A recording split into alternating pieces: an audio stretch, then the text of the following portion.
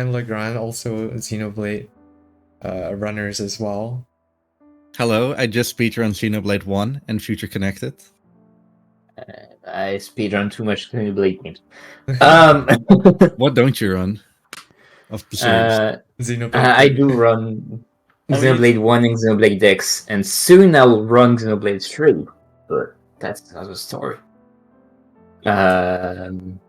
So yeah, Xenoblade 3 is the latest game of the series that was released on Switch last summer. This is quite a lengthy run, but there's going to be a bunch of stuff to talk about, and it's going to be great. And the quad is just really, really good as a game. And we've got a pretty solid route right now, so it's going to be awesome. It is going to be an awesome run. You might notice that the estimate's 7:15 right now. I actually submitted for QFG when my PV was like 20 minutes slow or something, so if all goes well, we should be pretty far ahead of the estimate, hopefully. And yeah, like Legrand said, this is a relatively lengthy run. It's a bit on the longer side, but it's going to be very exciting. There's going to be lots of really cool tech and stuff and techniques that I hope to show off in this run. And I promise there's not going to be any cutscenes. Yeah, everything is skippable. Oh yeah, someone in chat did mention. You might notice that I'm actually playing the game right now in traditional Chinese, and it's actually faster. So I'm not playing in Chinese for the lulz. It's actually the fastest language. I'll explain that later when we actually do the run. And the game is also going to be in English. You can also play in Japanese, but I believe English is also like slightly faster for this category by like a few seconds. And who doesn't like, English voice acting? So that's what we're going to roll with. Let's go. Do you want me to count you down? Hold on, let me prep here. Yeah, sure. You can give me a countdown. So the timer will start when I confirm this right here. So when I press A. So Legrand, if you could. Yes. 3, 2, 1, go! Let's go. All right, buckle up. This is going to be Good a luck. wild ride, if you know what I mean. I got you. So Xenoblade 3, if you've played the other Xenoblade games but haven't played this game, basically this is a completely different universe, but there's going to be a few things that you're going to notice that are very close to the first and second game. Well, the story is going to explain that a little bit later, but for now we've got the gameplay.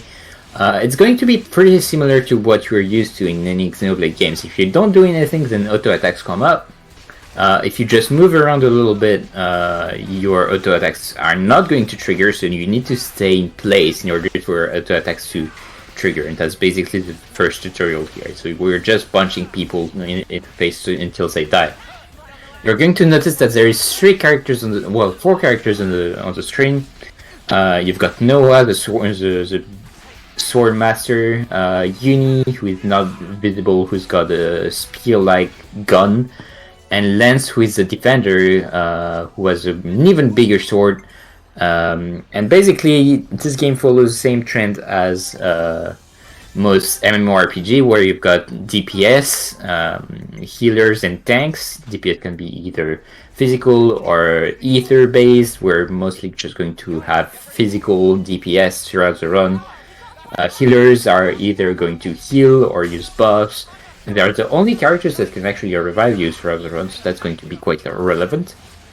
And Defender, if you're in the circle of the Defenders, then you are going to get a boost of defense, and they are usually here to take the aggro. So just like any normal MMORPG, you draw aggro by either having arts that create volatile aggro, or you deal a lot of damage, and that draws aggro to you. So that's what the tank is here for, in order to let the DPS deal damage. It's here. And now we're introduced to arts. That's a little palette at the bottom right. So arts, basically, kind of like FF8. If you press the art right after an auto attack, that's going to be an attack cancel, and that's going to increase a little bit the effect of the art. Pretty neat little mechanic. And so we've got 3 arts right now. What you can see on the top one is the little AoE symbol with the little mark stuff. It means that the art can do AoE damage. The middle one has a little red symbol. That symbol signifies that this is a break. We're going to... I guess we can explain days combos at first a little bit. So we're going to nearly see that.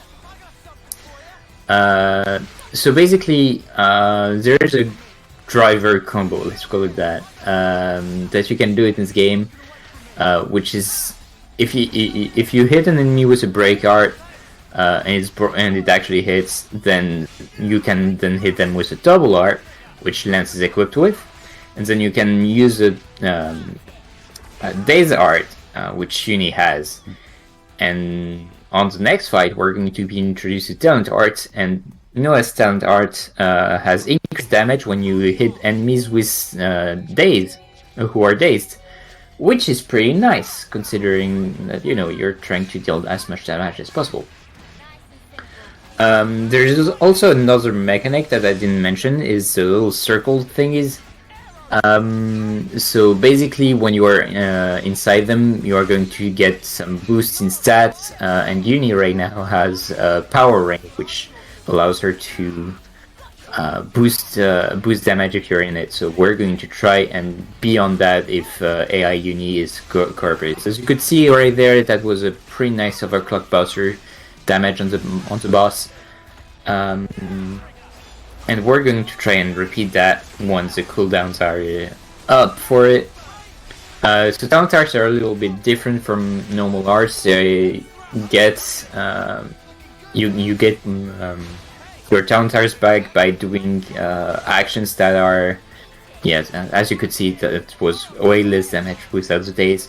So the talent arts builds if you're doing actions that are linked to your class. So for DPS, if you're hitting arts from a location, so for example, what's the name again?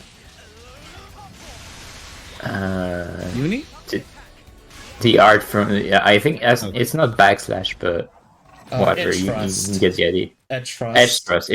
If you hit edge thrust from the back, then you're going to get some extra damage, and that's going to build your talent art. And that's about most of the gameplay introduction for the game. There's going to be a bunch of more mechanics later on, but yeah, we're merely scratching the surface. Yeah. We are gonna get introduced to like way more mechanics later, so this is like basically just the tip of the iceberg. But yeah, anyway, that was the tutorial section. It basically just explains to you like the basics of combat. You might have noticed as well, I did like a really small menu at the start of the tutorial. This that's to claim the DLC. I am running with the DLC in this category. And it's just gonna grant us like some extra accessories and some extra coins. Right now the DLC actually doesn't save that much time, like it saves like a few minutes at most. But it's still nice quality of life, just don't have to waste your time picking up stuff later. So that's just a little bit of information. That, and we're not even halfway in receiving all of the DLC. So yeah. Maybe in the future. Please don't. Zero is great as it is. Don't make it more DLC. Anyway, so a little bit more of a fight. I saw a person asking in chat, "Hey, is it faster to jump?" Oh wait, it's not. It's just that the geometry in this area is pretty finicky, and so since you don't want to get stuck, quadraaceps likes to jump around a lot at the start. We're not going to be jumping like a bunny throughout the run. Don't worry about that. So being introduced to chests. Yeah, you can open containers, and it has sometime accessories, and you can equip them. So as you can see right now, we've got a bunch of accessories already, even though we just started the game. That's because it's DLC stuff. DLC gives you access to a lot more accessories at the start of the game, which are all pretty nice, and you should only get them at around level 20-ish, something. So it's quite a nice boost of DPS for the early game. Yeah, exactly. So nice. I think the best accessory that we get from the DLC right now is the silver belt. That increases our attack stat by like 25%. And that's actually pretty nice at this point of the run. We don't have like a lot of good accessories yet, so that silver belt really helps out a lot, and which is why you saw me just equip it right back, like after equipping the attack stone, which is the tutorial accessory. So one more fight. As you can expect, we are going to try and use our arts that deal more damage that have side effects based on position. So that's head thrust, the bottom art, and the break art, which can only trigger if you break from the side in order to get our overclock buster ready, so that we deal even more damage. Edge thrust is also going to be quite used as much as possible on those fights, because it's AoE, but it's not going to build the overclock buster, so we don't want to actually use it as much as the other two, weirdly enough. Because Edge overclock buster is just better. Really, really good.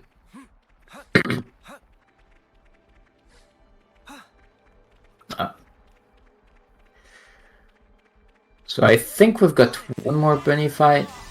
Yep. And then we'll be able to reach Colony 9.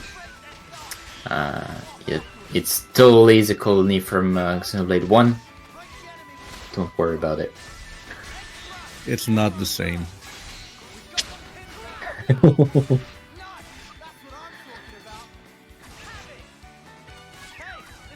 And yeah, because nice little optimization here, since we know the fight is going to end, we try to rush towards the end of the fight.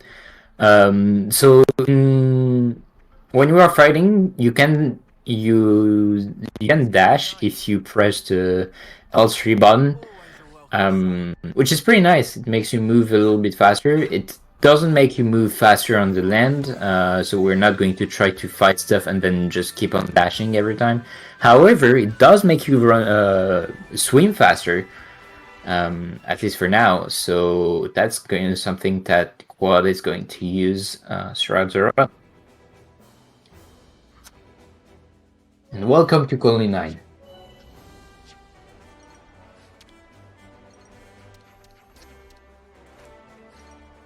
So before being able to continue, we will have to, we've got a few cutscenes here and there that we're going to start, and then we're going to start first Collopedia quest.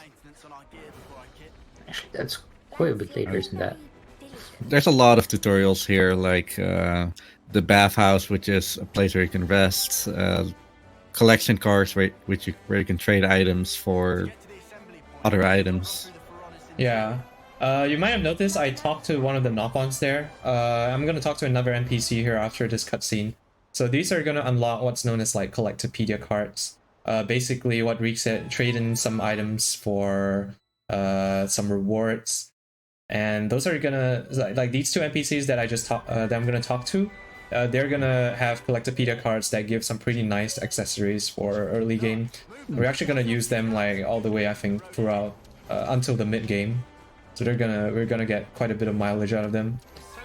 And this here is the second accessory tutorial. I don't know why they have two accessory tutorials, but there you go. I mean, this is a shop.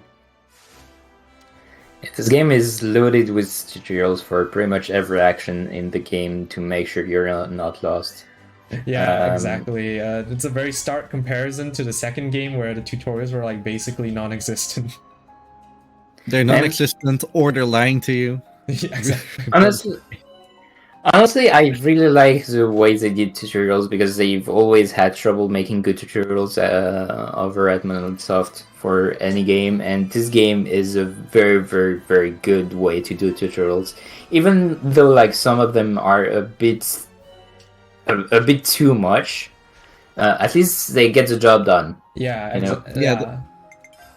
Go ahead, Reek. They're definitely doing their job well into explaining everything, and it's easy to like figure out what to do if you accidentally skipped it or need a refresher. It's definitely better than 2, and way less convoluted than 1. However, if you keep playing this game, like there's no way that you're gonna forget some stuff. Yeah, I think one of the biggest issues with 2 was that a lot of people complained that the tutorials were really bad. They just pop up once and you never see them again, and a lot of hidden mechanics and stuff. So it might seem a bit overkill at times, but I really feel very genuinely that the reason why the tutorials are so in your face in this game, not that it's a really bad thing, but it's really just because it's compensating for 2. I mean, you can't really blame them for making good tutorials, you know? Like alright, it's going to be a 50, 60, 70 hours long RPG. You can make your tutorials a little bit lengthy to make sure that every mechanic is understood. Anyway, we're fighting piranhas right now. So that's because this is the 4th quest, and we are going to get some pseudo-guaranteed drops from those fights when this quest is started. And we're just going to pick up some random collectibles around, which are pretty much fixed. As you can see, there's those little shiny things on the map that's going to show us, hey, this collectible is the one you want. So that's going to make collecting them a lot less troublesome. Yep, just gonna collect these, and then we're gonna turn them into the Collectopedia card. So this is the Collectopedia tutorial. It's just telling us, you know, that you can collect stuff in the overworld, and then you can turn it in right now for rewards. This particular item that we get, the Light Weed Guard, it's kind of useless, so we're gonna sell that later. But yeah, there we go, and I'm gonna do a death warp here, and warp back to the colony because the game actually shuts you out of teleporting in a few sections, and it's very annoying. I don't know why, but we managed to overcome that with a death warp here. Well, death warp. It's a built-in, very, very good built-in mechanic that allows you to just enter a menu and press a give up button, and that's going to act as a death. So you're going to be brought back to the latest landmark, and the latest landmark is this place that we just left right before. Yeah, exactly. So in this chest, we're going to collect what's called no point coins. So no point coins, we got quite a few thanks to DLC. So that's that's DLC privilege. No point coins are basically useful for pretty much anything in the game. If you've got an action that is going to require you to farm classy XP, or I'm going to get to that later. If you need to, for a given Collectopedia quest, if you don't have the mats for it, you can hand in no point coins, and you're going to get the reward instead of farming the collectibles like we just did. Later on, we'll also be able to use them on gems. We're going to use those coins very, very, very much because we don't want to farm anything. Yep, exactly. And speaking of the knock-on coins, I mean the Collectopedia card, I'm actually going to use the knock-on coins to turn in here. So you can actually collect some of these items on the way to Colony 9, but because we have the privilege of the DLC, I don't actually have to worry about that. So if I were running the no DLC category, I'd actually have to pay attention to what I pick up. So it just makes the early game a little less annoying, having the extra coins from the DLC. And because basically no DLC, you really need those items. So if you don't get them relatively quickly in a PB attempt, you would generally just reset the game, and it's sad. because resetting the game for the first 10 minutes where nothing really happened is really not interesting. So welcome to Xenoblade Games, where there is a bunch of enemies that are way higher your level when you're moving around in open fields. So we're just going to die right there. Oh wait, no, you're not. It's just teleporting away, but yeah. same effect. So that gave us quite a lot of EXP. Because just like any other Xenoblade games, when you hit a landmark or location, you are going to get some extra EXP, and the location EXP you get is usually based on, what level you're supposed to reach it. So reaching that place that is you are only supposed to reach at around level 50 gives quite a lot of EXP. We didn't see any level change for it though, and that's because the XP of landmarks and places are not given to you straight away, and you have to go to a camp in order to actually spend it and actually get your level. So casually, I'd recommend to not use it because you're going to be overflowed with in EXP or camp EXP, because that's also the case for quest EXP. So you're going to be loaded with that, and you don't really need that casually. But in a speedrun, we're going to abuse that mechanic. Well, abuse it. Use it as much as possible. So we'll fight quite a lot of enemies, and we're still going to try and hit our bed and breakfast combo, which is break with Noah when we got 2/3 of the talent art built. Then we hope that Lance break topples, which should happen. And then we hope Uni days, which doesn't happen always because Uni is a bird brain. Literally bird brain. Yeah. We haven't really spoken about the fourth party member, Mwamba. He is so close to homecoming. I hope he succeeds. I really we hope don't have to talk about him much. Yeah. Really hope nothing bad happens to him, but he's a hero. He is a hero. Our hero. So real quick, we also so at some point we got access to art menu changes, and you might have noticed that we don't have that first AoE art that I don't remember the name. That's because it's not going to be relevant throughout the run. And now we've got Air Slash, which is much higher damage. It's not AoE, but it gets the job done better. Yes, Super Smash Brothers fans, that Air Slash. Alright. Well, welcome everybody to the final boss of the game. This is Drifter Ropal. You're not supposed to fight this guy too early, but it's going to be fine. Yeah. And nice early days, that's cool because that means the boss is going to stay put for a little bit longer. So this fight, it can be quite RNG and very hard, and if Lance dies early, it's trouble. The main problem with this fight is because there is some damage over time that is happening. As you could see in the top left, Lance HP was purple, and you could see a little red button next to him. That meant that he had a debuff on, and that debuff was burn, and burn deals damage over time. So every seconds or so, the character is going to lose HP, regarding of how well they block or do whatever, and that really hurts because the healing abilities of Uni for now are very, very limited, and also she's having trouble doing anything. You can do it, Uni. It's okay. I trust you. Oh, there we go. Lance knows this. I was. Might be a bit sketchy. Sorry, go on. We're gonna hope Lance pulls through for us here. That's unfortunate because basically Uni was stuck at the side. Oh my gosh. Okay, I think we can do it. Mwamba might pull through for us here. So Uni is gonna take the aggro after reviving, and I'm going to do the Etras, and the Air Slash should do it. Okay, there we go. Hey, you did it. Yeah, that was a little scary because basically what happened was Uni got stuck at the side and couldn't heal Lance, and then it also used Cursed Cuisine at the same time Lance was going for the topo. which Curse Cuisine nullifies all reactions, so basically makes it immune to topples and breaks and stuff. So that was not what you want to see. The Drifter Whirlpool is extremely dangerous.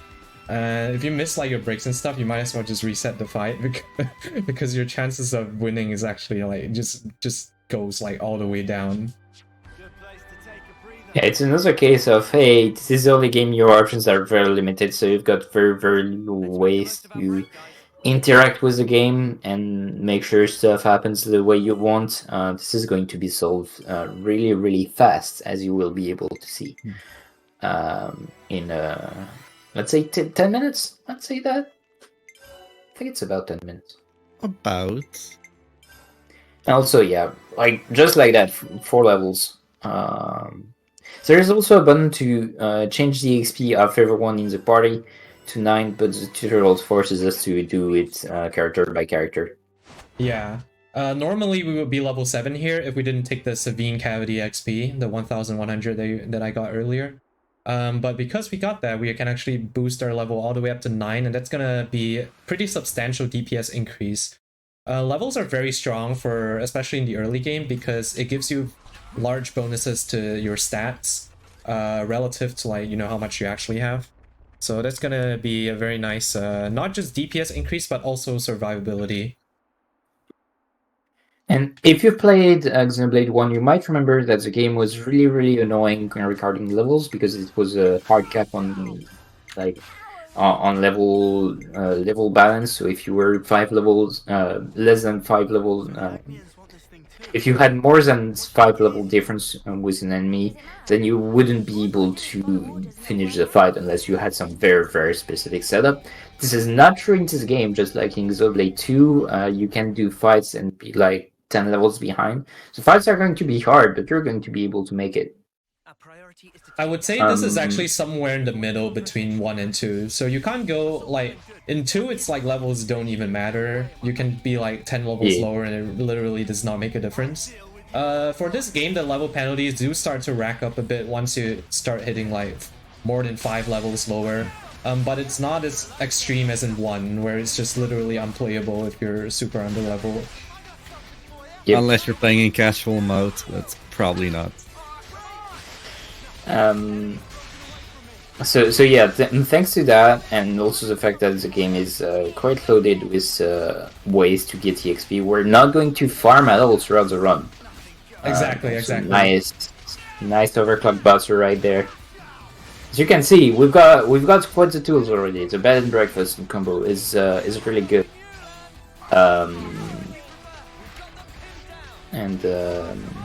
Yeah, this fight is going to be over with the next overclock buster, pretty much. Yeah. So again, trying to maximize damage, staying in the circle, getting the overclock buster on every party member so that you don't lose damage because you overkilled some enemies. Yeah. Notice how I was juggling the enemies around. I didn't want to overclock buster into an enemy that's already dead. So I'm picking my targets very wisely here and trying to land my overclock busters on like the healthiest ones, basically. Yeah, because for now, enemies those enemies were just normal enemies that is a force fight, so they are not going to dish out so much damage that you will not be able to heal them. Uni is still somewhat capable, because she's got options, and also Uni's talent are pretty good. It's going to be a healing circle. So just like the attack buff that she set up, she would set up a healing circle, and you get some regenerate buff, which is going to heal HP over time in the AoE zone, which is pretty good. It's actually a very, very solid way of healing compared to normal arts. It does encourage her to be in the field and move around a lot, but she also has to be smart about it. And if you're wondering, so I explained how DPS gets their talent art up. For healers, it's when they heal a little bit, but mostly when they actually set up art fields. So powering is how she builds their talent art, and her talent art is the healing circle.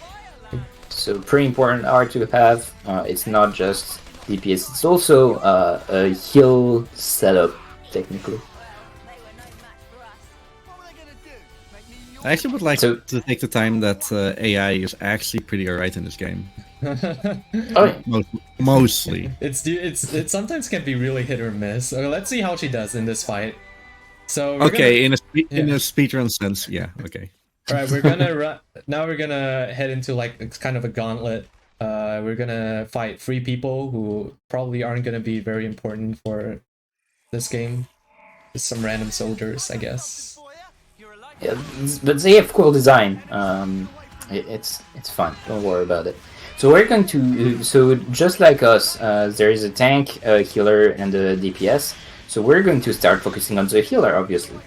The tank is not doing a really good job at taking the at holding the aggro because we're characters. So just like that, the healer is almost dead. Then we're going to focus on the big hammer girl. Oh wait, is she a girl? Hammer person. Who knows? Maybe it's we can't see it yet.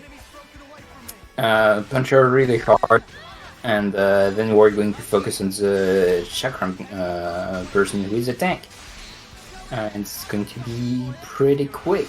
Yep. Okay. So we took down the healer, and now the Senna. I mean, the attacker is going to go down very soon. So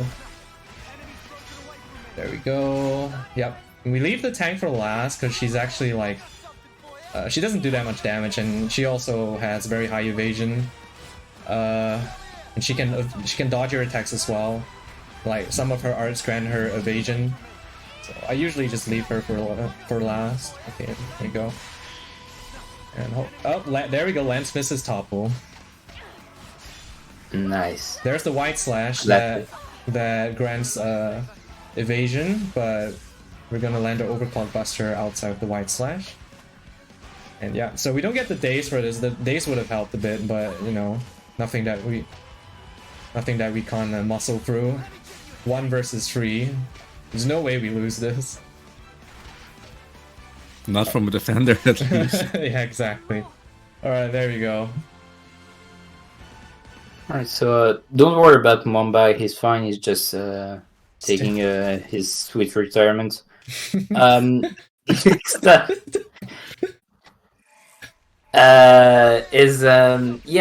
big giant Mobius. So those are the bad guys of the game, weirdly enough. And this is going to be quite the lengthy fight. So we've got 3 more characters on the side. So as you can see, the 3 people that were fighting just now are now fighting with us. Yeah, they're going to help. Yeah, they aren't in the party yet, so they're just kind of just like tagging along for now. Oh, did I say yet? I'm sorry. Oh, well, hilarious. Spoiler alert. But yeah, this is Mr. Wildright. He's actually kind of easy. He's not really that dangerous, especially with the extra levels.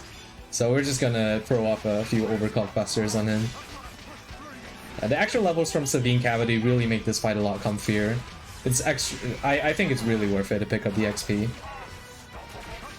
So a mechanic that is introduced here is when enemies hit a certain HP threshold, as you can see their HP bar is all red. And that means that they are in enraged mode, so that usually means they are going to have access to more arts, deal more damage, and so on. So it's basically just a phase 2 of a boss. Usually it's at 50%, sometimes it's going to be at less, sometimes it's going to be at more than that. This guy is 50%, and Lance is totally not going to die, it's fine. Come on, really Lance. pulling Can do it. for us. No, we should be good. Yeah. Also, Oh, he's dead. Oh no. days in this fight. Oh no. No Momba. Run over. Okay. I actually didn't get a single break there, which is, I mean, it's fine. It can. But you can actually break him. Okay. Yeah, he has 50% break resist, so you don't always get it. It does speed up the fight if you get it, obviously, for the days. Yeah. So now we are merged with the cat girl, pretty great experience, and what is called the Neuroboros. And yeah, we are big and we punch hard.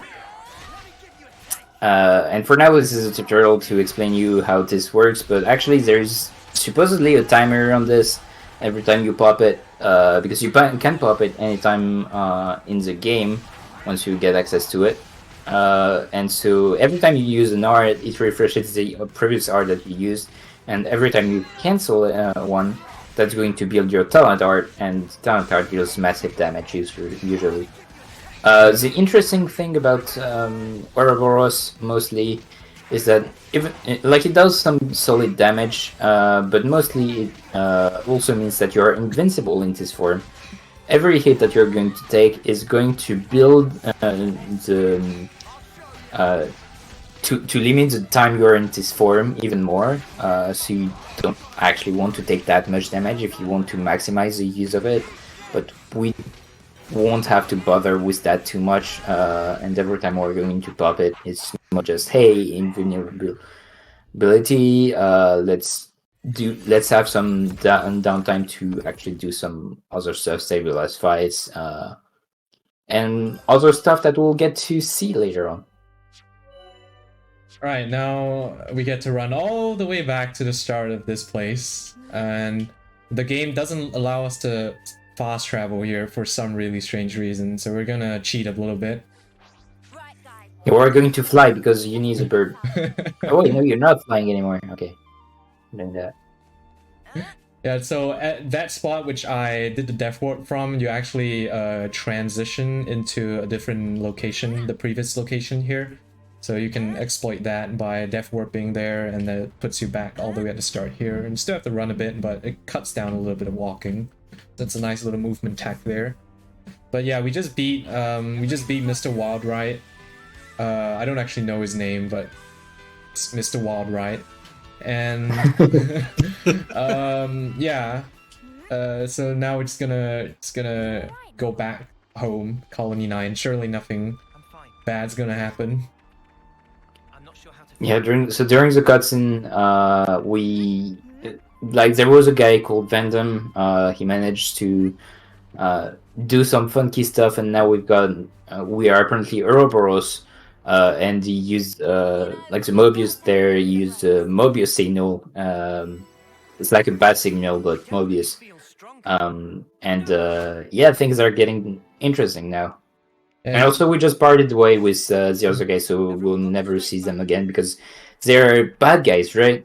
Because we never get to explain the lore, but there's Agnus and Keves. And it's two nations that are constantly fighting throughout history, as far as we know. There's both sides of a queen, and we're just endlessly fighting because that's how this world works. Yeah. And no one really questioned that, weirdly enough. You might have seen that I took like a really odd camp there to level up, and that's actually because well, it'll be relevant later. But first we have this fight. And because we're playing as Uni, because we cannot switch to Noah, well, we're just going to place power rings and yeah, that's it.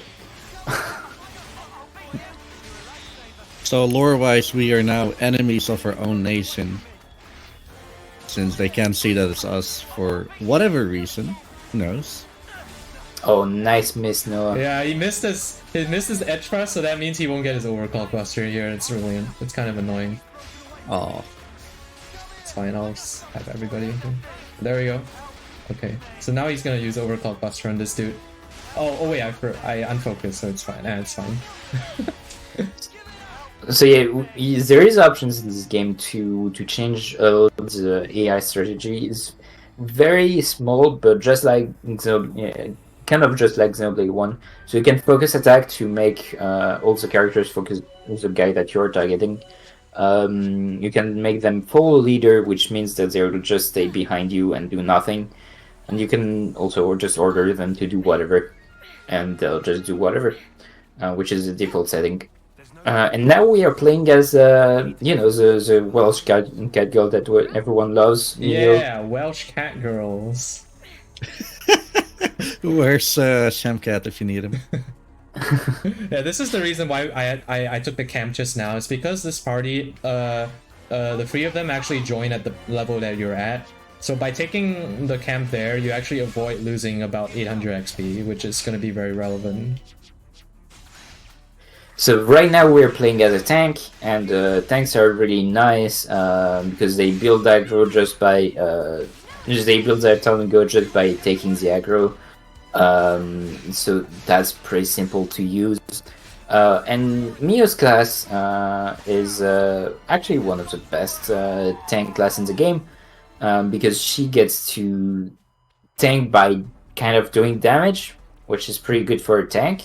Though not as good as the DPS obviously, but still very solid. And also, most of her cards gives her access to in total evade. So every time she's going to use her art, she's going to have total evasions. So more specifically, White Slash and their talent art, Gemini Slash. And so that's two arts that we kind of want to use anytime there's going to be a very difficult situation. And we are going to see that much later, but that's a breakdown of the class. And now we get to have new outfits. Ooh, new outfits. Raid the base. Okay. All right, we don't get to see the we don't get to see the new drip yet, but after this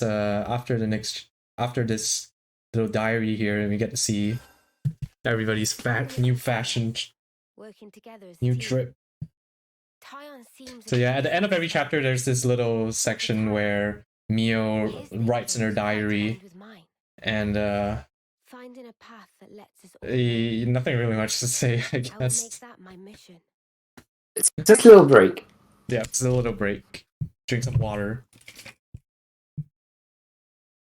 So yeah, as you figured, and if it wasn't obvious yet, we are now 6 party members because Mio, Tyon is a black dude with the little origami stuff, and Senna is a girl with the gal,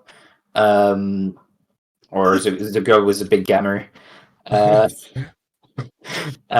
Is going to join us. So it's again going to be a repeat of the role of the Keves team. So Keves is going to be Noah, Uni, and Lance, and Agnes is going to be Tyon.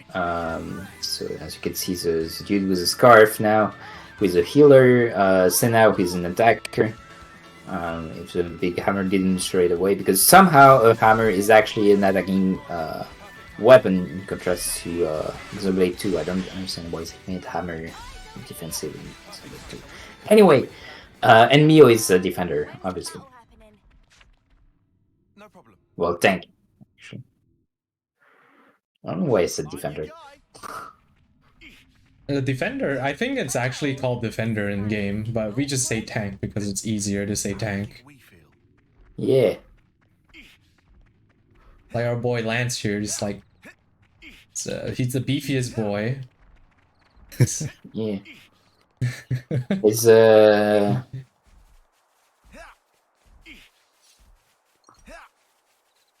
yeah, he's not quite the smartest of the group, but he's got the muscles.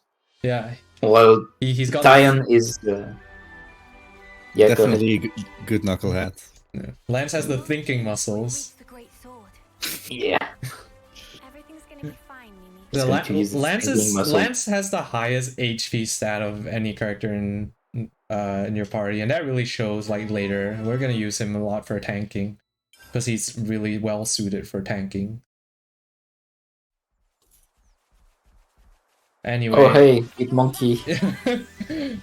Now we gotta make our way over to that thing there, which is the Pharaonis, and yeah, I don't know. Actually, I forgot what this part of the game was about. Anyway, they have to go to this place called Sword March, which is like a giant sword in the ground, and say hi to Monkey. First time here, isn't it?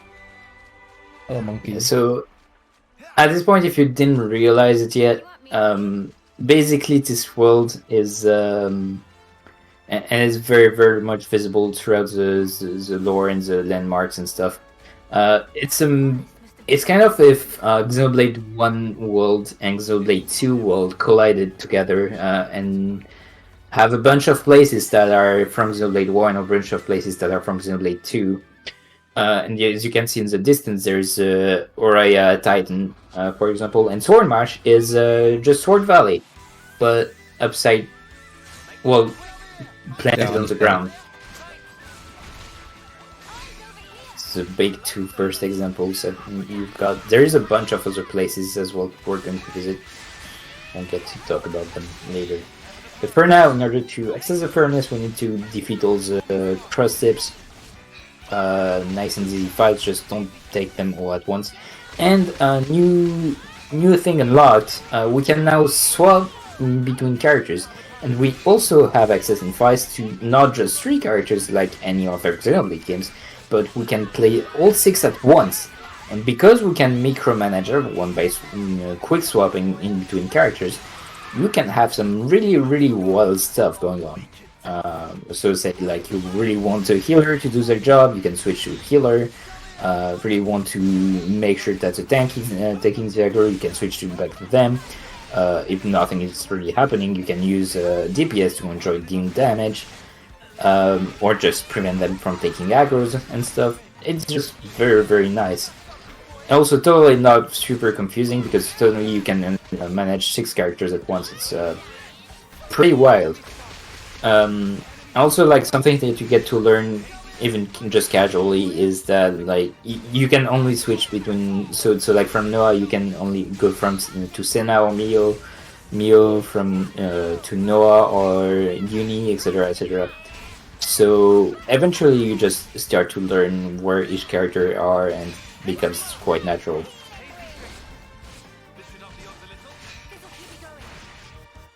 And the really cool thing is that it allows us to make sure that everyone uses power rings when it's available and use them where it's effective so that most people are inside it. So this guy is taking a little bit longer than all the others. That's because it's, as you can see on the Wussy Cells bar, is about to blow up because I only go to explain it now. It's an elite monster, and elite monsters are a little bit stronger than normal monsters. They also give a... That is weird. That's weird. Okay, I'm gonna wait for these guys to respawn. So Noah grabbed a ladder somehow, and that stops the fight because that's a Xenoblade thing. If you pick up a ladder, if you start climbing a ladder, it just removes the aggro because of reasons. But yeah, as I was explaining, so elite monsters, they have more HP, and they deal more damage, but if you manage to kill them, it's like a little bit of bonus of EXP and class EXP. So pretty cool. And then you've got the unique monsters, which have red symbols around their health bar, and those monsters are unique because they've got a unique name and they're going to have some unique combos and stuff. But we're not going to fight any of them. Oh. I mean, it's a speedrun. It's an 80% speedrun. It's not 100%. Yeah. We're not going to fight them. True, but they do have the best music around. Okay, there, Mobius. Yeah. You want me to lead? I'll follow. I think I prefer the Mobius thing better. Alright, so in order to activate the furnace, we need to hit that little ether source and get the ether tanks and then use it there. That's basically the only times we ever use ether, so that mechanic is going to be completely irrelevant later on. I forgot why we even came to this Piranha's Talk, actually. Any of you know the story?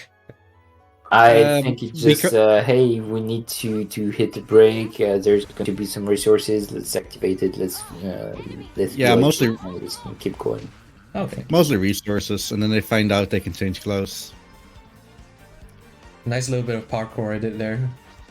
It allows you to skip having to run around and back up to the promise. On the defensive. Almost looking like Xenoblade X. Sadly, you still cannot achieve the greatness of that game. But it's Well, okay. we might not have Xenoblade X, but we have X Xenoblade in this game. True.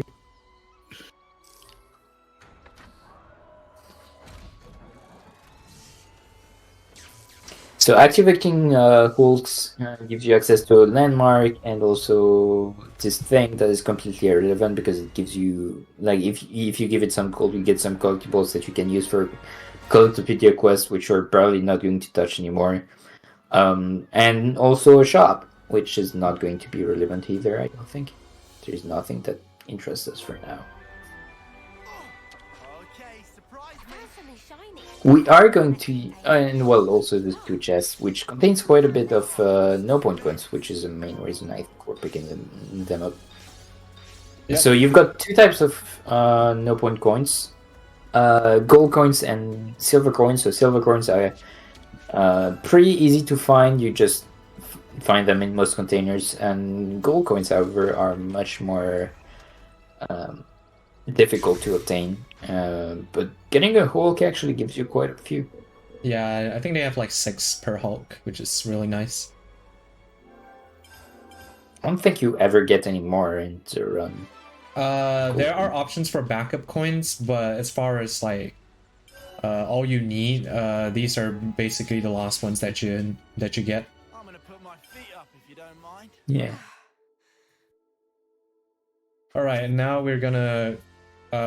we're approaching probably the most obnoxious tutorial in this game, like right after this cutscene, and the tutorial that most people will probably think of when asked to name something they don't like about this game. Yeah. Like they did it a little bit too much. Yeah, but So, the upside is that this tutorial actually teaches us about probably one of the most interesting mechanics in this game, which is job system. yeah. Welcome to early FF games, where every character can have whatever jobs they want, and they can reclass whenever they want to. Well, all the jobs are not available right away. So right now we just have access to our Soulmate class, which is going to be for Noah. He has got access to Mio's class. Mio has access to Noah. Uni has access to Tyrant, etc., etc. Every character is eventually going to get access to all classes. Yeah, now we can use our partner clothes as well. Pretty neat. And we have access to their arts, all their skills and stuff. And that's what I mentioned when I was talking about classes earlier, is that, when you are finishing the fight, you're going to get some class XP, and once you get a new class level, all the arts and skills are going to get better, smaller cooldown, better skills that you can see right now. And once you hit level 5, you're going to be able to share a skill, to use the skill on other classes, that the master skills that you can see here. And once you hit level 10, that's going to be true for arts. I think it's the other way around though, but yeah, that's basically the breakdown of the thing. Yeah, and it's good to know that there is actually a distinction between class unlock XP and class point. So CP or class points is what you need to level up classes when they're already unlocked and you have them equipped on your character. But there's also another hidden stat or hidden experience value called class unlock point. Basically, it unlocks classes for characters that don't have them unlocked yet. So, like for example, the sword fighter class, none of our characters except Noah and Mio have them unlocked at the moment. So in order to gain class unlock points, you need to participate in battles and defeat enemies with the class equipped on at least one character in your party. So the more characters have that, yeah. The more characters that have that class, the faster the class is going to build. Yeah, and that's going to be quite a that's actually quite a bit of the routing that goes into making sure we have like the proper setups for the fights. Yeah. Because eventually, like, there's going to be quite a few classes that we want to have everyone have access to, mostly either to get the skills or because that class is just really good and we want them to just be in that class. And once we hit the class, actually getting the class levels isn't that much of a problem because no point coins, the silver no point coins, can be used to get some class levels. And that's what we're mostly going to use them for. Because getting some class levels on a new class that we just unlocked is pretty nice. Yeah, and shout outs to Senna there for missing both of her topples. Let's go, Senna. Yeah, Senna, I mean, we love Senna, but she has the lowest accuracy of any party member, and it really shows in this fight. She always misses her topples for some reason. It's like Monolith Soft knew that hey, breaks and topples are great. Let's put it on. Let's put it on like the least accurate character. Why not? Topographical info updated. Welcome to the new region of the game. Welcome to Fornis. Yep. I'm so happy you still remember all the names. I've got the notes open. Oh yeah, it's cooldown. You're right. I'll keep us. I'll heal you right up. You line 'em up, I'll knock 'em down. White slash! So yeah, now that we got the tutorial for classes, we can reclass to the good classes and remove the bad classes. So the class that Titan started with, we're not going to use ever again. Noah is back to Swordmaster, Mio is back to Defender. Both healers are in Uni's class, which is, I don't remember the name, and Medic Gunner. and yeah, we also removed the Lance class, so that means that we don't have access to Double anymore because the only class that had it was Lance class. But since that class kind of sucks, we want to go for DPS instead. And that's why now Overclock Buster is pretty much completely irrelevant because there is no way we ever get days throughout the run. Yeah, it's still nice. Instead, we've got DPS. It's nice for some extra damage, but it's never gonna be able to get that big days bonus like we got earlier.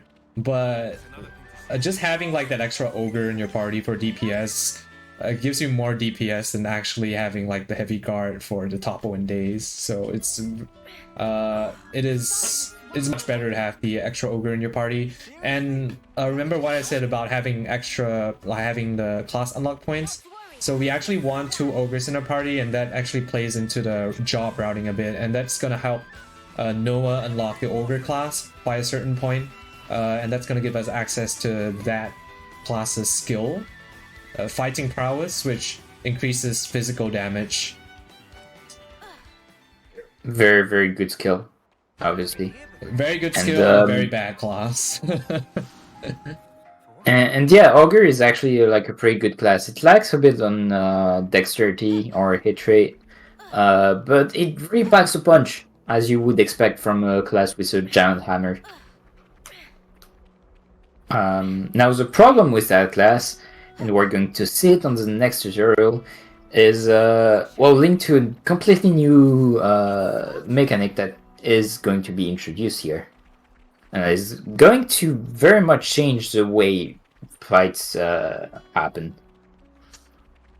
Game changer, if you might say. Yeah. Ogre is a pretty cool class, but unfortunately in the speedrun we don't really see that much of it. It's mostly just used in the early game to unlock Ogre onto Noah, and then we don't really ever see it again once we get like better DPS classes. But it has its niche uses in like outside of the speedrun for sure. Guess I can hold on a while longer. And here's the infamous water cutscene. Everybody loves this cutscene.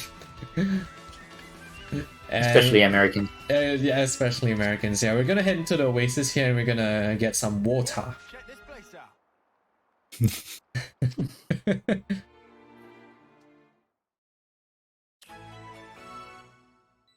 Okay, and now everybody's hungry. Are you hungry? I'm hungry. Everybody's hungry, so let's I need to cook. get breakfast. Let's I'll cook. probably leave for like 5 minutes at some point to get breakfast. Sounds You're gonna have some bananas battle suit. That's stars in it. That's Ooh. not breakfast. That's soup. Yeah, Breakfast soup. breakfast can be soup if you're brave enough. I'm not brave enough. I'm a coward on that. Okay. Alright, so before the next fight, I'm actually going to go back into the camp and I'm going to level everybody up. And this is gonna give me a nice DPS increase for the next fight, just to make it more consistent. I definitely feel stronger.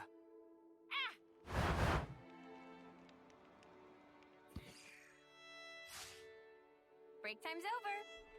All on I the love floor. these little camp scenes where the characters are just hanging around and doing random stuff. It's really cute, Like yeah. Cooking.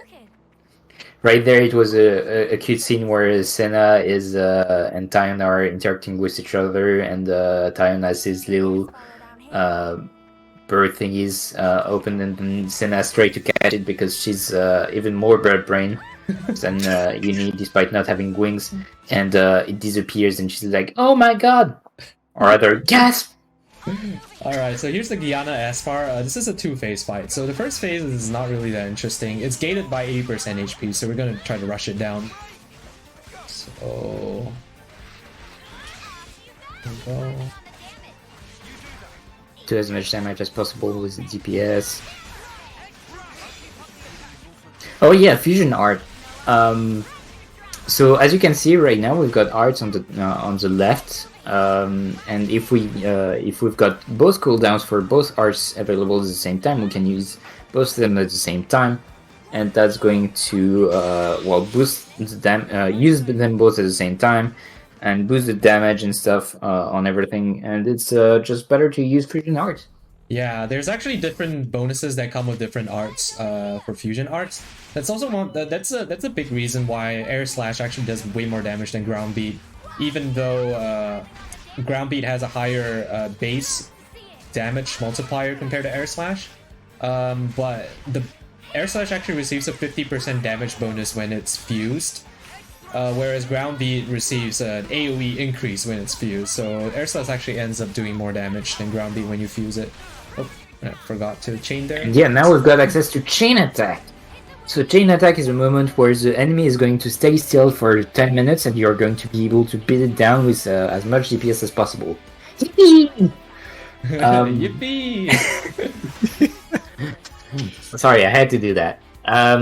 So chain attacks, you need to... So you've got access to all your characters as a start. You can use an order, and once that order hits 100%, the character that used the order is going to do a big attack most of the time, and have the side effect applied. So Senna's side effect, so the side effects are consistent throughout the characters. So Senna that we just see is going to prevent blocks, and that block prevention is going to stay until the end of the chain. So that's a pretty good bonus. And that's why we are mostly going to try and use Tyon's order as much as possible, because Tyon reduces physical defense of the enemy by X%, depending on the level you are. So if you're at level 10, I think it's 10%, 20%, etc., etc. So Noah's very good for that. Uni is also very good if you've got an ether-based party, because that's going to be reduced ether defense on the boss. And Noah, I can't remember what his art does. It gives a chance to ignore physical defense. Oh yeah. So again, also very good. And then you've got Lance, who is also pretty good because it's going to give an attack buff to everyone in the party. And finally, Mio is going to reduce the aggro of everyone that is not an attacker and defender. That is not a defender, and boost the aggro of defenders, which is completely worthless when you're trying to DPS and kill the boss with a chain attack. So Mio is very much irrelevant in chain attacks. And yeah, every character has So once you pick up the order, you can use art of a given character, and it's going to give you TP or technical points based on multiple factors. I'm not going to go into detail for that. And the base TP is based on A as a character. So time, for example, is going to start at like at a base of 35, I think, the highest. And Lance and Senna are starting at 15, which is really, really low. Because you want to hit 100 in like 2 or 3 characters that at max, so that you still have access to enough characters on the next rounds. Because there is going to be 3 rounds, so if you count it, 3 rounds, if you use 2 people per round, you're going to be fine. So yeah, since they started 15, and because it's also ogre, so it's based on the character, it's based on the class. So some classes are going to give you more TP at the start than others. Some other really important things about classes is that a medic or a healer can't actually get you over 100%. And if you use a defender last, then instead of getting one character back in your order, you will actually get... you will get one character back, but it's the strongest. There's a lot of tactical things alongside here with chain attacks. So we're going to be able to talk a little bit more about chain attacks later on. Like, because that's going to be like a core new mechanic that we're going to use to melt boss's HP. Pretty much, as you could see on that Aspar, he just kind of died. So now we also have access to a fun new mini game, which is gems. Collect stuff on the ground, and you can craft gems. Craft gems, and you get some passive bonuses for a fight. Pretty good. We just crafted gems with no point coins, so now we don't have to bother about that ever again. We've got all the gems that we'll ever be able to craft, actually. We could get more, but it's not worth it. Just having the level 1 is already quite a bonus anyway. If you want something even more relevant, I think you have to go to like level 5 or level 6, and that's too much coins you could spend on gems. Yeah, the amount of coins you need to spend for each level of each gem just grows up so much. Yeah, and it doesn't go down as well. Like you would expect that once you hit level tier 2 gems, then the tier 3 is going to be much less expensive, right? No, it doesn't work like that. So, yeah. Too bad.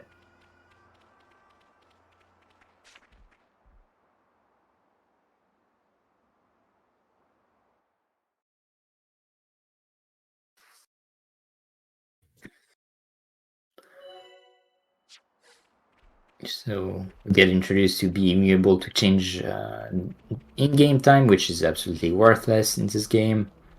And pretty soon we're going to encounter our next boss. Well, boss. For now it's going to be the encounter with Colony 12? Colony 4. Colony 4, thank you. And they're going to chase us around because we are Ouroboros and we are to be killed.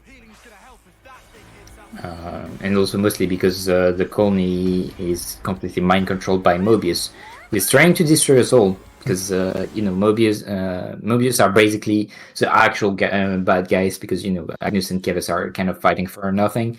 And just Mobius playing chess, sturdy chess, with Keves and Agnus' lives, and we want to put that cycle. So Ouroboros is here to end that. But because Mobius obviously don't want this to happen, they're going to send the colonies to kill us. Here comes trouble. And so that's why we've got to fight some Keves people here. Pretty straightforward fights again. That's still normal enemies, and we've got 6 people in our party, so everything is going to be just fine. Again, no more combo with Overclock Buster available, because we can't topple anymore, so it doesn't matter if we break or not now. We just need to punch really hard.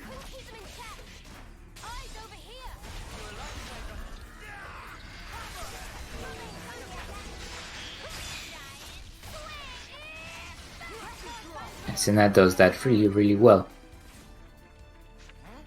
What's that? You itching to get wrecked?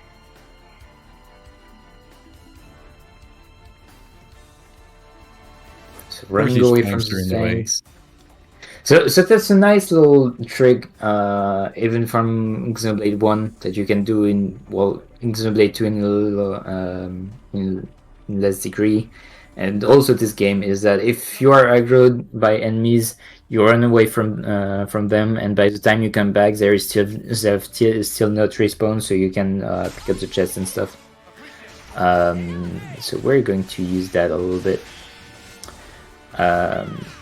And now again, very easy fight. Nice power rings. Easy damage. Easy life.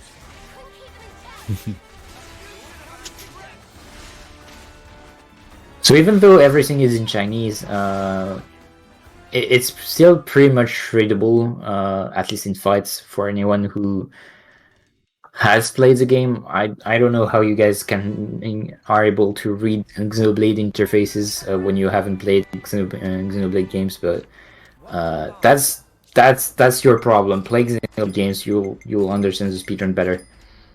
It's good games. It also helps if quadraaceps actually understands Chinese.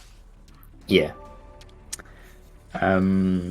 What I was trying to say is that the rings that you see on the ground, they all have a different color, and that color is going to be based on the buff that you are using. So attack buffs are always going to be orange circles. Actually, that's not true. The one from Troubadour that we'll see way later on is also orange, but at that point we don't really have power rings anymore. Yeah, the medic gunner. It's still like, the medic gunner, I feel it's like a really good class, especially in the speedrun. Unfortunately, we're just gonna get like more healer classes that have a lot more utility. That's not to say that the medic gunner is bad, but it's just opportunity cost. So we won't see much of the medic gunner once we start unlocking these new healer classes later. the problem of medic gunner is like it's good support because it gives some nice attack buff, but that's it. The healing arts are not really that great. So Ethel fight, we've got everyone grouped up around Ethel. She's a badass looking woman with 2 swords. So that everyone is in the power ring, and we're going to spam power rings as much as possible, and also spam healing, because there is a bunch of enemies here and the tanks are going to have a hard time keeping the aggro up all the time. So we want to play as healers for the most part, and just set up our rings, set up heals, and let the AI deal the DPS. And so now, since it's a boss, we have to consider using the chain attack, right? Because chain attacks don't actually stay. The chain attack gauge is reset every time you reset the fight, unlike Xenoblade 1. So we want to use a chain attack whenever we can. The problem of chain attacks for now is that it still takes quite a bit, so we don't want to use it too much, but we still want to use it because it's still like very good damage. It's free damage, very good DPS.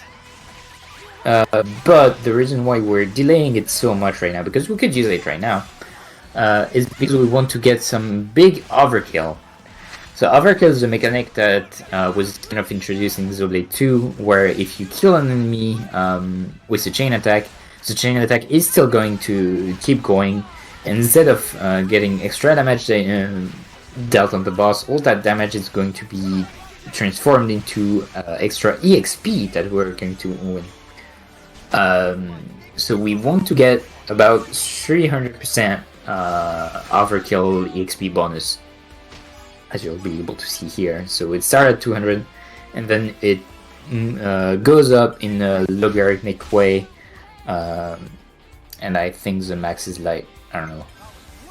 I don't even know if there's a max actually in that. It's 1,000, I think. I I've guess. seen high numbers, so I don't think there is. Alright, there's the first And fight. yeah, that was 300% extra EXP. That is Hooray, even right away. Ouroboros. We're gonna use Ouroboros and immediately bye-bye. Yeah, as I explained, Ouroboros is pretty good to tempo some damage that you're taking, but that's about it. It's not really good for damage, at least for now in this current form. So we are not going to use that too much. Mobius K here is again going to be the same strat as Ethel. Just set up a bunch of power rings. All the power rings stacked, by the way. That's what we just spam them. So if you've got two, if you're in the middle of two, you're going to get the effect of both of them. So it's time to do Venn diagrams and just stay in the middle.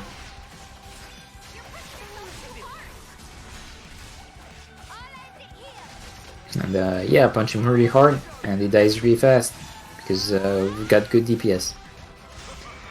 That's an interesting thing about this game as well, is that you can have like you can go in a party with 5 attackers, 6 attackers even, have no tank, no healers. You can do whatever you want in terms of party composition based on the strategy you want, the fight that is going to happen.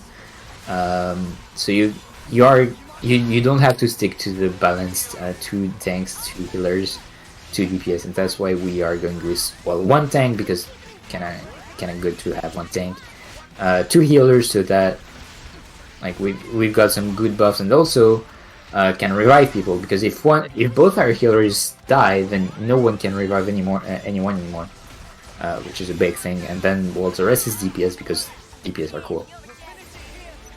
Chain again at the end, just for the overkill damage. Probably not going to see the actual order again.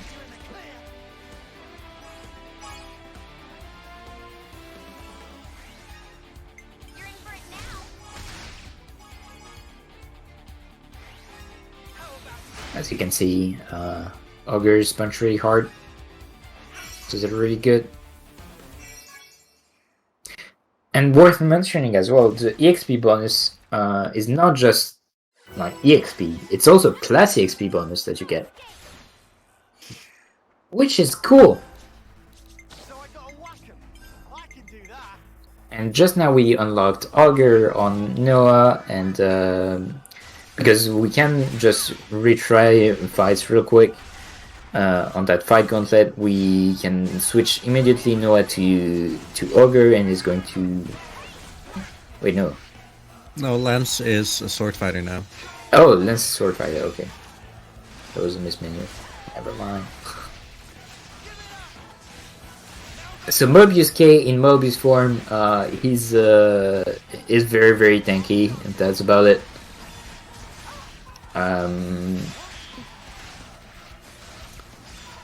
The problem with this fight is, since it's is that once Mobius K hits under 20% HP, he's going to start regenning, which is a problem, and we don't want this to happen. So we'll delay chaining as much as possible until we hit that 20%, and then we're going to chain.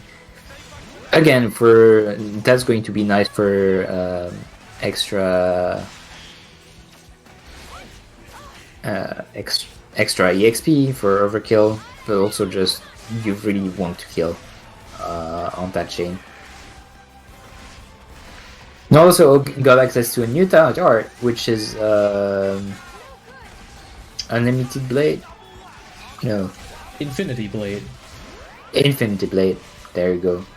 So basically, you see that giant sword that Noah has. It's not actually a sword, it's the sheath of his actual sword, which is a Lucky 7. which was crafted by Rick, who's an open with Afro. Don't ask.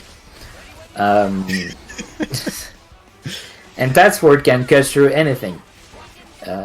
It's a good anime sword. It's But made we're out not of using it. the best metal. Yeah, it's made of anime.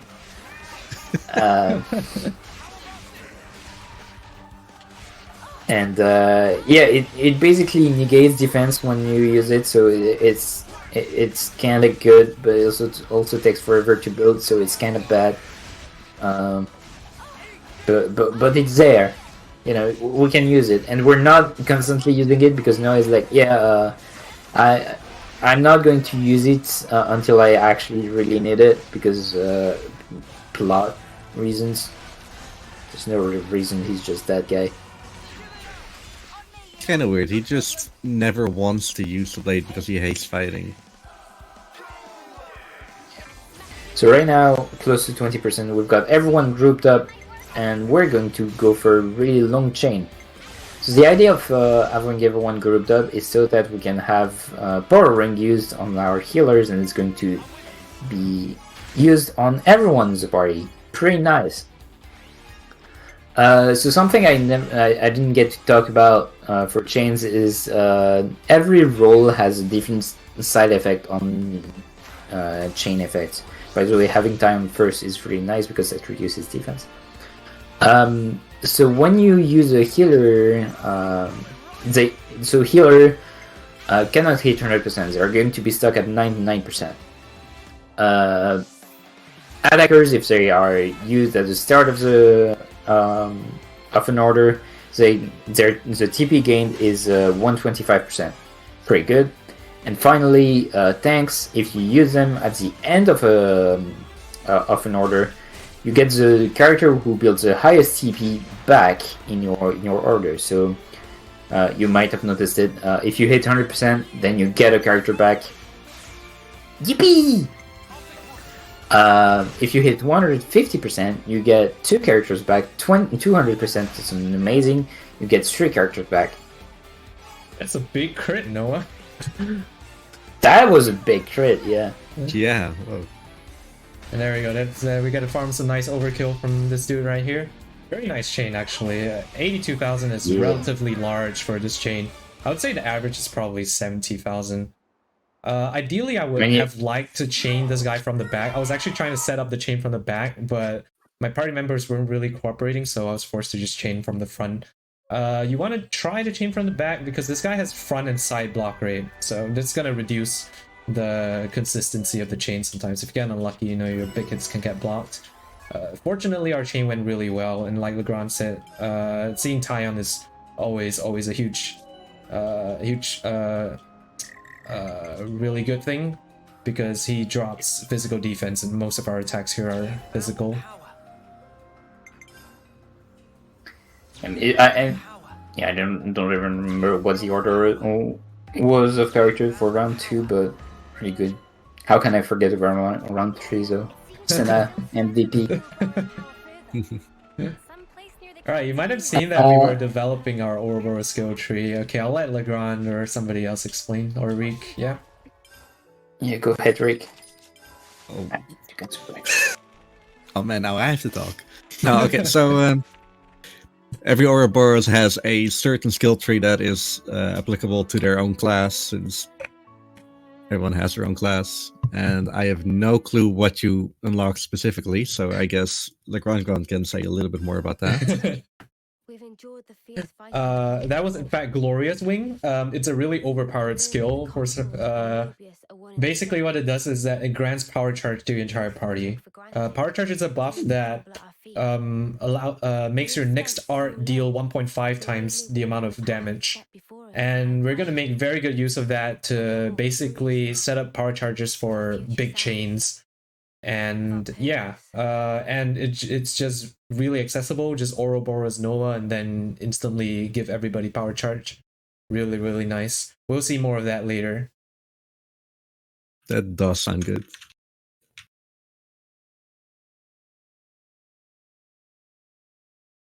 And yeah, we rescued basically Ethel and Colony 4. So we're back here, Colony 4. Now we're just gonna run a bunch of errands before we actually leave this place.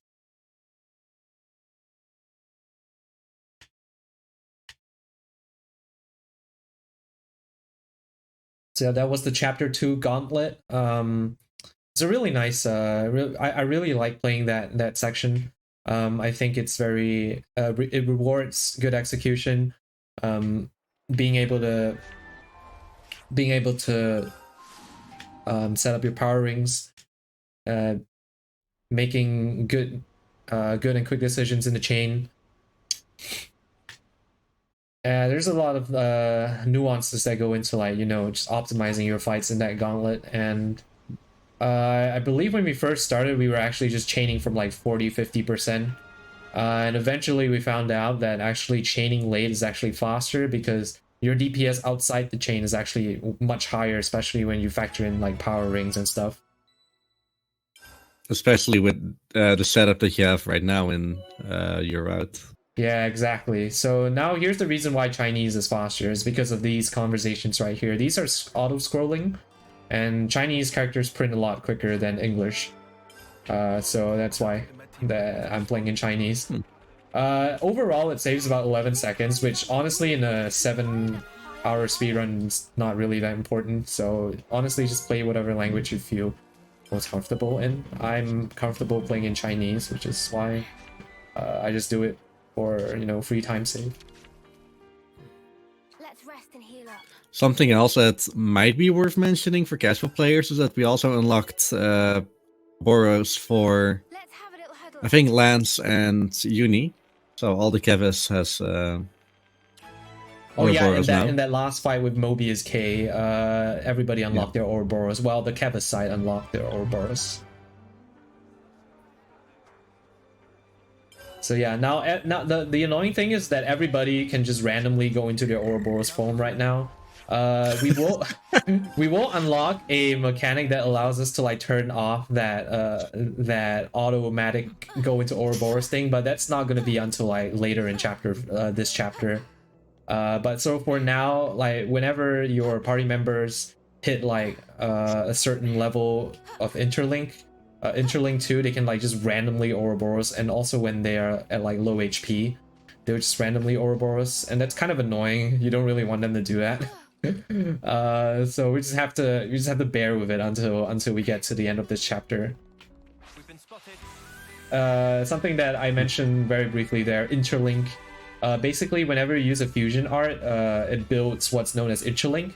So and there are 4 levels. There's 0 to 3, and the higher level your interlink, the more damage you deal in Ouroboros, more bonuses you get, extra decrease enemy reaction resists, and a bunch of other bonuses. And that's going to be very relevant later. We're going to make use of quite a few Ouroboros interlink level 3 strats. But right now our party is not really that optimized to build interlink yet, because like I said, you build interlink by doing fusion arts, and you might notice we only have 1 fusion art right now, but we're gonna unlock more as we level up. So later on we're gonna be able to build interlink a lot quicker. And so we're gonna take a little detour here, and we're gonna go to Alays Highway. This is like a level 40 area. It's like you're supposed to come here in like chapter 7, like way later in the game, but we're gonna come here now because it's a high level area. And like Legrand said at the start of the game, at the start of the run, with Savine Cavity, this is gonna give us a lot of bonus experience, which is gonna end up helping a lot in the next few fights, just giving us extra levels. And specifically rushing to level 20, that this is a nice breakpoint. It's a power spike, because at level 20 you're going to get access to your 2nd master art, a 2nd gem slot, and a 2nd skill slot. So basically you just have more tools to work with in your party.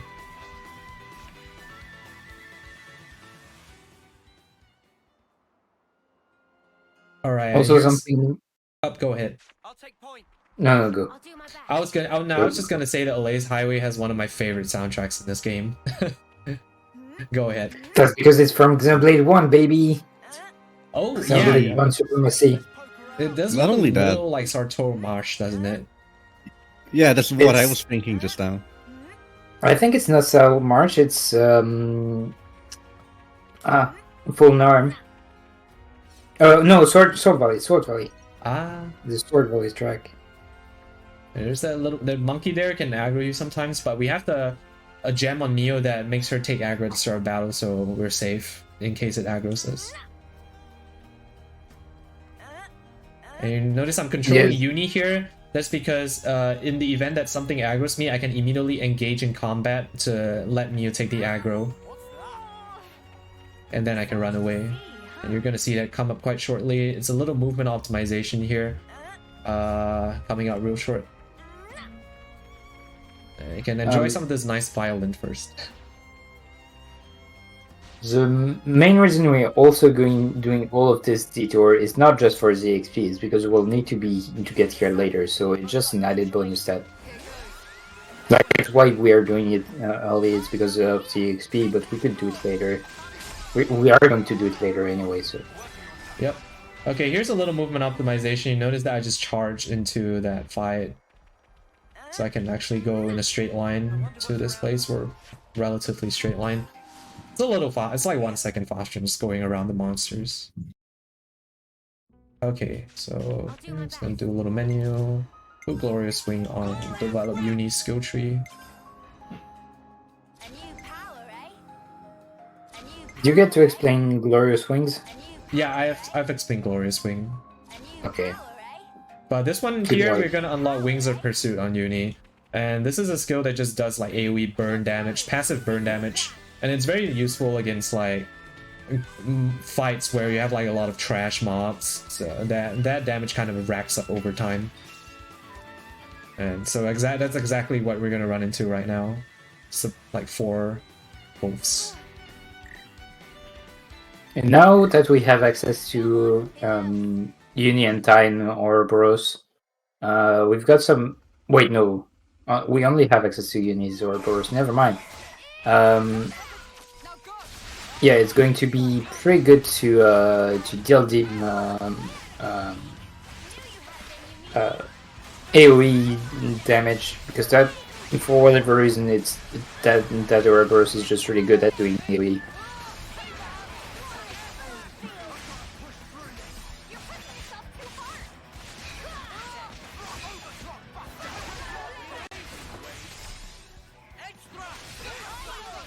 Yeah, just like that, the fight is nearly over.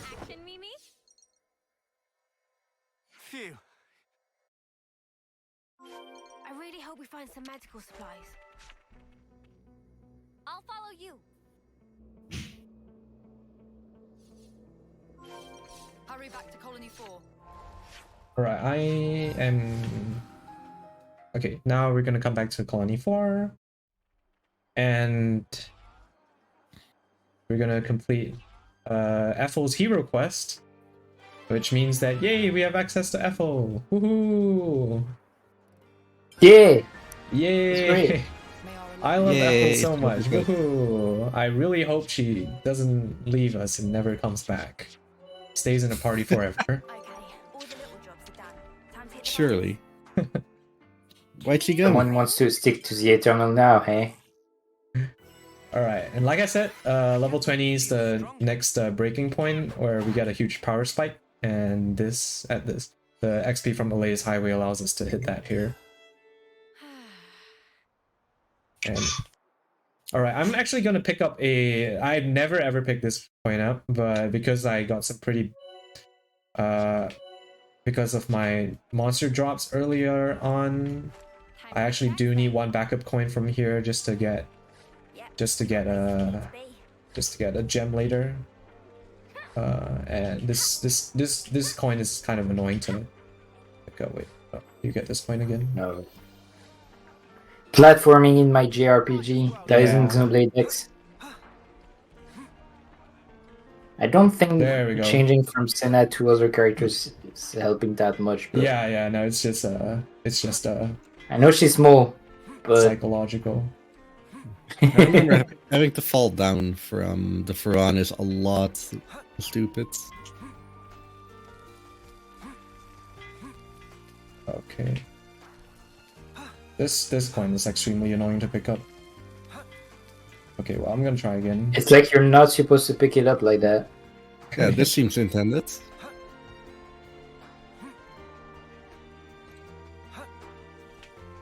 I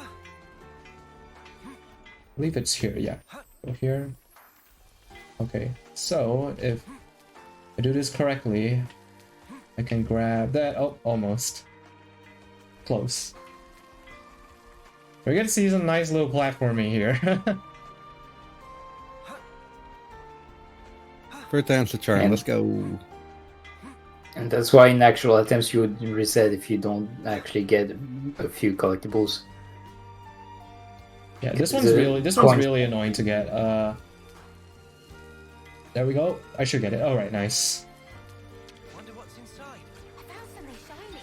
We should take good care of it. Nice. All right. Easy, lemon squeezy. Yeah, So you now can we get can- that a little bit more intended later in the game once you Yeah. unlock a certain ability. Yeah. Now we actually get to make our way out of this place. So we're gonna run up the Piranhas, and after the cutscene at the top, we'll leave this part of Forness, which is called Eagot's Wilderness, and we're gonna enter Ribby Flats. Surprised I actually remember the names of the locations. Yeah, it's impressive. I have to ask before you go. And in that cutscene, Ethel leaves her party and never joins us again. That's But hey, at least Noah has access to Fencer. yeah. So the thing about Hero Quest is that it Check out grants you access to that hero and also unlocks a class for you. Have we explained heroes? I don't think we have, right? They're basically Totally not. they're a seventh character, but you can't control them. So they're kind of just an AI seventh character that you add in your party. They don't really contribute that much outside to like normal battles. Some of the like if you have like an extra healer as a hero, that's kind of nice. For the most part, like attackers don't really do that much. I find tanks can be like okay. Sometimes they take aggro. Healers can be nice. The main reason why you would use heroes is because of their hero orders, which provide like a lot of different bonuses, chains, and stuff. Some of them are really busted, and we're gonna get those later, of course. What's a speed run without using like the most broken mechanics?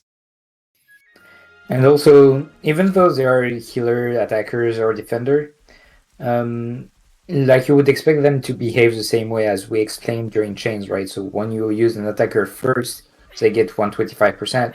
They actually don't, and instead they have their own specific side effect when you use them. Mm-hmm. So I actually don't remember Ethel at all because I think Ethel's like actually when you ever use chained with her. yeah, you never use her, but like at the start of the if you use her as the first action, I think she gets like a 50% bonus to her TP or something. Okay, I'm gonna craft the gem here. I actually this is gonna be a very important gem. Craving some down Well, I'm gonna craft 2 gems here actually, so I'm gonna craft Dispersed Bloodlust, I'm gonna craft Empowered Combos. These are really important gems to craft because they increase our DPS. The Empowered Combo increases our DPS by quite a bit, and then Dispersed Bloodlust decreases aggro drawn from arts, which doesn't sound like much, but it is. I would say it's low-key like the most important gem in this speedrun, because without it, a lot of your fights just won't work with the amount of aggro that's flying around. Yeah, tanks are good to take aggro, but only to a certain extent. If you're targeting too much damage, which some classes can easily do, it can be troublesome to keep it to Yep. keep the aggro. Exactly. Oh yeah, and one last thing I forgot about heroes is that they also, since they count as like a character in your party, they also help to unlock classes. I'm trying to think if this is relevant. Not really. Well, Valdi, yeah. So It is, yeah. later for the next class we're gonna unlock. So yeah, and they actually give more class unlock. They actually give twice as much class unlock bonus as a regular character with that job equipped. So it's really nice for the for unlocking your classes. All right. Something that's also relevant regarding classes unlock is some characters are going to take a lot longer to unlock a class, and that's just because of their affinity towards said class. So, for example, as you can see right now, Senna has already unlocked Sword Fighter, while Uni is still not done unlocking it. So that's actually quite relevant. And the Ethel class is actually not that great in fights, but it gives access to one very, very, very solid skill that we'll use later on, which is a skill that allows you to start the fight with 80% of the for the fans. So yeah, it allows you to start a fight with 80% of your talent art already available, which is pretty nice as the fight is pretty short, or you've got a busted talent art that you want to use right away. I'll get to that later. I don't think there's gonna be anything like that.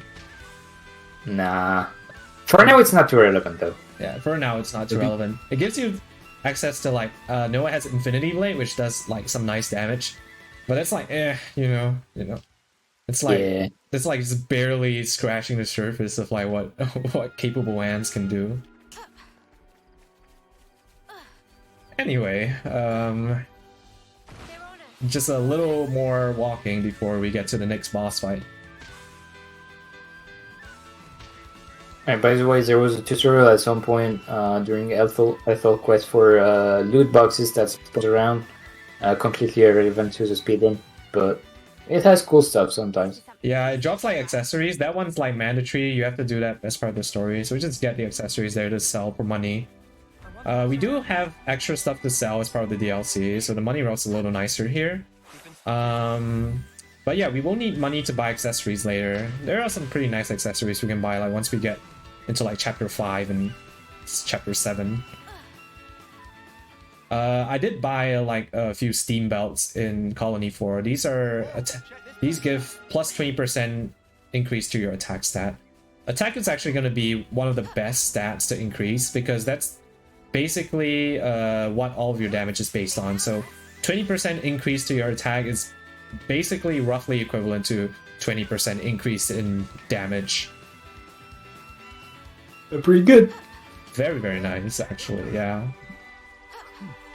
So coming up is a Valdi fight. So Valdi is a nerd, and he's got robots, and we're going to punch him out. And it's going to become even more of a nerd. If that's possible. Alright, so you see at the start of the fight I already have like a lot of my talent gauge charged up, so I'm just gonna need two hits to actually charge up my Infinity Blade here. Infinity Blade is nice for these fights because it has big damage and big AoE. So I'm just gonna unload here. Gonna unload on my fusions. Gonna swap to my sword here to finish. Okay, and there's Valdi. So now I'm gonna. That was nice double overclock buster there. Yeah, it's a little annoying sometimes when that happens. Wait, by the way, Uni is now a sword fighter because we don't need a healer that much here. And also, Uni is going to be sword fighter by the end of the game, so she needs to build a little bit of class EXP. And since we unlocked Ogre on quite a few characters, you also saw Juan get that class to level 5, despite not using it. That's because that way we get also characters that have level 5 Ogre have access to the attack boosts skill. That is just very nice. Yeah. Just like the Steam Belt, just boosting your physical attack just means you're boosting your attack, and it's great.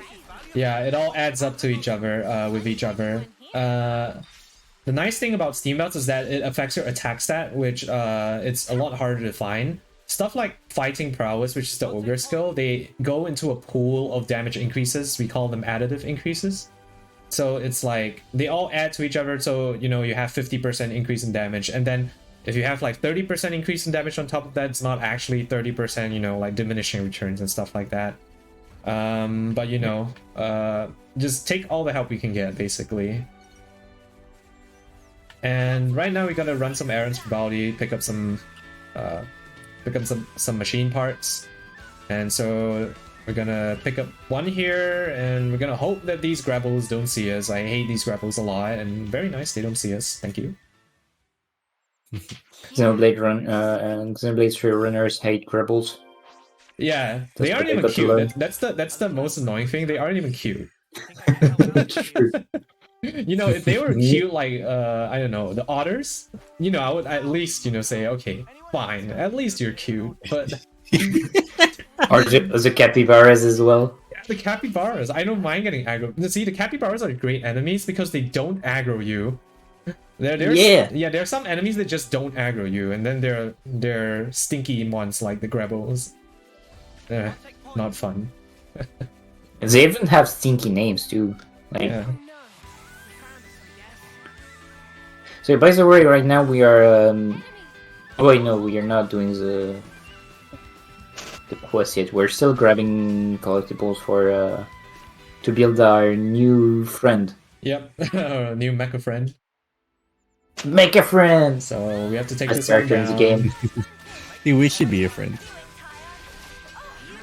I'm sorry, Make a friend is the best character. I love mecha friend. Yeah, he actually is a pretty capable healer. No? Am I saying stuff? You are. Oh, well, Valdi is pretty nice. I'm talking about Make a friend. What Valdi is trying to build. Girl with the gun. Oh, that thing. Yeah, no. I'll do my best. Yeah.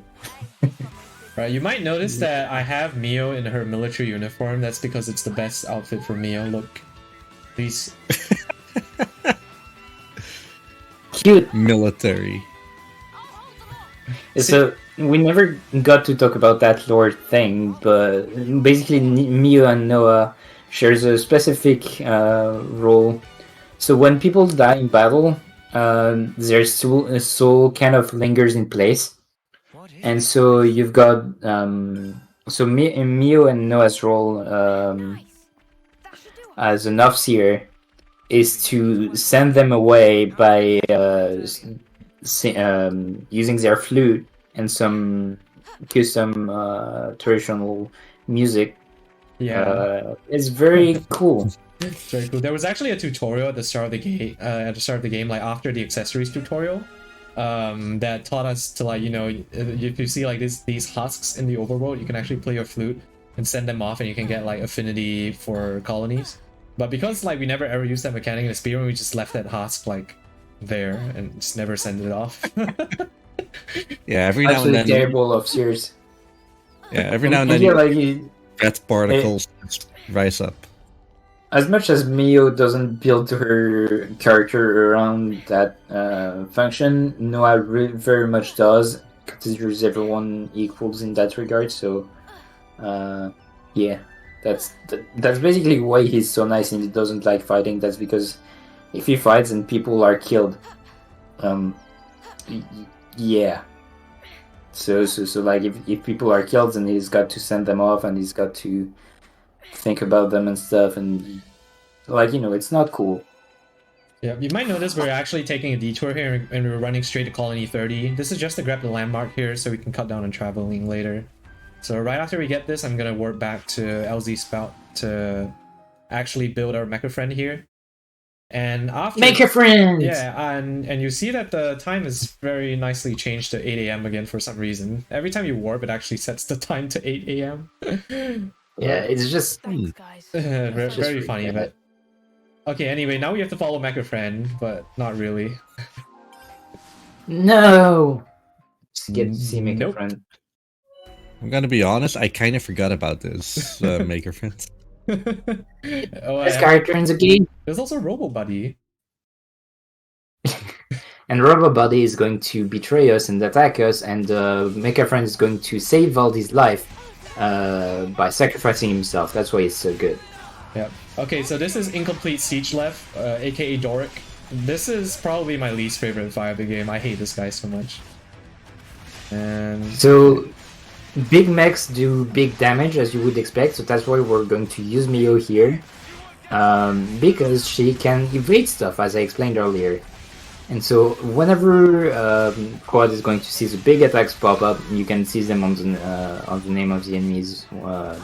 Like at some point, whenever the enemies are going to use those arts, their names are going to change to the attack that is going to be used, and so you can kind of tell when it's happening. And then Quad is going to use Y Slash to completely avoid the damage, or Gemini Slash, which have the same effect. That's why we can stay tanking and be fine. Despite that, well, Tyon still managed to die because he wants to stick to Mio for whatever reason. Even though like Mio is going to take some AoE damage sometimes. yeah, I'm Once actually you can- waiting for it just to see if it wants to use this humbling smash. There we go. Yep. So it's all about timings and waiting, expecting some attacks, and that's why Quad is also not pressing buttons right now, even though the down button is available, is because we want to be smart when pressing buttons. Oh. That might be a little hard to understand for people who don't get to play Xenoblade games efficiently, but one of the hardest things in that series is learning not to press buttons. So now that it's about 60% HP, Chain is ready. We're getting power wings here and getting everyone grouped up, and then we're going to chain before getting attacked. Alright, And so now that we've got power charge, there we go, there's Valdi. Yep, nice. Okay, so Valdi, every time he uses Arch against mechs, he gets plus 50 TP, and that's going to be 50 TP that is going to keep. And so that's an 89%. And since we use the defender, he's now going to come back with 89% TP. And so if we reuse him, it means that we are only going to have to use one character. Still set up a power ring for some nice extra damage. So because we've got power charge, right, we don't want to spend that too early. We want to spend that at the end of the chain, so in order to maximize damage. Because like the difference between as Quad explained earlier, you've got additive bonuses that are going to do boosts that are not that great, but it does exist. Power charge is actually not additive, it's its own multiplier. Unlike Xenoblade Duel X, where that boost was introduced. So we kinda want to use it very, very tactically in order to maximize the damage. And that's why we are keeping all the other attackers for last, so that we can deal some big damage at the end, where the damage percent, extra percent is the highest. Yeah, I think you can see Senna just takes like a million HP away from Doric here. Oh, there you go. Big boy lands with the double crit. Alright. That's a nice bonus here. I'm just going to stop the chain here, save the hero, save the chain order, don't need it. I got my overkill already. That was a fantastic chain. Immediately Valdi into Tyon. That's you always want to see that. So this is the first chain which we had a hero in. And the reasons why heroes are so important in chains is because using their order doesn't consume your chain gauge. So basically it allows you to extend your chain by 1 round.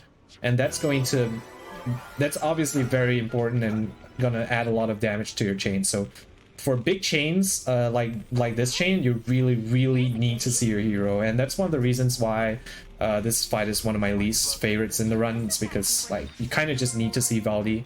If not, you're gonna be missing a lot of damage in the chain. And it's 89% to see Valdi or your hero, which is not bad, but you know, sometimes if you get unlucky, you just lose a couple minutes, which is not what you want to see.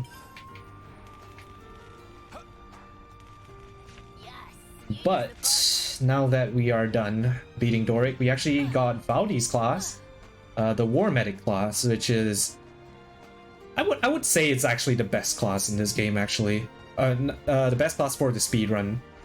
The amount of utility. Definitely. Yeah, go ahead. The amount of utility that the War Medic brings, not just in healing but also buffing, is just like you just can't get that with any other class for the speedrun. I would say that the War Medic really is just the best class in this run. It definitely is the best healer class yet, for sure. Yeah. Very, very, very solid class. Even casually, like you want a healer, just put a War Medic, and you're never going to have healing issues. Yeah. I mean, I might be a little exaggerating when I say it's the best, but it really enables so many busted strategies. Once we unlock a couple more mechanics, it really enables so much from your party. And on top of that, just the general utility of being able to heal and also remove debuffs. That's one of the arts that it has. Is so invaluable, basically. And that's kind of the reason why we don't really see much of Medic Gunner anymore. Once we start unlocking War Medic on the people we want it to be on, we kind of won't really see Medic Gunner anymore. It's just kind of going to be replaced by the War Medic. Yeah, War Medic is just infinitely better healing wise. Yeah, it is so It's good. not that great. Like the buffs are just defensive buffs, so it's not really that interesting. But it's still buffs, and there's a reason we want to have these buffs. And Yeah. we'll get to that when that is going to be introduced. But being able to give 2 AoE buffs is just like that insanely valuable. Yeah, just keep that in mind. The ability to buff is going to be very important for a lot of our strats for the speedrun. At least in the early to mid game, it's going to be very, very, very important. Mostly in the mid game, actually. Yeah. Yeah, late game doesn't matter anymore for that, but it's going to be completely different. It's really nice. You see like a change in like a really big change in strategies in the early game to mid game to late game. You use completely different strategies as you unlock like different mechanics and stuff. It's really nice, this speedrun. She said that Better than Xenoblade 2. You know, I would actually say that I think the biggest downside of this speedrun is probably its length. It's like relatively long, but otherwise I would actually say that this speedrun is really, really good. But yeah, it is. It is very high execution, not so much. I mean, there is definitely RNG, but it is more on the execution side than it is. You don't get like insane amounts of RNG like you get in something like the other games. So I would say overall, like, I really enjoy running this game a lot, and I feel like it's a really good speed run. So if you can, if you're interested in running like a relatively slightly longer RPG, this is a really good game. Yeah, and just like so this is going to be the same strategy as Doric here. We're going to stick to Mio, tank the big attacks, dodge the big attacks, and power points when we can. But to go back to what you said, like the RNG in Xenoblade games is really interesting because it's not a turn-by-turn RPG, right? It's a real-time RPG. You've got tools and a lot of things available for you to mitigate the RNG and create opportunities so that RNG is not going to be a problem. And that's what's so interesting about Xenoblade games for me, is that there's so many things that you can learn to do and learn to understand to mitigate the RNG, and that's why it's so cool to run this kind of games. Is that sure, there is RNG, but there's always a way to prevent it from killing your run. Like sure, you're going to lose 10 seconds here and there, but eventually, if you're more consistent at creating opportunities to mitigate the RNG, you are going to get a better time than other people. But that's also really hard to learn, and it takes quite a bit. And that's what I find really fascinating with those games.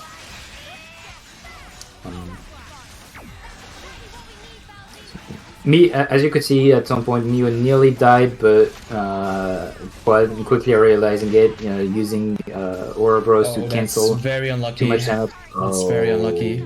Yeah. Very unlucky. So right there, what happened is both healers died at the same time. As I explained, if all your healers are dead, then there is no way to revive them. And since you want to chain with all your characters alive, having healers dead is bad. Yeah, that was very unlucky because it used a move that triggers at very low HP, basically close to 50%, and it just happened to hit both the healers who were standing right when I went into Ouroboros because I just got chained. Yeah, it was going to be a chain like 5 seconds later, so yeah, really unfortunate. Like that was kind of the counterpoint of what I was saying, because there was nothing to do there. Maybe if you could call that just pop Uni and Tai and Ouroboros, but I don't even think that it was available at that point. So just very, very unfortunate.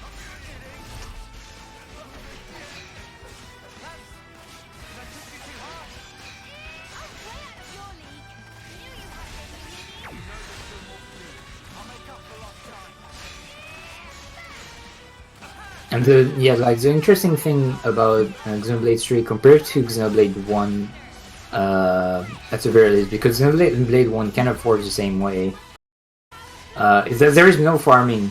Even though the farming in Xenoblade 1 is probably the hardest thing in the game, it's still you just keep on rushing the game. Just as the game is incredibly long. That's it. If you're talking about DE casual, you're right. I know that in normal there is some farming, just to get some higher levels and whatnot. True. I keep on only thinking about the Wii version. Yeah. Oh yeah, okay. I know nothing about the Wii version. The Wii version one is quite the run. Alright, there we did see the ground breach again, but thankfully this time I managed to chain before it hits. Yeah, a few seconds before. And so once again doing the same strat where we use Valdi, then the defender to get Valdi consistently back, and then spam Valdi a bit, and then we're going to use our sword fighters at the very end to deal the massive damage. That was an interesting order. Yeah, unfortunately, my party is a little spread out because of the ground breach. It does shift your party a little bit. But Lepus is a lot less tanky than Doric because it has less physical defense, so I should still be fine, and I still have Power Ring on both Lance and Senna.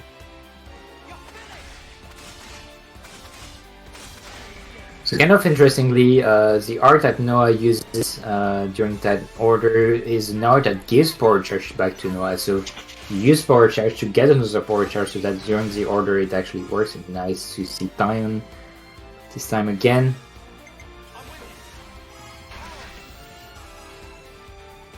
And you can So see again, these healers make you go to 99%, not 100%, and right. And this is why you see Valdi is just so good against machines. Being able to cycle all your DPS and your characters just makes huge chains so much easier to get. And also the more tactical points you get at the end, the more damage you build on the attack, so that's why going way over the amazing is so good. Now big damage. alright, I'm going to go Noah here. I'm gonna trigger Uni's order, and then that's gonna farm lots of overkill for me. Yeah, so Uni still has the power charge, so the power charge is going to be used on that overall on that order. And so yeah. Alright, awesome. So that was a really good fight. The second fight was a really good fight. Just one stray. Well, the first one was going well as It well. was going really even well. managed, Yeah. even managed to mitigate the Mio problem at some point, which was pretty good. Yep, exactly. The first fight was going really well. It was just like a very unfortunate combination of events that happened right when I was about to change. That's fine. Is it when he hits 50% HP, or is it a time based? When he's close to 50% HP, he'll be able to use Ground Breach. And normally, I mean, you can actually just run away with Mio, and then it won't hit like other party members. It was just because at that point in that fight, I was going to Ouroboros so I can set up the Glorious Wing. Yeah. So if it was like Pretty any unfortunate. other point before that, I would have just ran away and it would be fine. We could do with some food. Oh, I'm dead on my feet. No, Curtis, that's what I was saying. The Xenoblade Wii version does have farming, but this game doesn't. Which is why I think, like, if you don't enjoy farming for a bit, this game is a lot more interesting. Even though the farming in Xenoblade 1 is incredibly skilled, weirdly enough.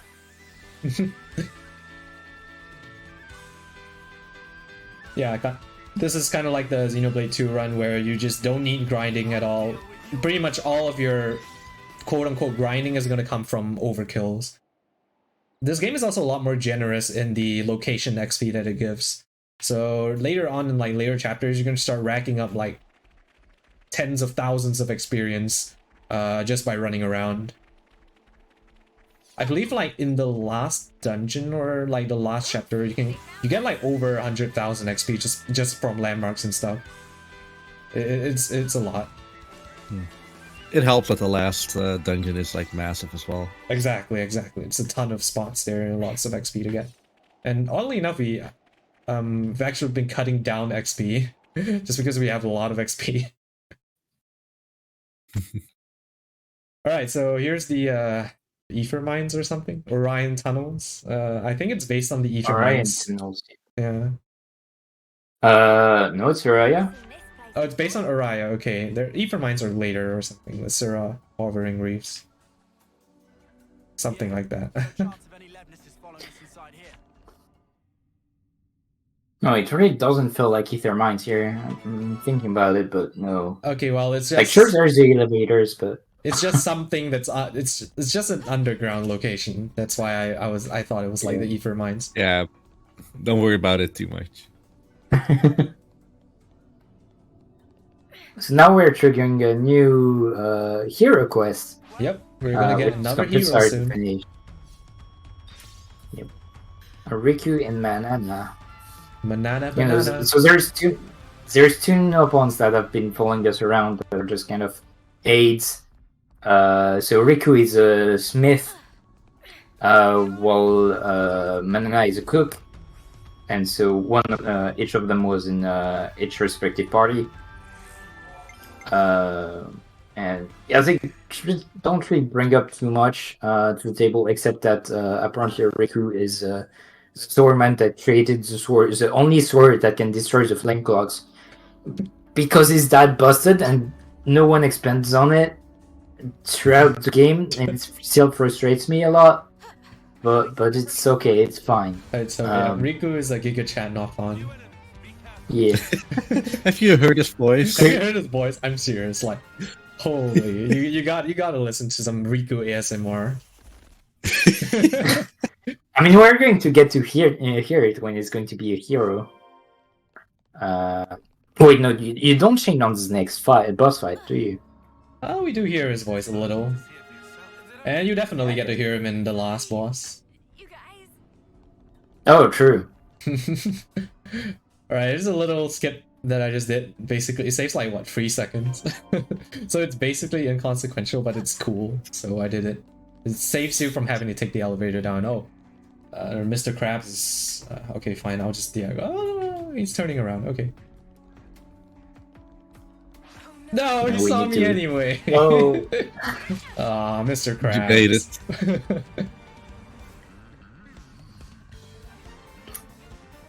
Yeah, this is the annoying part. Crabbles. You have to go back and... It's fine. Not a big deal. It's okay. Xenoblade 1 strat is not going to respawn until you get close to the source and get past it. Easy stuff. Isn't this one? Works every time.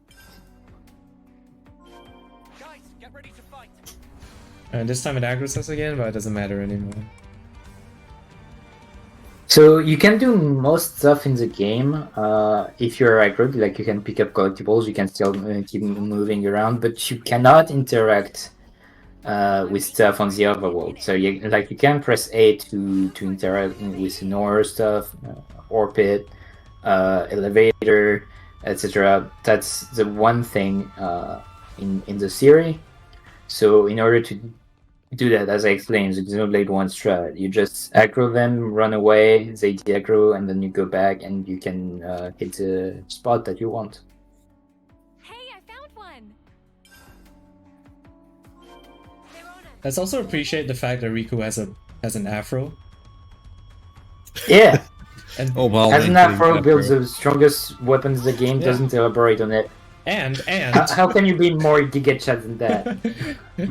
and another tidbit, I think Riku's English voice actor also has an afro, so it's like, just No way! radiating Giga Chat energy everywhere. Realize how much fun it can be looking for ore. I can hear it. So what feels so Do you think it's family of Ricky?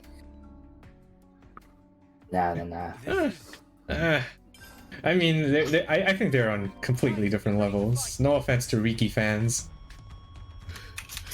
No, Ricky has daddy energy.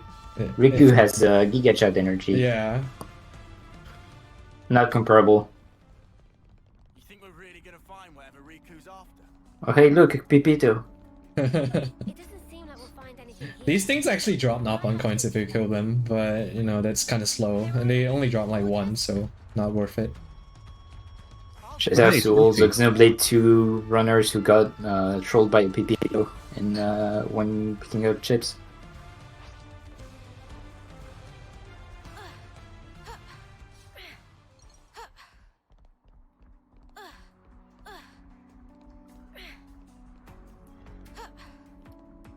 You might have noticed that the enemy battle theme changed.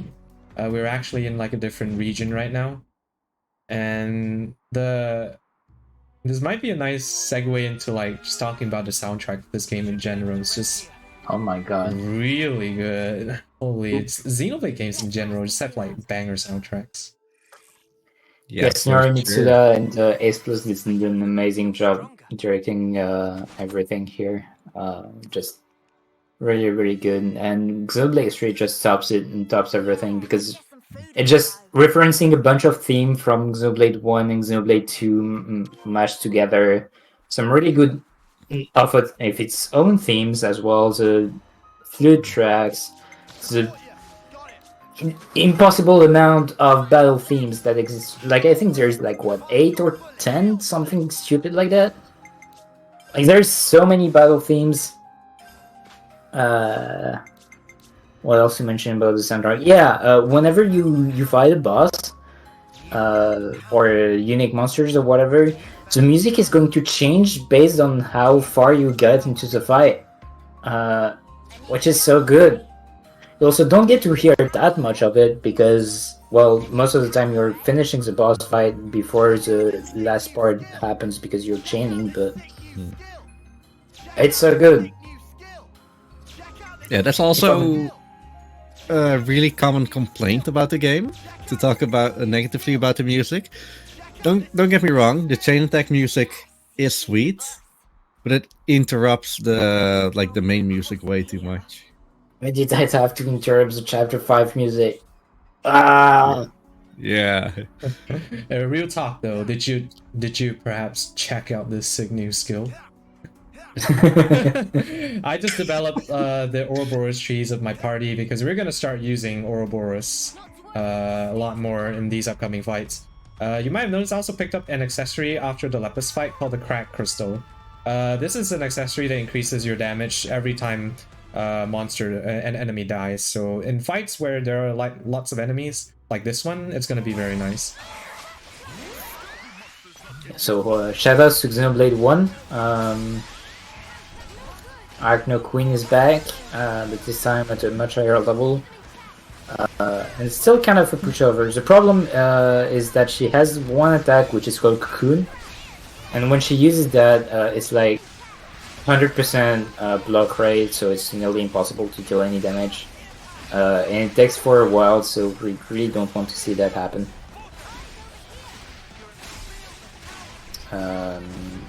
We're probably gonna see Yeah, Cocoon. he almost completely destroyed all the ads, and now that there is Cocoon, we're just going to destroy the ad, as you said. Yeah, and this is gonna start racking up that crack crystal bonus for Noah.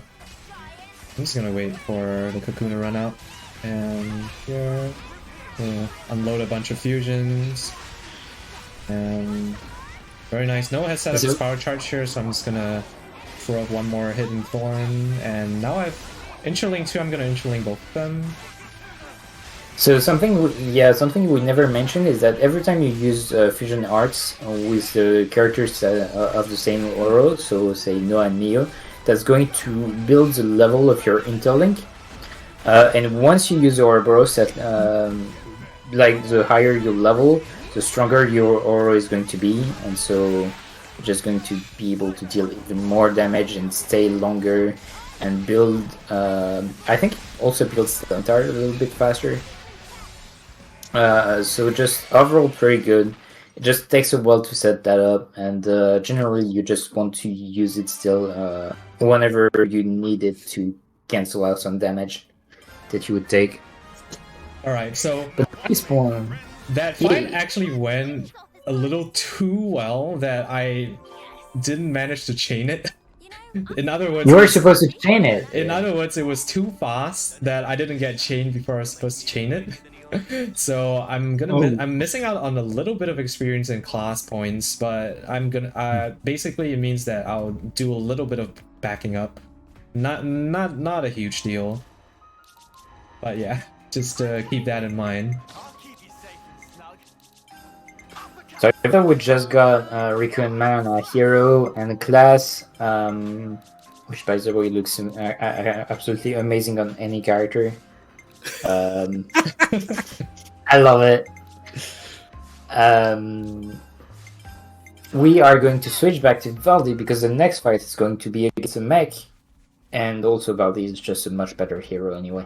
Yeah, actually, we're not actually going to be going to be using Valdi in the chain in the next fight, but the fact that he's a healer is just more valuable than having like a DPS hero, because DPS heroes don't really do much DPS, so you're much better having like a different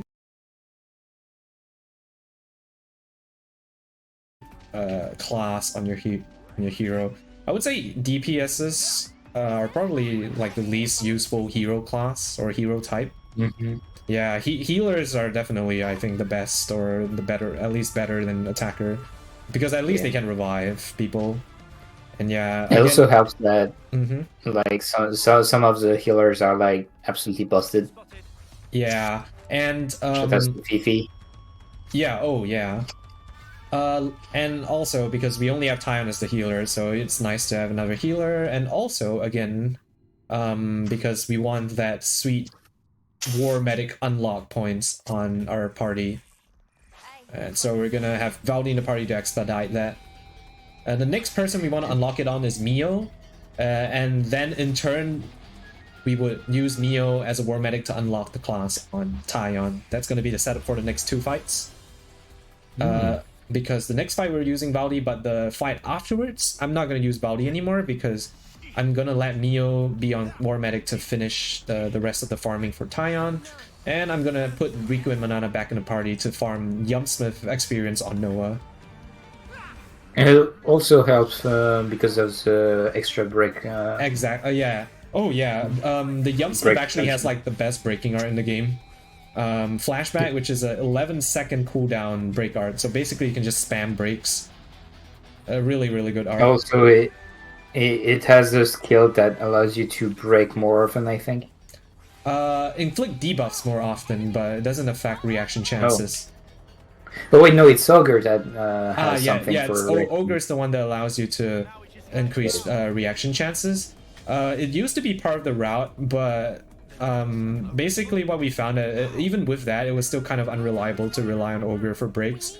So we eventually gravitated towards more reliable sources of break, like Interling Free.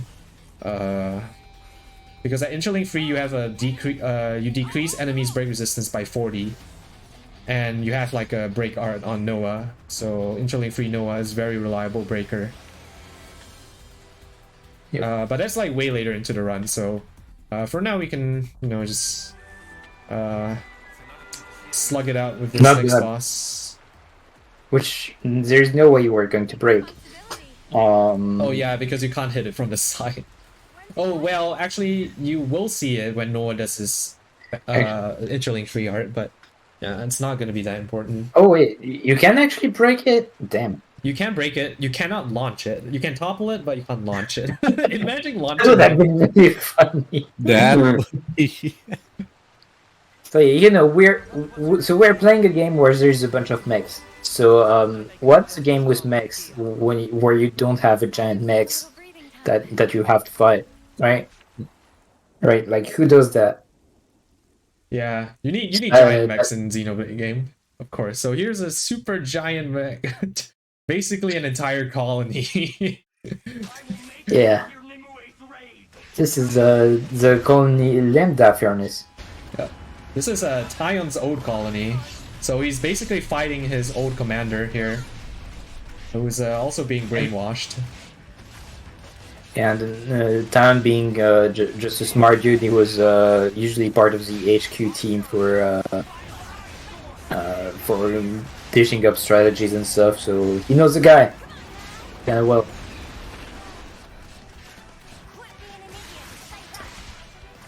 So once again, because there is no way to go to the side, everyone is going to stay grouped up, and so this is a perfect opportunity to spam power rings and just spam TPS. This fight isn't really that difficult overall. Yep. So I'm gonna Despite the damn neck. I'm basically gonna try to reach interlink free as quickly as possible by using as many fusions as I can with Noah and Neo. And at the same time, I want to make sure I dodge like the dangerous attacks like this one, Dust Sweep.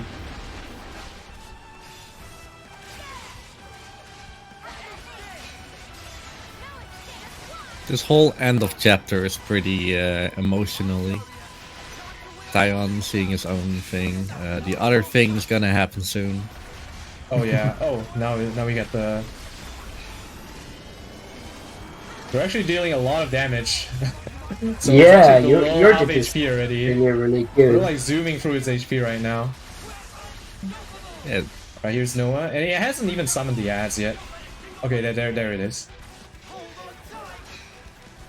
Okay, this is Sadly, yeah. like every time you need to use the break art, you need to wait to use another art in order to break. It's not exactly what we're going for here, I guess. There it goes, there's the break. And now the chain is ready. And just in time. Okay, I actually wanna farm. I actually wanna kill this thing. Because usually it kill. Usually you would kill it. Okay, there we go.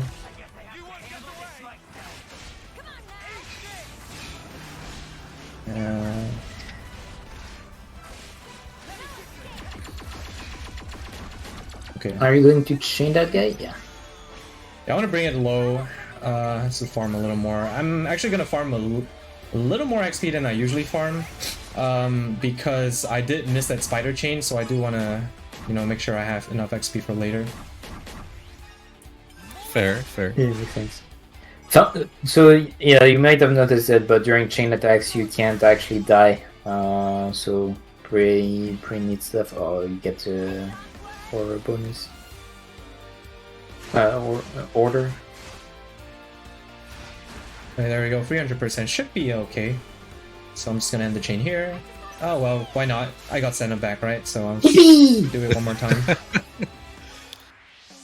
Yeah, your doc does recommend getting 300%.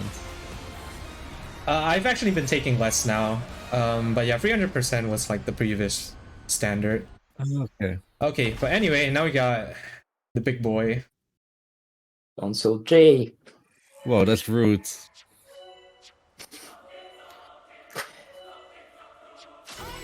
We So this fight is annoying mostly because the boss has a lot of AoE attacks. So because it's AoE, it's hard to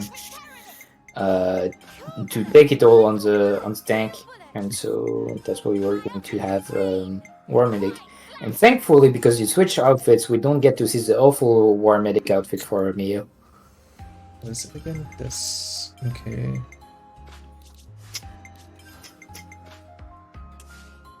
So at some point there was a glitch here which allowed us to set up so you can share links with Ouroboros of other characters, but that was it used to be possible here in a glitchy way to do it now, but it's not anymore, which is fine. It just kind of changes a little bit the fight here.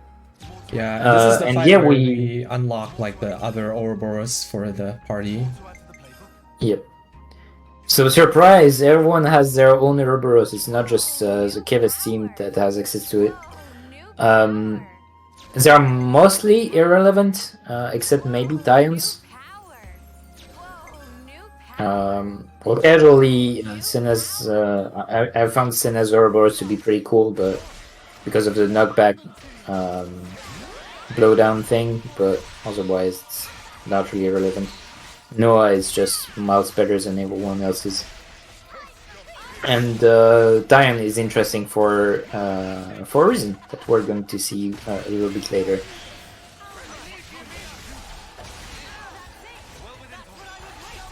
And so now, so you can use, depending on who you pick for Ouroboros, you're going to either pick Noah or Mio Ouroboros. And when you are on Ouroboros, you can switch whoever is going to be in or form just like that. So, and I thought it would come later, but that's a nice thing that you can do. So every time you use an art, you can cancel. You can do a poor man art cancel between Ouroboros by pressing the art, dealing the damage, and then switching instantly, which resets the cooldown of your aura art and allow you to spam the same move.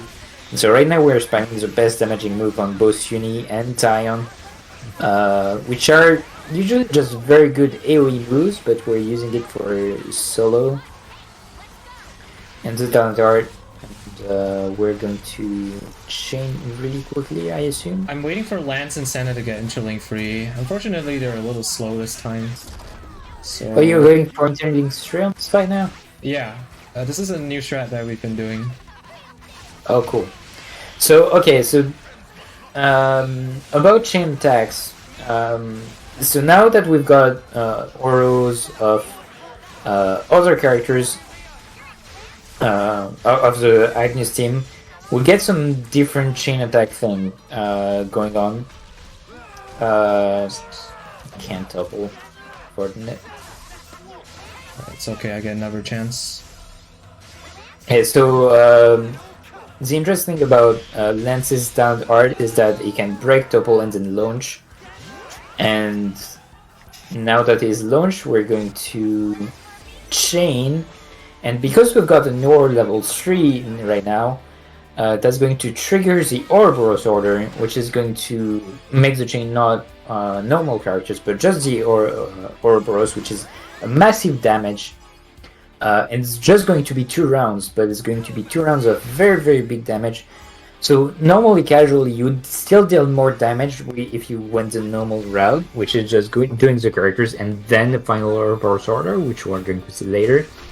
But this is still infinitely faster, and if you don't need that much damage, this is still very much efficient. Yeah, this is actually a newer strat that we developed. Basically using... The only time we use Senna's... Lance and Senna's Ouroboros. They have a very nice niche here, being able to break topple launch with the same talent art. And also Senna having extra damage against enemies with combos on them, so launch, for example. And so with the 2 rounds of the Ouroboros chain, we have just enough damage to farm like a 300% overkill on Jay here. instead of having to go the full 5 rounds in a chain with an Ouroboros finisher, which we'll explain later. Stacking up. Yep. All right. It's nice. funny that we get to see that that thing that is usually dismissed completely instead of the normal chain with Oro order at the end. Yeah, because normally interlink free is a pain to have to build to interlink free, and it's also just less damage than a full chain. But in the speedrun, we're concerned with not just damage, but also speed. So if you, like Legrand said, if you don't need that much damage, just take the faster option. And there we go. That's a very good overkill, actually. Close to 350. Normally you get like 310. So this is very nice, especially considering we missed the spider chain. So this helps to patch up our missing XP. Good And stuff, again- good stuff. Oh wait, no, that's only 2 fights here. Oh, surprise. I was about to say, as it is custom in this game to have fight gauntlets, there is a bunch of fights meshed together. Yeah, this one is only 2. Yeah, we've had a few gauntlets so far. So we've had chapter 1, kind of a gauntlet, I guess, although the last fight's kind of like free. Chapter 2, you had a gauntlet. Later on, we're gonna have another gauntlet. A massive one, yeah. Yeah, I a assume really, you were- really big one. I assume you're expecting Mobius, Jay. Yeah, something like that. Like, there's usually like 3 or 4 fights in the fight gauntlets in this game. It's kind of funny. Oh, yeah, that was chapter 3. Yeah, we're just gonna finish up chapter 3 now. Which is after this cutscene here. And yeah, after fighting Izzard and Izzard's the colony Lambda commander. And then Consul J, Izzard comes back to his senses, and then basically We destroys the flame clock of Colony Lambda so they can't be controlled anymore by the Mobius, and yeah. yeah, colony Lambda We all have saved. secrets deep within. Ba-ba-da-ba-ba-ba-ba. Memories we can never erase. Something like that. Ooh, Difficult experiences. chapter 3. It's Hope just you this all are enjoying the run so far. It's first few chapters are always like really hectic, lots of stuff, lots of fights, lots of stuff to explain and stuff. Then, with time, But I think most it's been a pretty good run so far. We've had pretty good fights. Definitely not all the fights can expect to go super well, but I think for all things considered, it's been pretty good so far. Yeah, and well, as I said, it's all about mitigating the bad RNG with good gameplay, and you're pretty good at that. Let's just say that. Honestly, this is this is my first time running Xenoblade 3 in a marathon, and I think it's the first time a non-Japanese runner has run Xenoblade 3 in a marathon, if I'm not wrong. So, There was a runner who did this game in the marathon. Blue was That's it? pretty But cool. that's Japanese. He's Japanese, right? Or use Yeah. Unsure. But the fun part is that you're running it again next week, next weekend. And then the week after that. And then the week after that. Oh, this is gonna be a. So yeah, if you are interested in watching more Xenoblade 3 runs or just Xeno runs in general, definitely do check out the Xeno speedrunning Discord. And yeah, lots of cool people there. You can enjoy Yeah, all honestly. Xeno speedruns to your heart's content. And next week on this channel, I'm pretty sure it's this channel. Yeah, it's it we're is going this to be channel, yeah. hosting really a race of all Xenoblade games. So Xenoblade 1, Xenoblade 1 Future Connected, Xenoblade 2, Xenoblade 2 Oh, Torna, so exciting. Xenoblade 3. Don't forget X. Okay, Quad watch is this. going to. Watch this. We found I X can numbers. get the location by jumping. Okay, no, I missed it. I have to come back here. So that Well, location, normally you have to go all the way in. If there's a specific spot where if you jump, you can actually get it like all the way out there. I think I missed it Oh. by a That's little bit. funny. Okay, I'll get it I'll get it in the next run, in the next event. Yeah, so next week, Quad is going to be running Xenoblade 3 as a finale of the relay race against none other than Mr. Plexa. If you know Plexa from Golden Sun, he's also been hard routing and running Xenoblade 3 lately, and trying to give some competition to Quad. Don't think he managed to do that yet, and he's still not happy with his skill. But knowing him, he's going to be able to make you fear for your own record. Sure of it. I bet he's actually still grinding the game right now. He's definitely. He probably has a stream. Oh. He probably has a stream open right now. And he's hearing everything that you're saying, Legrand. That device looks like it's still usable. I love you, Plexa. Do the honors. Anyway, Well, it is at least 4 or between 1 to 4 where he is. So maybe he's sleeping. no. who knows? It's the evening and where he's at right now. Yeah. Anyway, 10 PM you might have around noticed that we have Izzard in the party right now. We actually need to complete his hero quest if we want to unlock his class for the rest of our party members to use. But we can actually start his hero quest and then quote-unquote kidnap him. Basically just take him away and use him as a hero without having to unlock him for the rest of our party. And As interesting as his class could be, because it has a physical defense down debuff, if you played Xenoblade 1 or since it's a speedrun, you would think that it's pretty good. It's not, because the debuff is really, really hard to hit, so that class is not too interesting. yeah, but But Izzard as a hero... he's extremely good for this section of the run. You'll see why Is it- later, but immediately just right off the bat, just being a healer is better than Riku and Banana already. And since we are not fighting mechs, Valdi is kind of not that relevant. And well, his hero power is pretty nice in chain attacks, so that's mainly why we're using him. It's going to make chains a lot more consistent. You might notice that I'm controlling a healer Taion right now. So we're actually going to be doing more of that interlink free strat. So basically what I'm doing is I'm just exclusively using fusion arts with Taion. And I'm going to build up to interlink free and then chain.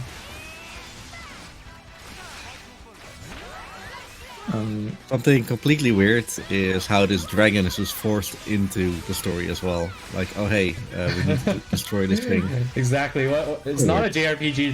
There are no dragons in it. At least in Xenoblade 1, they were like all the way at the end. Yep.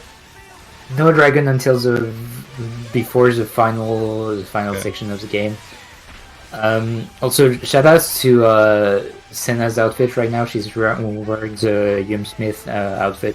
Oh yeah, that's right. We got the Senna Youngsman. Where's the afro? She doesn't have the afro, but you see that later. She has the cooking pot as a shield, though. That's funny. Alright, Aura 3 unlocked.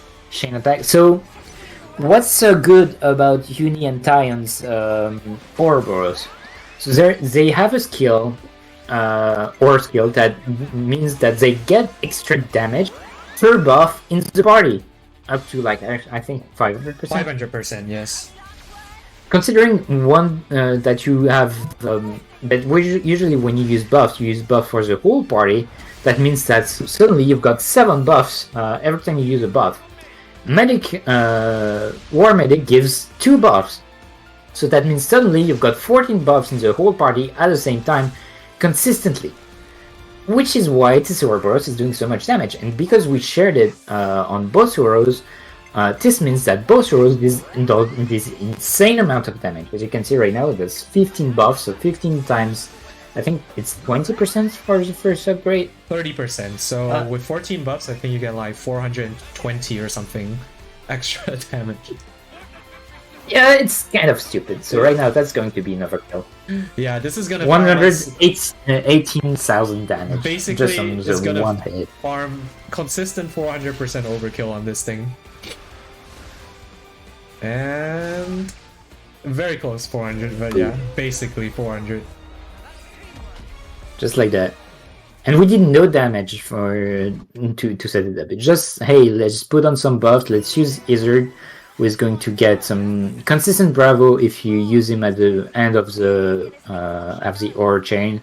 So Yeah.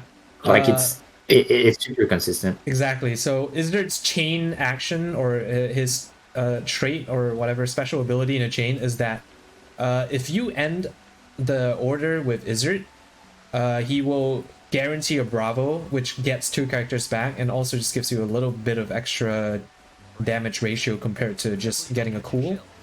And on top of that, Izzard also has a party-wide buff, Mirror Trap, which applies counter heal to the party. It's another healing buff. I'm gonna get this spot here for extra XP just because I missed the spider chain just now. And that should allow me to, that should carry me to level 30 here.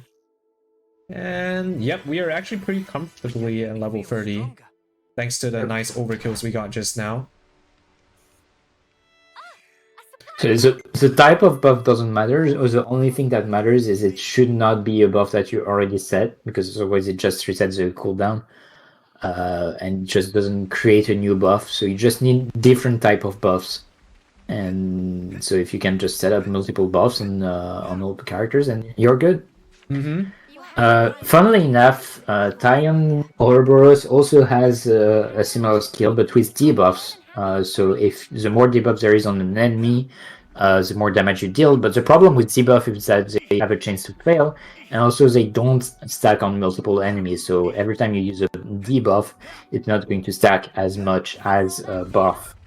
Yeah. It sure is a nice extra bonus, but it's really inconsistent and irrelevant, basically. Yeah, it's not gonna be like a deal breaker. It's not a game changer.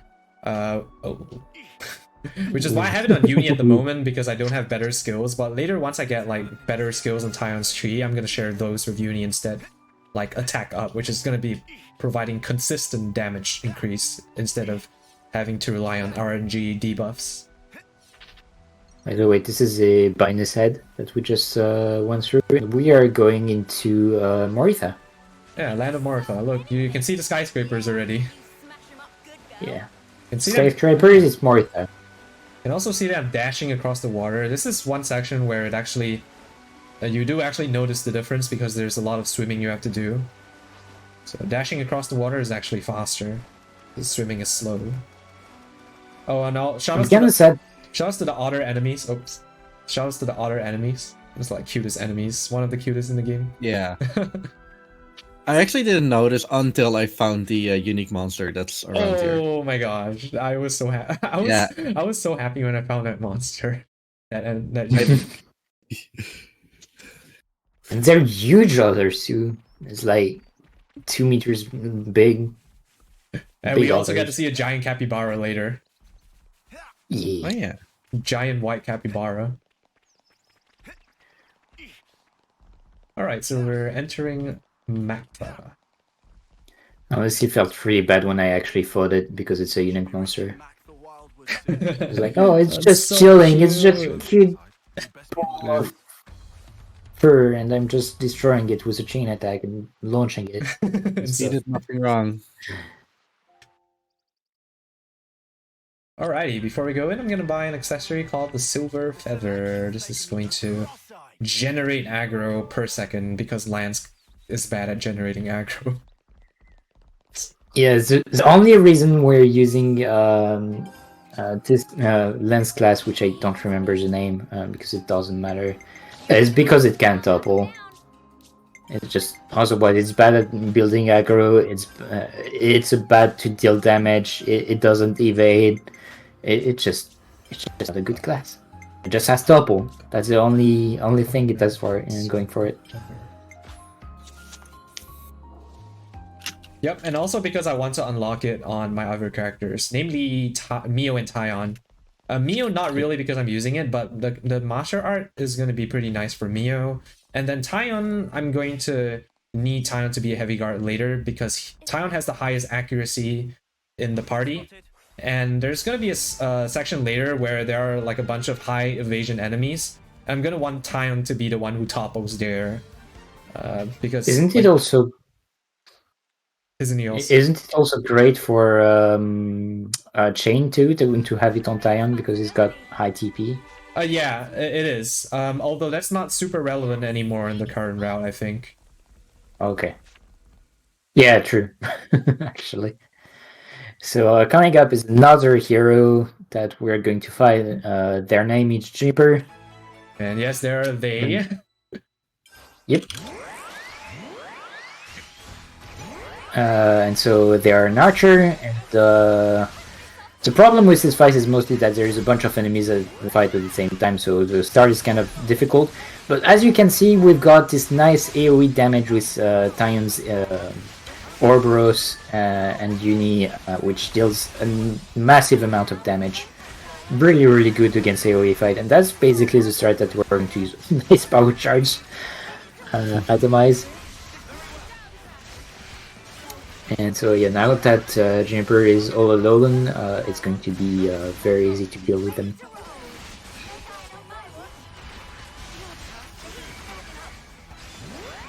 Alright, now we're just gonna burst them down with arts. The main thing you want to avoid is landslide, which grants like guaranteed evasion. Oh, there's a very nice topple from Lance there. Immobilizes them and makes sure that I can get my arts off without. Yep, there's the landslide. Okay, so I'm just gonna wait for my arts to recharge here.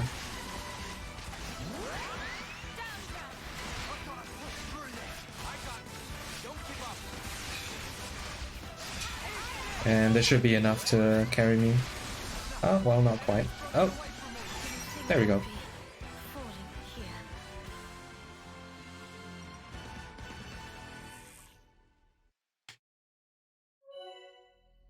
Alright, and now we got some footprints. And instead of following them, I'm gonna jump down here. Yippee! Easy. Judging by how the tracks Classic FPS moment. Just grab a ladder and prevents all falling problems. Exactly. But yeah, so basically that strat which we use on Juniper, we kind of just dub it Unon spam, Uni, Tyon spam. And yeah, basically using what we call switch canceling to spam, namely atomize, because that's the strongest art, one of the strongest arts on Tyon's kit. And it deals damage on like basically the first few frames when you use it, so you can immediately cancel out of that into Uni and then back into Tyon. And that's gonna... There's a problem. It's quite unlike Go ahead. any other Oh, colony. no, it's just gonna let you deal lots of AoE damage pretty quickly, especially when you have multiple bots in your party. And again, on these upcoming enemies here. we have some new names registered. There's a problem with Atomize is that the base animation is extremely slow after the damage, so like that's how they figured to mitigate. That's why it deals so much damage. Is that like you have to wait like I don't know, like 3 or 4 seconds before you can do anything if you stay on Tyon. So having switch cancel really makes this a lot better. Yeah, you can see Atomize has a very large AoE. So it's nice, you get really good AoE on this fight, you can end it like within a minute. But it doesn't always go that way, that's fine.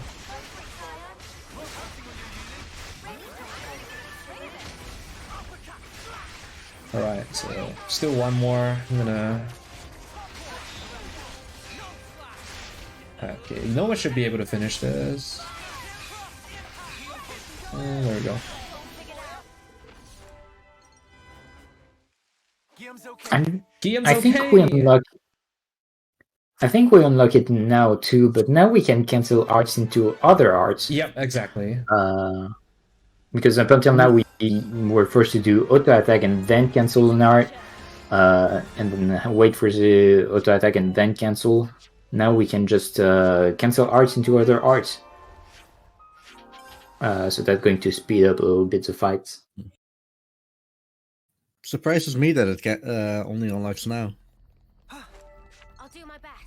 Yeah, Well, but honestly, you didn't really feel like you don't really feel the lack of it because you're able to swap party members and then you can still cancel fusions into other arts. But definitely, Yeah. combat becomes a lot more smooth now. that you're able to cancel arts into each other. It's a much bigger problem in Xenoblade 2 because like it speeds up the way you get specials, and you are sticking to one character, so it's just really slow in that game. In this game, it's not that much of a problem, really. It's just like, oh wait, I can do that now. That's cool. Instead of, oh my god, I can finally do it. Yeah. Being able to cancel arts into each other is going to be very, very important for a certain strat we're going to use later. Abuse later. Shout out to Look the at that Chinese smile. runners. But right now, here is Sagiri. No, it's Mysterious Robot. Mysterious Assassin. One of my favorite characters in this game. Even though they're not too useful in combat, I still really love them. Yeah, Siguri is a great character. Exespecially because of how she interacts with Senna. Exactly. How Senna's character is built up. Yes. Actually, Senna is just so good in all those quests. I feel like a lot of Senna's development comes from her interactions with other characters, more so than the other party members. Yeah, because, well, Senna's character is all about trying to mimic Mio for a while, because she is really impressed with Mio and she wants to be like her. But then as time goes on and she sees how other people ended when that happened, she's like, yeah, okay, that's maybe not how I want to be, but how do I want to evolve? Kind of deal. Mm-hmm.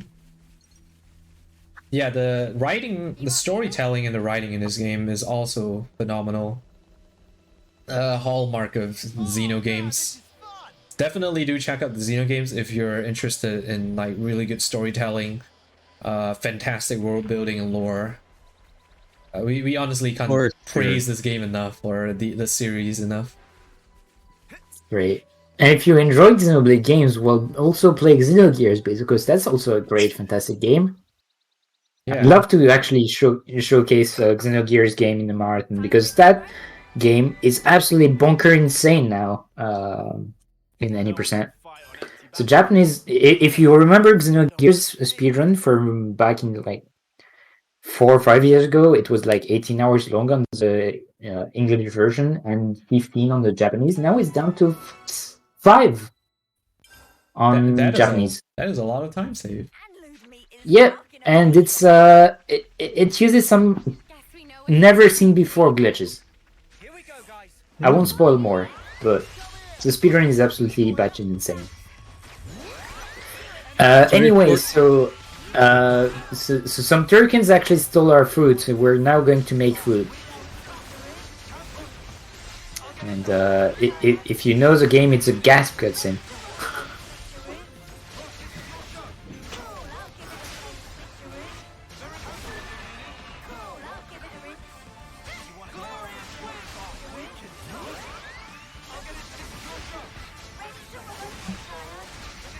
So the animals are a little spread out here, a little more spread out than I would like.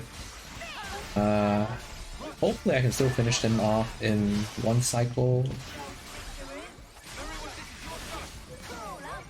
And my bots have ran out. Unfortunate. I'm gonna toss my talon here. Okay.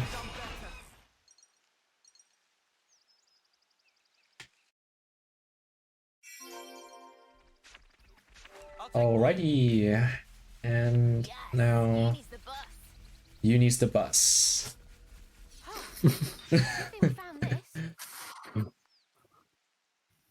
We're gonna go back to camp, or gather the rest of the ingredients, go back to camp, Let's go find it. eat up, and be on our way. Oops, they found us.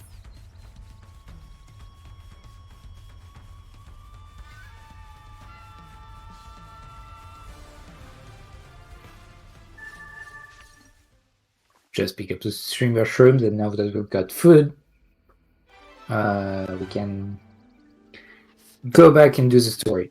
So regarding story, we actually are going to take a little bit of a detour here.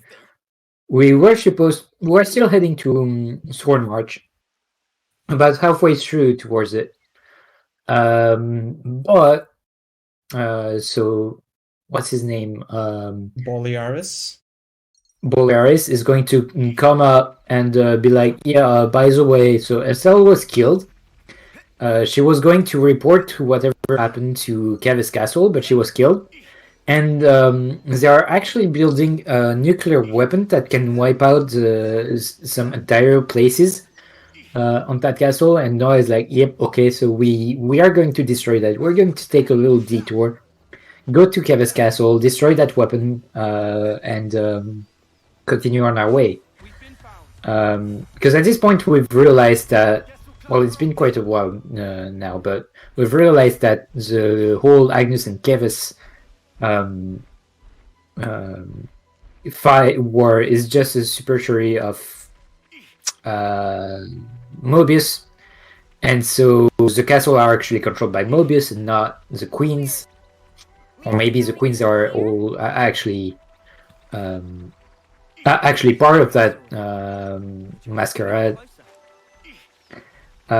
Which, by the way, the queens of Agnus and Kevis are Melia from Xenoblade Chronicles 1 for the Nintendo Wii, and Nia from Xenoblade Chronicles 2 for the Nintendo Switch.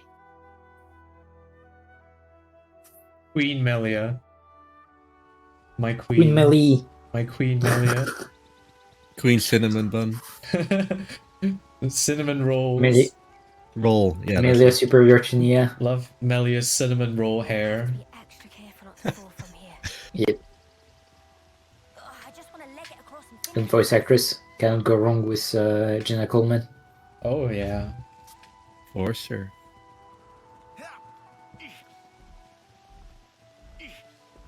You want me to lead?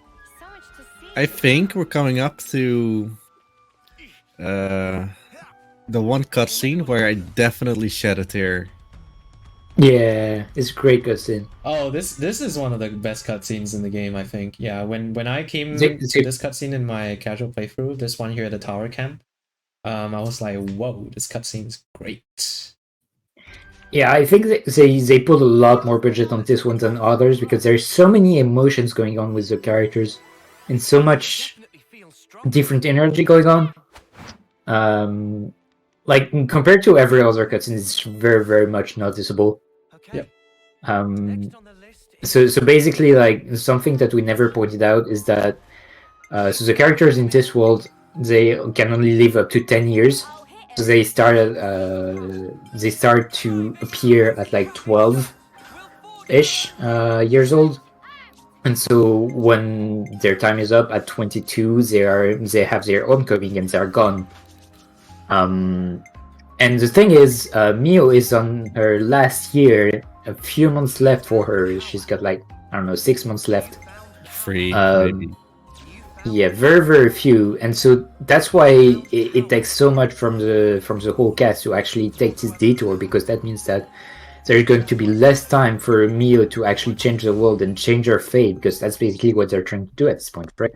They're trying to make sure that Mio survives this whole eternal circle and make sure that they make it on time. So they are running against the clock, which is Mio's life, and there is this cool, really, really cool moment where Mio has some really intimate moment with Noah, and they share their flute, kind of like to show their bond and stuff. Definitely, they're totally not going to be boyfriend and girlfriend. No, Probably not. Nope. no. By the way, do you like mechs? Do you like robots? Here we are then. Yeah. I mean, we're anime fans, of course. Well, what's better than one giant? Xenoblade fans. What's better than one giant mech? Two giant mech. Let's go. Let's go, Ethel and Camarafi.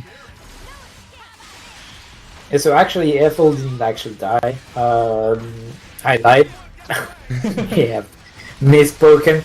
But then I got this really cool mech. So Ethel and Camaravis are basically the two top swordmans from both Kevus and Agnus, and they are known to be very big rivals.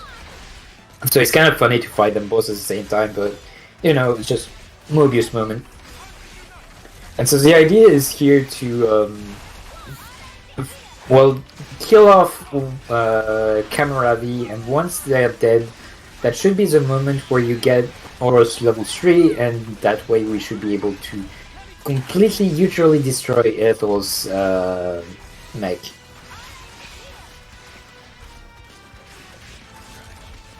So again, doing the same strat as against the Dragu, where we just spam fusion arts with Styrian.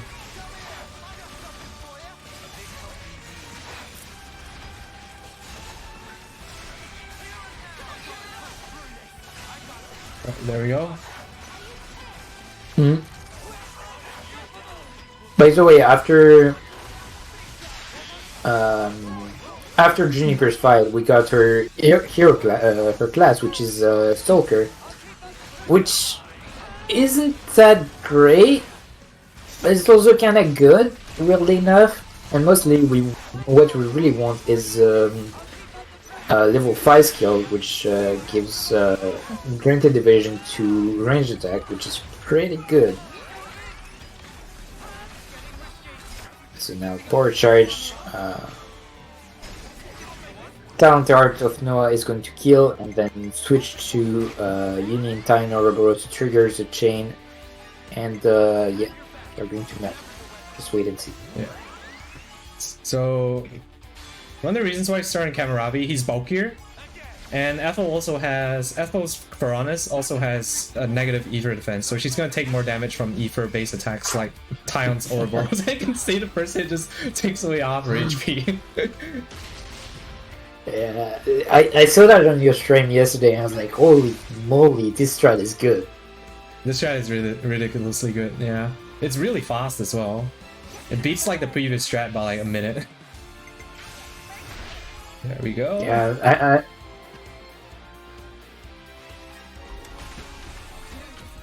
it just makes sense, dude. Like, it just works. Yeah, and this is the Falcon Punch cutscene. Unfortunately, we're not going to see it.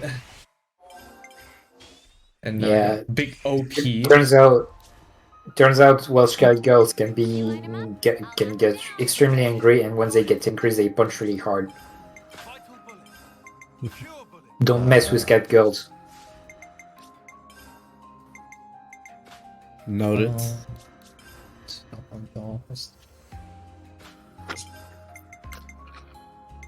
Where's...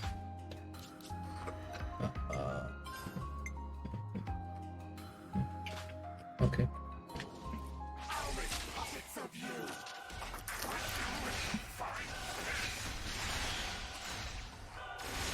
Alright, so this is the first fight we're gonna do a very special strat. We call it early chapter 5. We'll let you figure out why.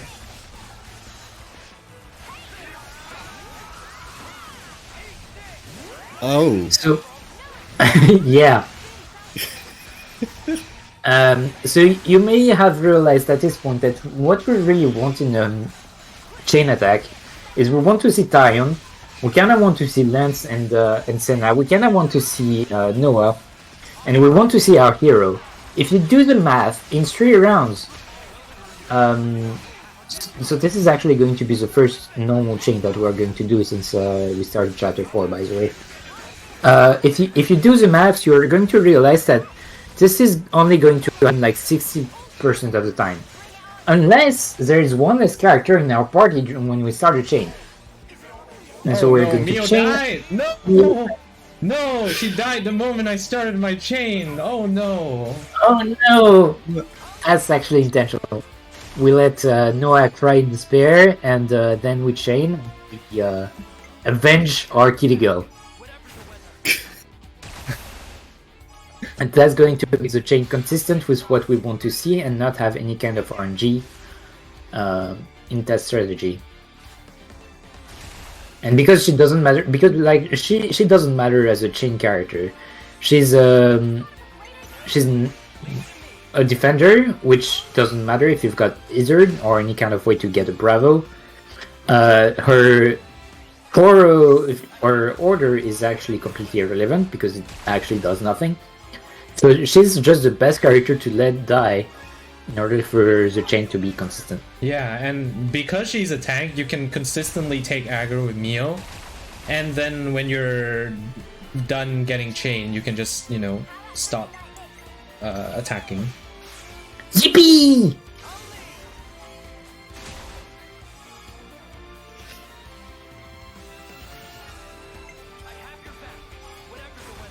And you can see why Izzard is so good in this chain. He's able to let you do 2-man chains without a tank and just cycle your characters. And it's not very important to do much damage before your actual Ouroboros. You want to do a little bit of chip damage, but you don't need like a whole bunch of it. Alright, so in order to get the final Ouroboros chain, what you need to do is have both character in the chain attack, so that makes the Ouroboros. So we got Tyon at the start.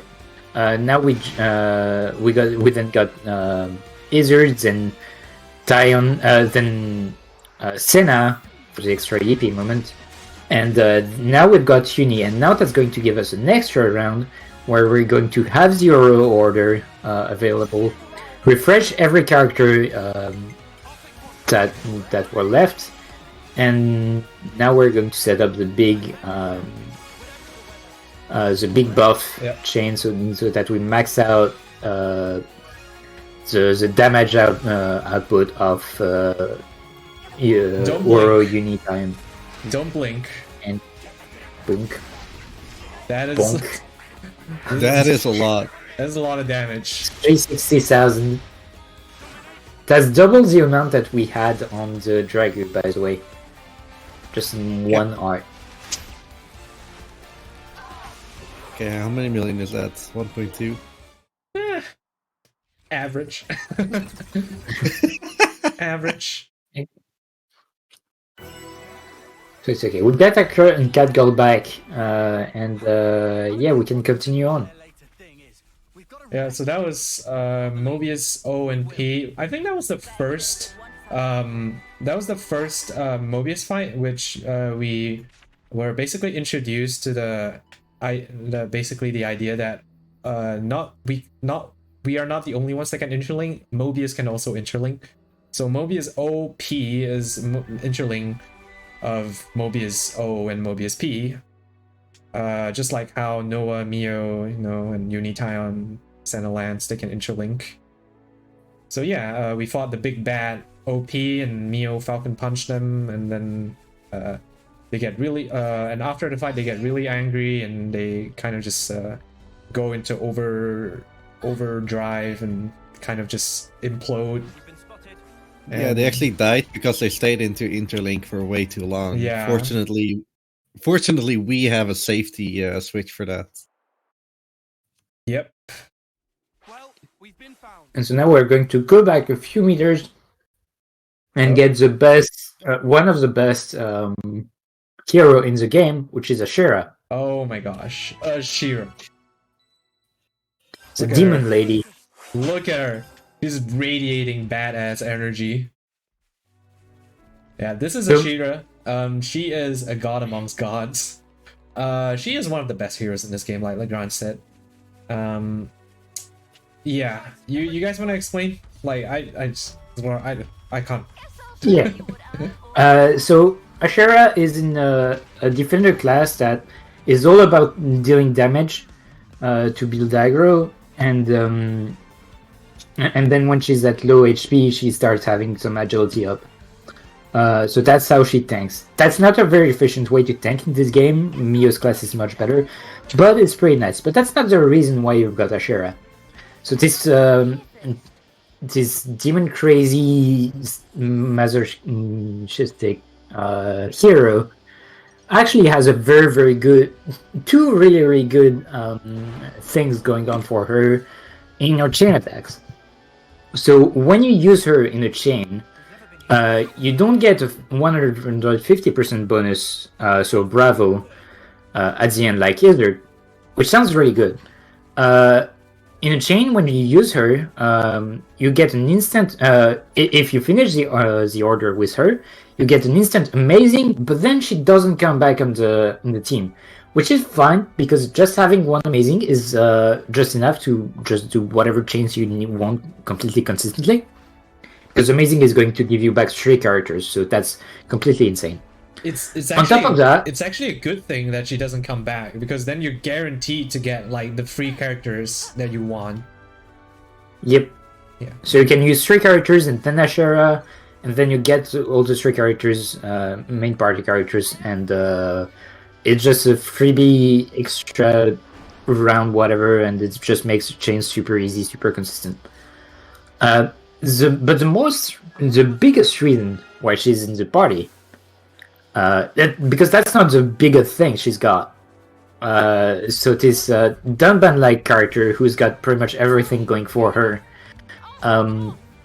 When you use her order in a chain attack, she gives everyone power charge. You know, the best buff in the game. Yeah, that's it. And not, that's it? Power charge? No. That's not the only thing she does. She also increases your chain attack ratio, like chain damage ratio, by like a lot. Yeah, quite a bit. Ridiculous. It's basic. I think it's it starts off at 150 or 125, and it goes up to like 200. I think at the end of the run, her chain attack bonus is like 175 if you complete her order. And that's on top of the amazing. So you get extra damage from the amazing, you get extra damage from Ashira's chain order, and you get power charge. And the craziest thing is that she's not even the best hero in the game. She is very, very strong. Yeah. She's very, very close, but there's better. And who's better than the commander of the biggest elitist, stupid, fight angry people? It's just a cute little small girl who is little girl. likes to wave flags around and cries a lot.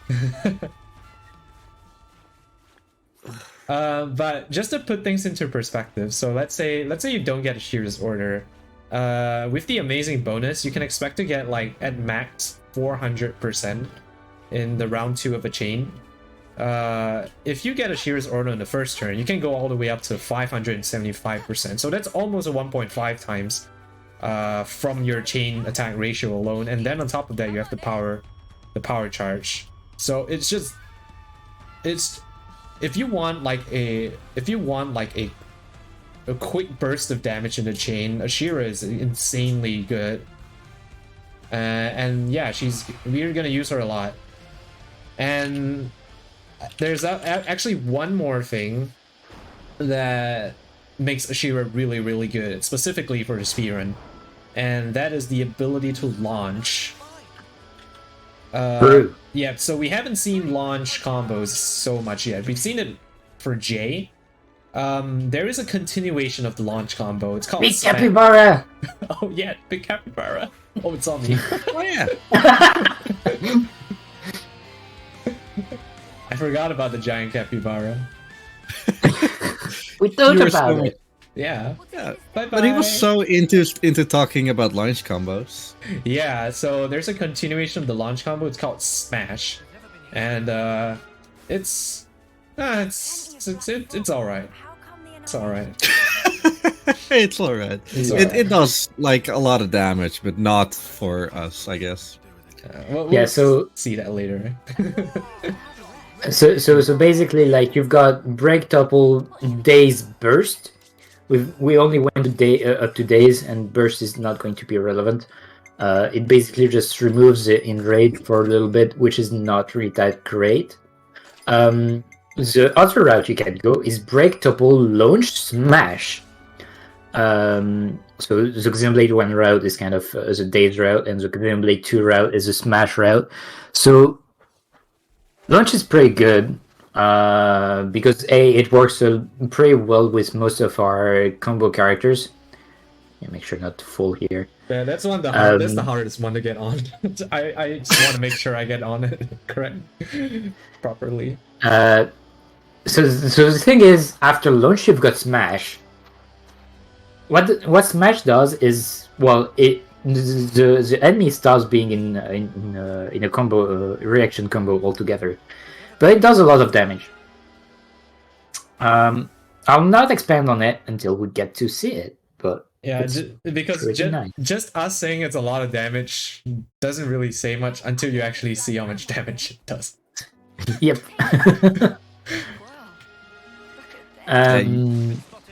You might think, oh, but it stops the combo, stops the launching. Isn't that bad? Yeah. Well, yeah, you want to use it as late as possible. What did we get there when we get there?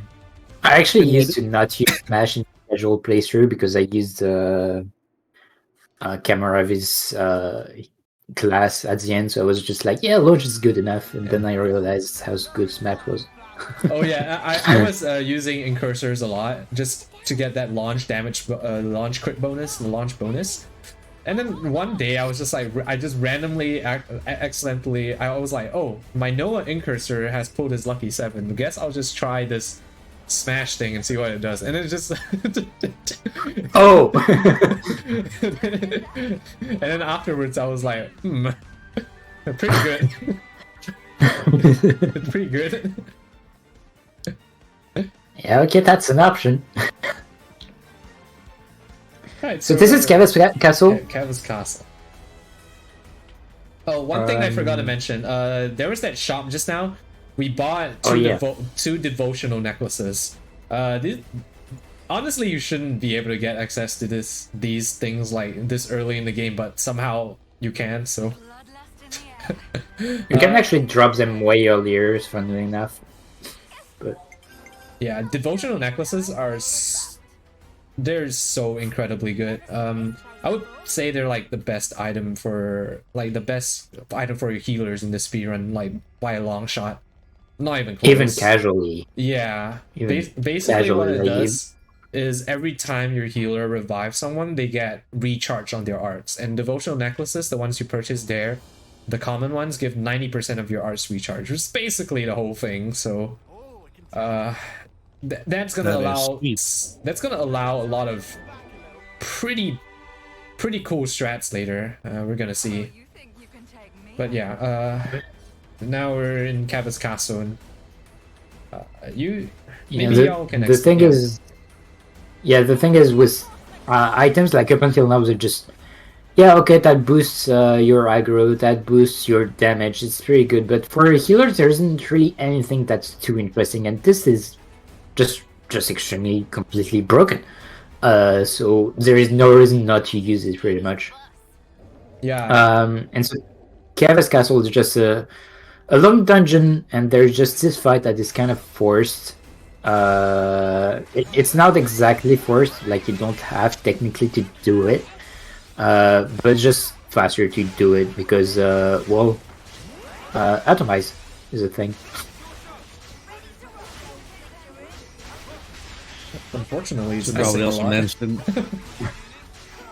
There this you whole go. area that we're in right now is Xenoblade 1's RFC, together with this castle being Alchemath. Alchemath, yep. Enjoy this cute little Senna outfit. Alchemath, but more mech. But more mech, that is true. But the mural with the Bionis and Bionis is still inside.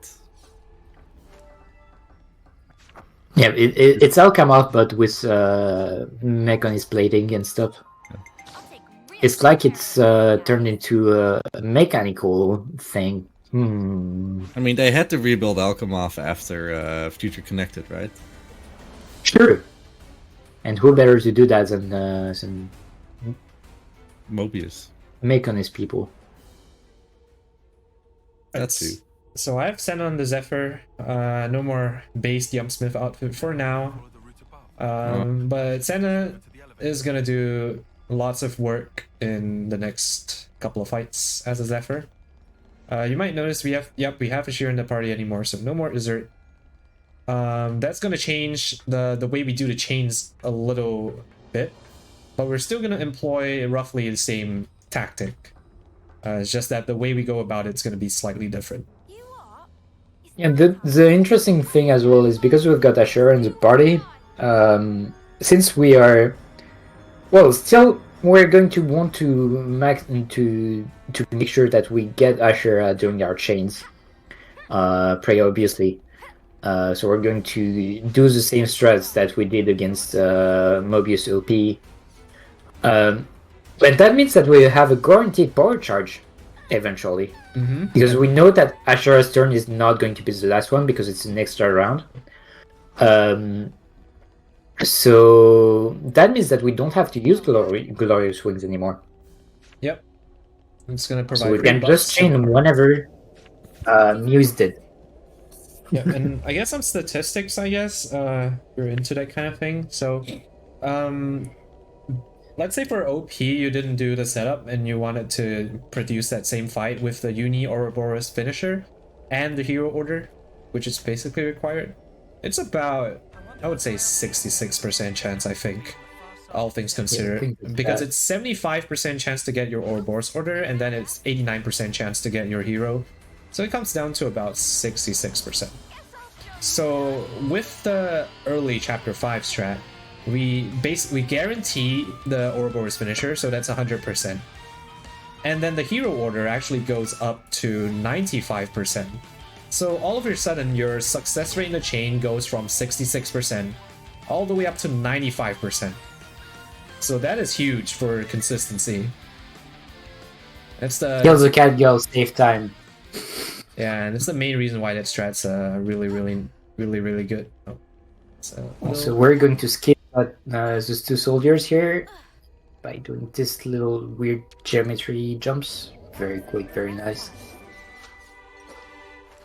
Let's just sneak a peek. It's actually not easy to do. Let's put it away for safekeeping. But he did it so fast. That's why he's on the screen right now. He's so good. That's true. Well, there's this fight coming up next, which can get a little sweaty. If you play right, you shouldn't run into much issues, but Oh, you think you can take me? Look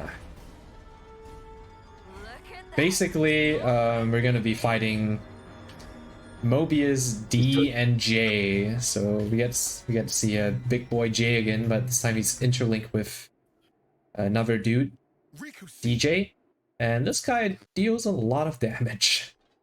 And he has AoE blaze arts that inflict a ton of AoE damage to your entire party, and it can get really messy if you're not careful. So I'm gonna do my best to concentrate here.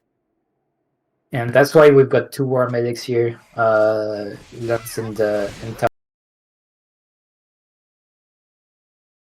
Removes the debuff, because also we don't have Izzard anymore, so that's one less healer. Instead we've got Ashera, who's kind of going to try to tank and also trying to not die, which she doesn't do a good job. And that's why it's pretty nice to have devotional necklaces. Because Ashera is going to die quite a bit. Because that's what she does. I'm gonna bring both of my war medics away because I'm expecting a Chaos Arch here. So you could see right there, and that was really fast. I'm gonna bring her away. There's the Chaos Arch. You really want your war medics to not be in the AoE of that because it can one-shot. And now I'm gonna start protecting my war medics because I'm expecting a Doom Rain soon. There we go, there's the Doom Rain. So, okay. Again, if all war medics die, then it's run over because no one can be revived, and that means that the war medics can be revived, and that means that you're probably dead. Now Mio needs to take the aggro, we build the chain. And please no AoE. Okay, oh no, he targeted Ashira for some reason. Please don't use Chaos Arch. Just kill me right now. Okay. Thank you. That took a while, but we got it done in the end.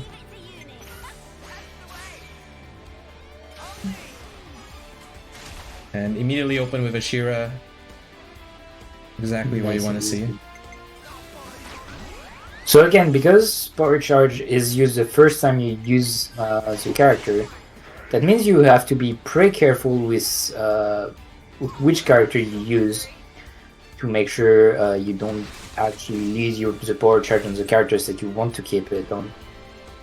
Namely, the attackers you want to at least have 1 or 2 attackers who keep the Power Charge throughout. So obviously Noah can't keep it because he's going to use it on his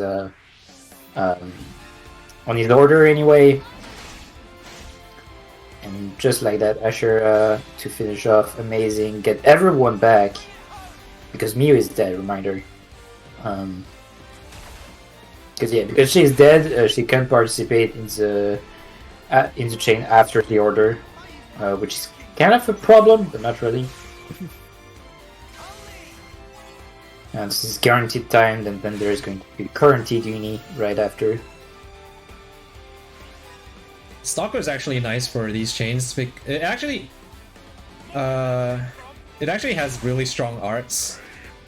Namely Rapid Shot, which just has a ridiculously large multiplier for no good reason. Yeah, the only thing with Stalker is that it's really slow at doing attacks most of the time, so it's a big problem with that. Yeah, and a lot of its damage, it loses a lot of damage as well if you don't have bleed. It has extra damage when the enemy's bled. Oh, nice lead there. I mean, we account for those in the chain, so we don't actually need the bleed. It's always nice to have extra damage though. But yeah, again, you want the Stalker unlocked on your other party members, and it just does more damage than other classes you have at this point. So just use it. There you go. So yeah, Asher doesn't come back here either because, you know, she doesn't come back. So even there for the Ouroboros order, she doesn't come back. But that's fine. We've got 138 on Noah. So and we're gonna get one big hit here. He is bleeding. Let's see if we get some. Oh, that's nice damage. That's a lot of damage actually. Big crit from Noah there.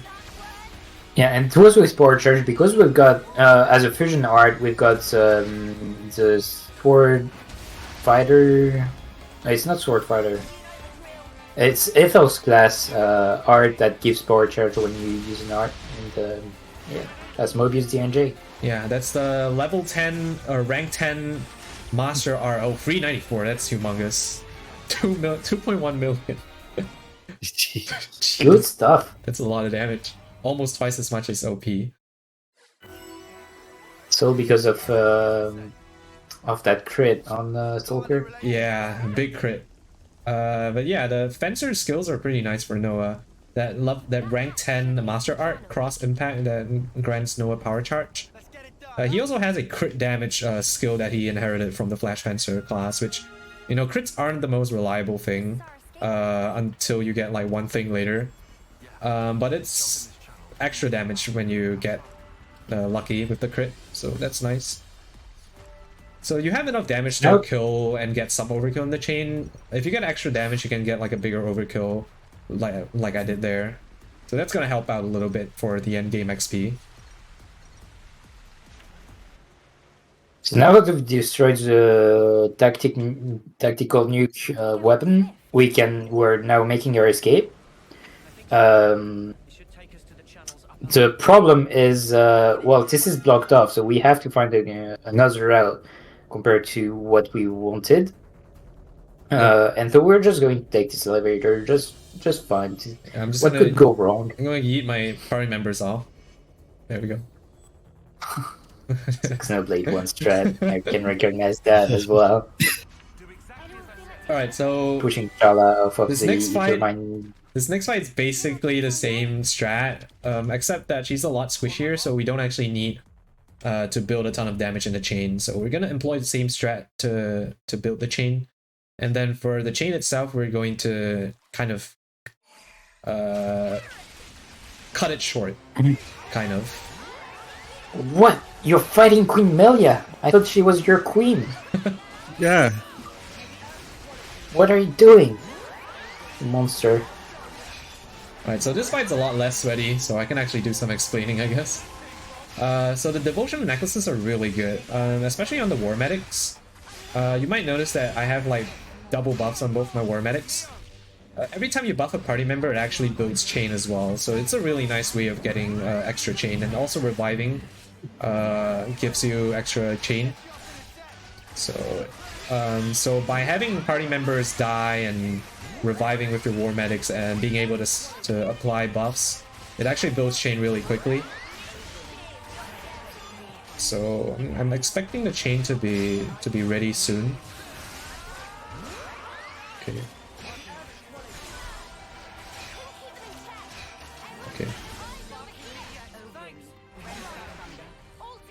Okay, so Thanks to the track for fighting the queens, by the way. It's really good. And right, so I'm not really gonna be. I'm just gonna rush to the Ouroboros order here because I don't really need much damage from my party members.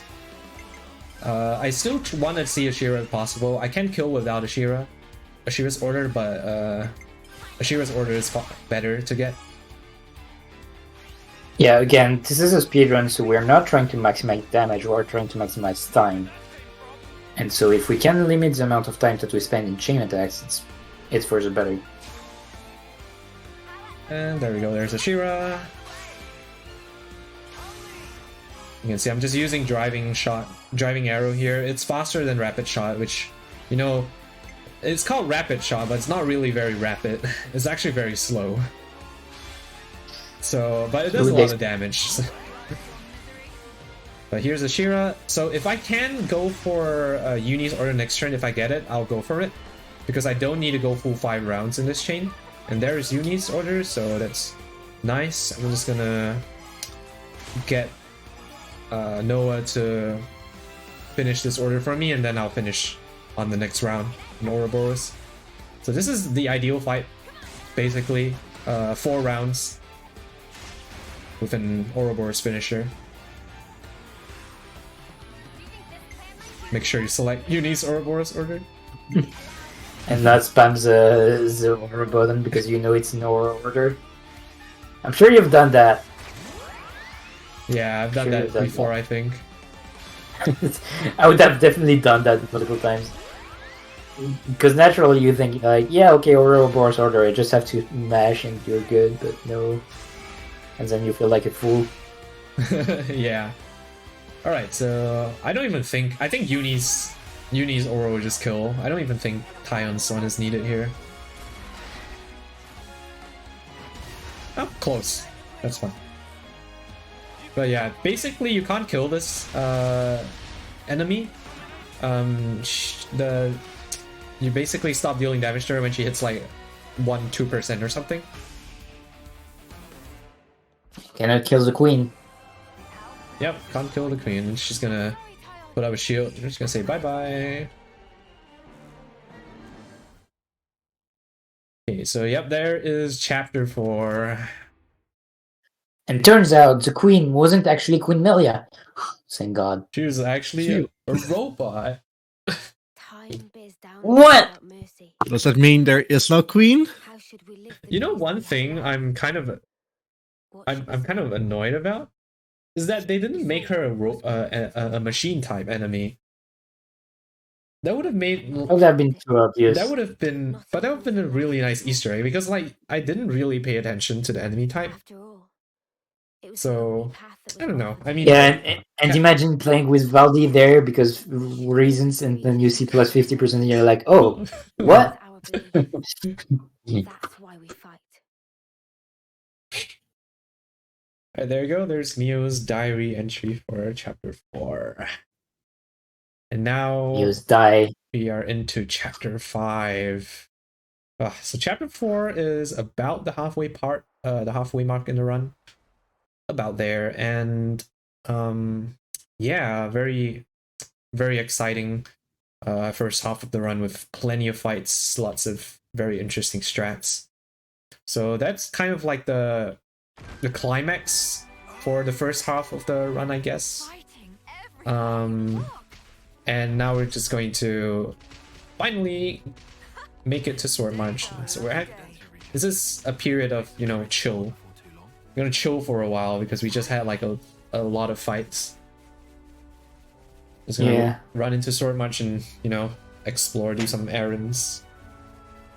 Yeah, you know, it's that moment in any kind of RPGs where you hit the city and it's a city of cutscenes. Thankfully, because this is Xenoblade games and you know it's 2023, we can skip cutscenes, so we don't get to see the whole giant movie, even though it's like pretty cool. We don't care about that in the speedrun. But don't you want to know how babies are made? I do. All right, so let me explain. It's really funny. So what so good. What the city is that it's kind of like, okay, so you have like your Kevas and Agnes people, and then you have people in the cities, so they are like not bound by the flame clock. So they basically they're normal people basically. They aren't bound to the 10-year lifespan that the Kevas and Agnes people are.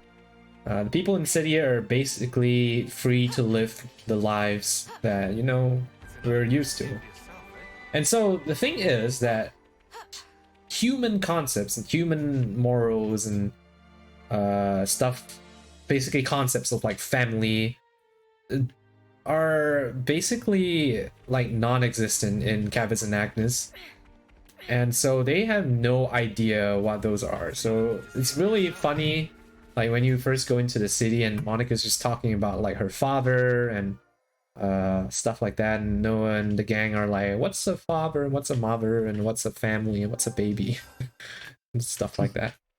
It's really funny, but it really drives home, like you start to realize that like they're so different. Like even though, you know, they look like people, but they can be so different because of that environment that they're raised in. They just have no concept of family whatsoever.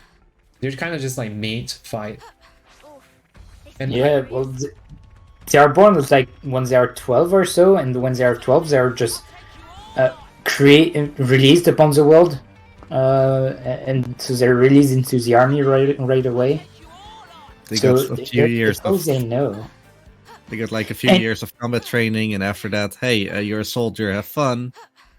Mm-hmm. It's really well made in the lore because right away, right from chapter 1, they meet with Van Damme, who is an old man, and they're like, "What the hell is an old man? Why does he look so like that? He doesn't. Why does he have he looks weird. Why does he have wrinkles on his face? Because everybody dies when they're like 20 or something, right? So they never get old.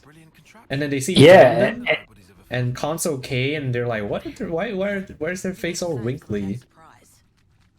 Yeah, and that's I think that's honestly why the chapter 5 cutscene works so well. It's because we got used to the idea that they don't know what an old person is. So when you get to the city and they don't like you know they don't know about families, and then that's at this point that you realize they like truly understand what this means. And then you get all these moments where they discover what a family is, what is a baby, and it just works so well. It's so touching. Yeah, it's phenomenal. Despite it being just normal stuff, it's just so simple and it just works so well because there is this whole narrative that has been driven since chapter 1. It's not something that they brought up right away on chapter 5. Like they build on it at the beginning of chapter 5, but it's something that is the lingering ideas in chapter 1. And that's why I think it works so well. It's just so well made. It's so good. It is really good. I love the story so much. Okay, anyway, we're about to go into the city. We're joined by Monica, Mommy Monica, and we have Shania, who seems like a very good person. Yeah. Totally not an edgy girl who looks at us from far away and doesn't seem to like us at all. And is totally going to be fine at the end of the day. Yeah. For real talk though, I really love Shania. I mean, I just think she's really well written as a character. We don't get to see Yeah. much of that in the speedrun of in the speedrun obviously, but you know, if you play the game, I think I hope you'll be able to appreciate, you know, some of the writing that goes into characters, even though they're not main characters as well. A lot of them have really good writing. Yeah, it's just like every time she's here, you realize how she's been going through the worst life choices and psychology all by herself, and you just can't help but want her to have been taking different choices. Mm-hmm. You just 'Cause, feel like as much as you can hate her, it's like, oh my god, I wish it was different for you. yeah, exactly. You really feel for them. And that's the power of, like, you know, the storytelling in this game is just so magical. Really love it. And here Yes, people are saying that we're Ouroboros. We're different basically, we're not like everybody else here. Alright. We've made some new Is it because we're Ouroboros or because we're Kevis and Agnes? I think it's more Uh, like the second option. I mean, there's also the third option where we weren't supposed to be Ouroboros. Yeah, so basically Sure. Shania and like a bunch of other people were supposed to be Ouroboros, but Fandom kind of used the thing on us, so we became Ouroboros instead. So Shania's kind of angry. But yeah, We've made some new friends. it's kind I of mean, it's us or no one. So Yeah. anyway, here's a little tour throughout the city. Shania is showing us around, but you know, we don't actually need to follow her around. So we can Thank just God. yeah, because they're actually pretty slow. See, that's the weird thing, is that okay, you actually get movement speed bonus once you go into Colony Tau. But for some reason, like the NPCs that you have to follow around don't get movement speed bonus. So you're kind of just forced to wait for them. But yeah, good thing you don't actually have to wait for them. You can just run to the next cutscene. I mean, even when you were supposed to follow Mecafren is really slow. Mm-hmm. And if you think like, okay, I have to follow you, and you take the time to follow him, he's very slow. But it's a friend, it's okay. Yep, I love you, Mecafren. Same thing for footprints, kind of. A lot of footprints, you can just like inspect them, and then you don't actually have to follow them. You just go to the end. Well, some of them, not all of them, but The story ones you don't have to, but the side quest ones you do have to follow, like side characters as well. yeah. Oh, by the way, that cutscene there just now was the baby cutscene.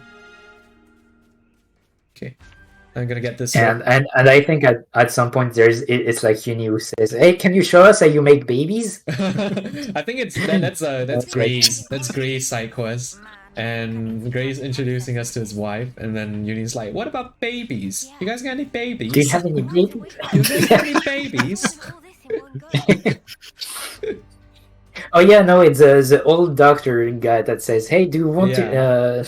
Who wants to know how babies are made? And it's just so cute because they look so joyful at that moment. It's just so innocent. It's just so cute.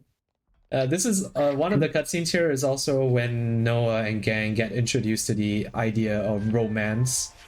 Basically, you know, because they're soldiers, they, you know, romance obviously it's no role in a soldier's life.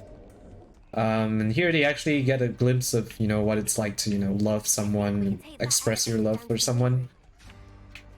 So More like express their love for someone because they definitely feel something for each other. yeah, but they don't know what it is. That's the thing, because, you know, another Yeah. really nice part about this story, they didn't have to write this at all. Like, they just show you through their interactions with other characters that, you know, the concept of similar to the concept of family, the concept of love and affection just has like they just don't know anything about it.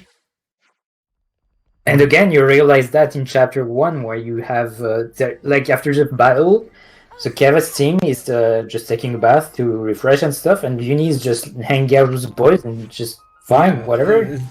Yeah, that's the thing. Human morals, they don't apply in this world. Like, the guys are just freely bathing with the girls. Like,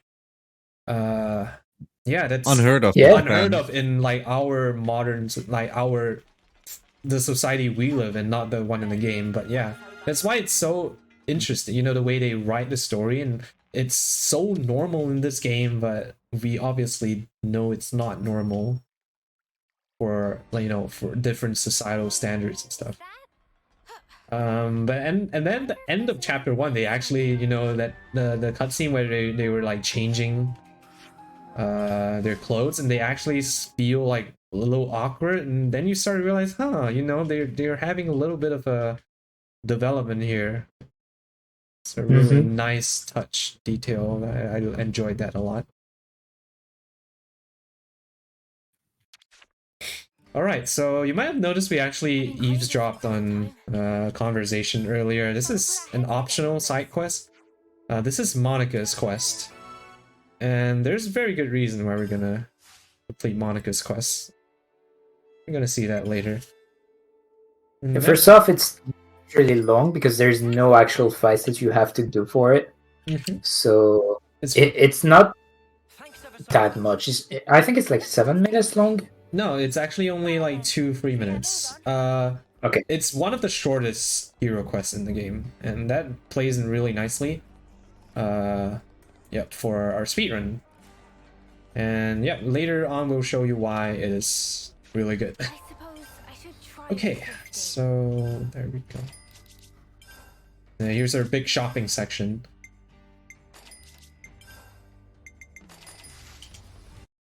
Oops. Nice pose. I didn't remember there was a pause button. Yeah. Yeah, so we're just gonna do Monica's quest right now. I bought a lot of accessories there. This is the first big like shopping that we really do, because and this is where we can actually start to get some really good accessories. So what I got there were titanium temple cards, basically increase HP by 30%, and then silver belt for uni. We already know what that does, and then we have carbon gloves that give dexterity 30% boost, and that's going to be really nice for boosting our accuracy later. And in this chapter in particular, it's going to be very nice. And yeah, now we're going to do Monica's quest. I'm going to go back all the way to Etia to pick up some stuff. Basically, remember Vandam? And he had like two dudes, Yu and Zuo.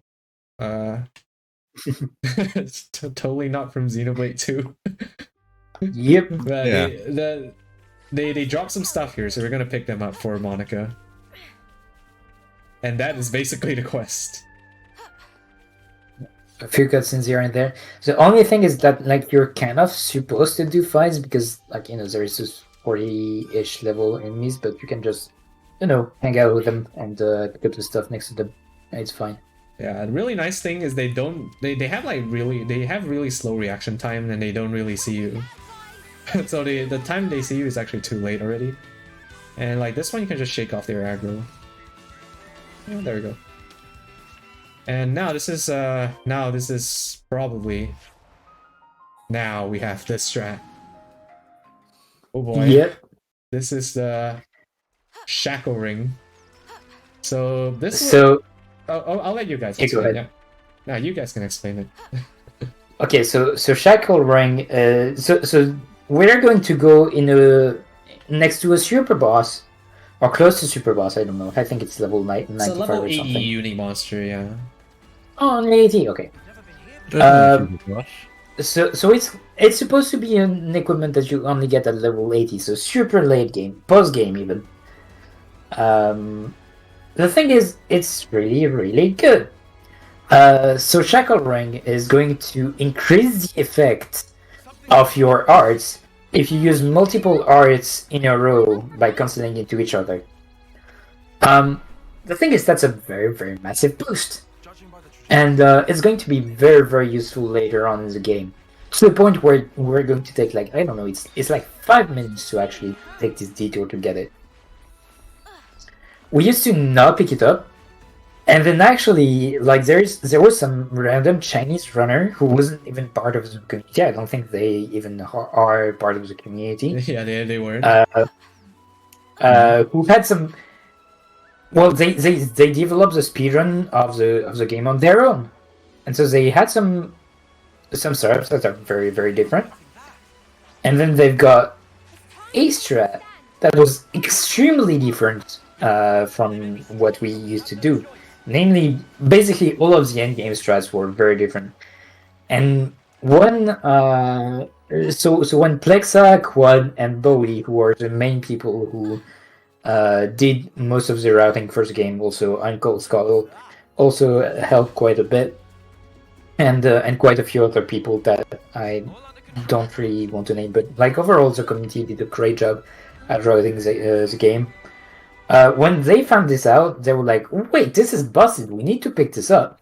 And so there was quite a bit of free routing that was done in order to go through this level 80-ish area. As you can see, if we are hit by any of those guys, we're kind of dead. Get through this cave, pick up the shackle ring, change all the strats, and yeah, so the Chinese runners are Shin and Yinse. I'm not sure if I pronounced that correctly, but that's my attempt. And so yeah, this shackle ring is completely going to change the end game. It's not going to change anything until that point, until after we finish chapter 5, but afterward that's going to be a very, very interesting way to do the fights. Yeah, it really was. It basically was like a paradigm shift for routing. It basically turned the endgame route like on its head, like completely. Yep. Like a 180 degrees turn, and just like add a couple more spins in between. It's so different, and yeah, it's meta changing. Yeah, it really is. It's meta defining, and it's just such a cool strat. And even then, afterwards, after we discovered the shackle ring, we continued building on like the strats to optimize the fights even further. And now it's like way different from when we started with the shackle ring as well. Yeah, even to keep on going with the shackle ring, at some point there was questions about another ring. I can't remember the name. It's called the chain ring. Yeah, it's a weaker version of the shackle ring. That basically it doesn't give as much damage as the shackle ring, but it's a lot faster to pick up. Basically, what you would do is you kill a unique monster in chapter 5, and it drops a chain ring. So instead of an 80% boost like the shackle ring, the chain ring gives 55%. So you have to make a few concessions in some of the fights, but the concept is that as long as you don't lose more time to the shackle ring, then the chain ring might be worth it. So that's still like uncharted territory, but eventually, you know, we're going to start testing that as well. Yeah, Plexa has been testing a lot with the chain ring, and I think he kind of gave up on the idea, I think. Mostly because of the inconsistency of getting the chain ring. Because the chain ring problem, so yeah, you're not supposed to be able to pick this up, but because the monster moves a little bit further in front, then you can pick up the shackle ring right there. Yeah, and we also did a give up at this once we got the landmark here, and that resets the movement pattern of the unique monster, so it is always, you know, going to do the same thing when we respawn, so we can time that and get the shackle ring while it does not see us. And yep, that is the Algaris Depths detour. It takes about 5 minutes and very worth it. You'll see later. It also gives like a lot of money, which is actually nice. It's like 11,000 gold. And a lot of XP. It's like 11,000 XP as well. It's gonna give you a nice little level boost for this part of the run.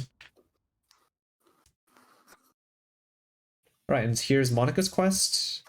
We kind of weave it into the main story quest because as part of the story, we have to go somewhere near here as well. So we finish Monica's quest at that same point. And here is Mommy Monica.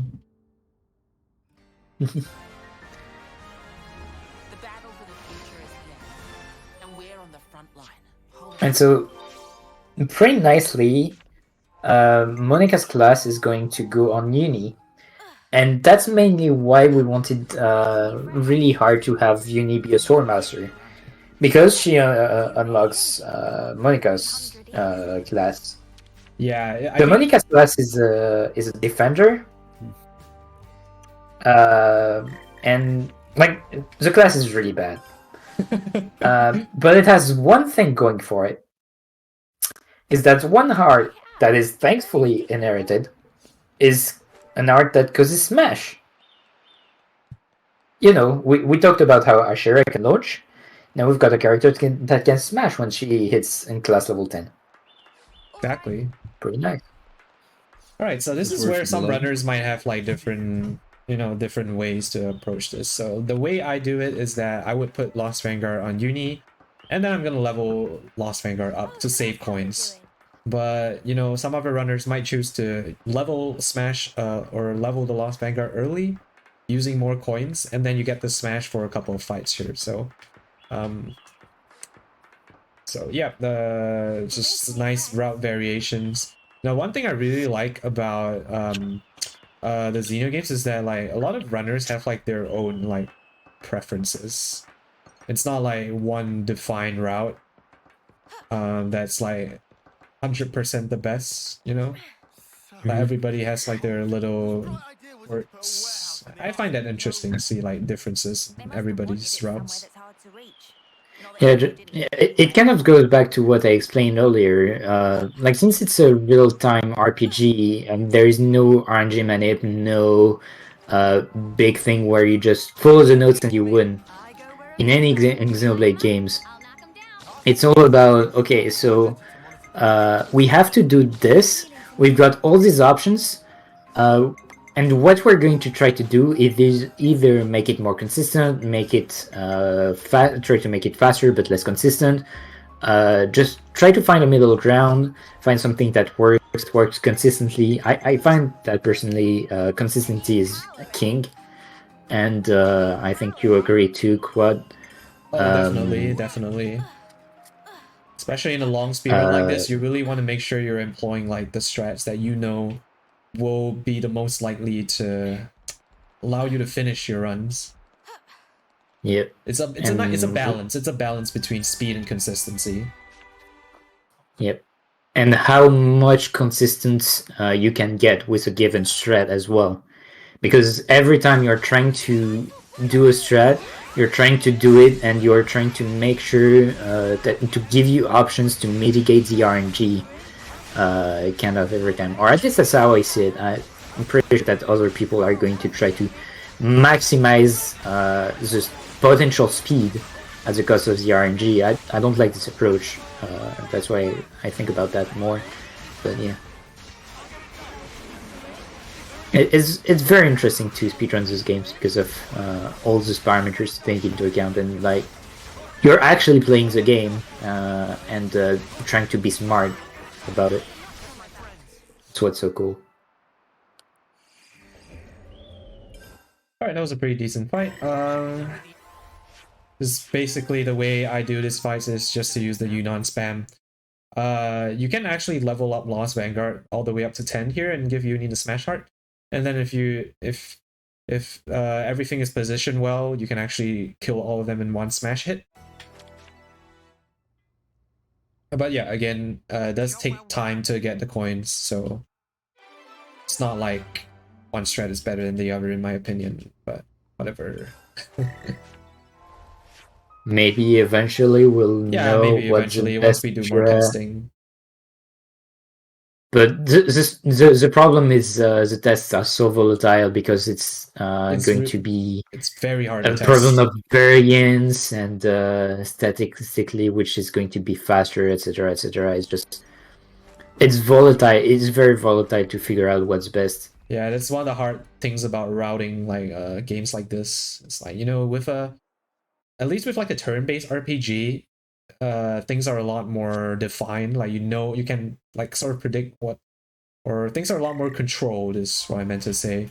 So if something happens, it's probably because of this RNG check or that RNG check.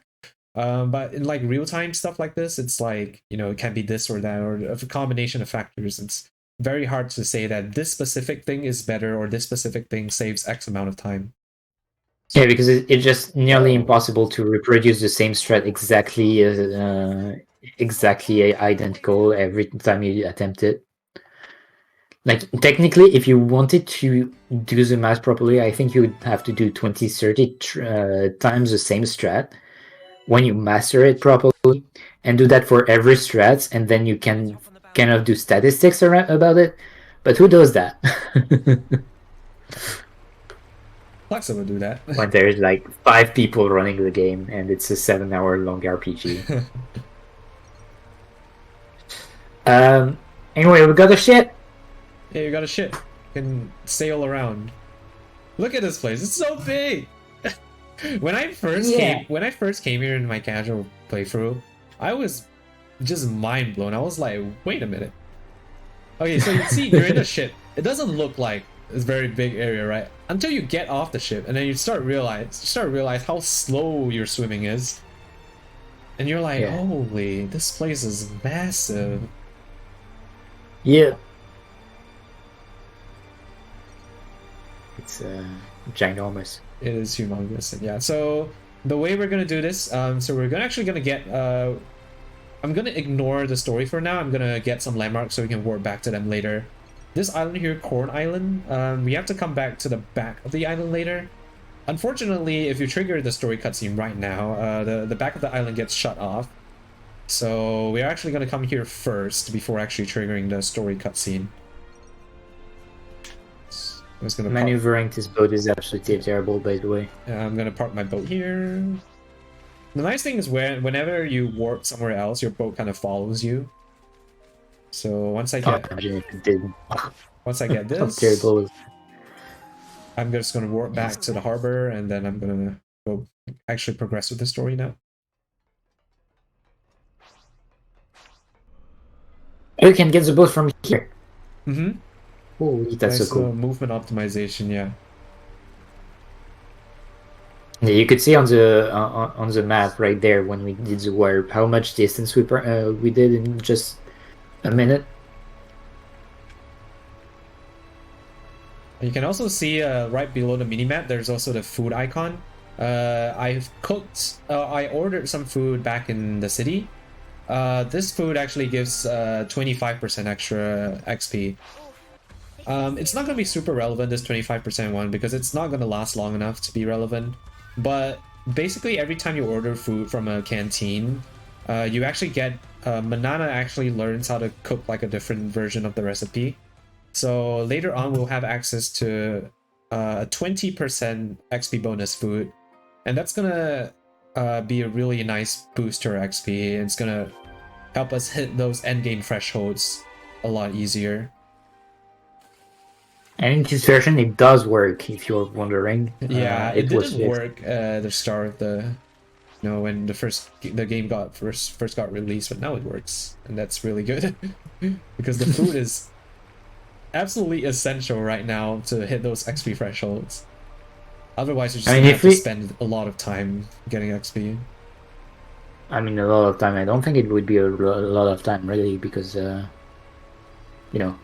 Oh yeah. I mean, you can grind. Animus work. It's still gonna take a couple. Still gonna take a couple minutes, I think, at least. It's gonna be weird. Okay, I'm just gonna do this. I'm just gonna let Lance take the aggro here, just to be safe. This thing can one-shot you if you get unlucky. Oh, there we go. Bye, Lance. But yeah, I'm gonna do a death warp here, and that resets the position of both the ship and the monkey. And yep. So that's gonna have to reset this ship position here, and I can just get back to it without having to worry about aggro again. And you might notice that Tyon right now has a tactician job. He's not actually going to be doing much in these fights, so I'm actually having the tactician on him to farm the class unlock points onto Noah. We are actually going to see, like, the only time tactician's going to be used is later on in the chapter 5 gauntlet. And there's a very niche role that the tactician's pretty good at for that part of the run. But yeah, basically the only time we use tactician in this run. But it's a pretty cool strat, so we'll get to that later. And I'm gonna take a camp here. Nice thing is that you can actually level up in the boat. You've got to take regular breaks. Oh my god, that's so cool. All right. I didn't know Here all of is that. usually where I check my XP as well. So 4,800 is pretty decent. If you get like really good overkills, you can go up to like 6,000. Hey, check it out. 4,800 is definitely good. And yeah, now we basically need like 2 pieces of information. And so we're gonna go and get the first information. And then the second information, we're gonna board back to Corn Island and beat up a bunch of machines to get the second one. Yeah, so the idea here is that we need to get these pieces of information to get into the prison island, which is not Xenoblade 1 prison island, but it is a prison island technically, because we are trying to save Gondor. So, you know, we are the Rohans and we're trying to save Gondor. Totally what's happening here. And so by doing that, we need to locate where the prison is and find a way to exit it once we enter it. So that's the goal here.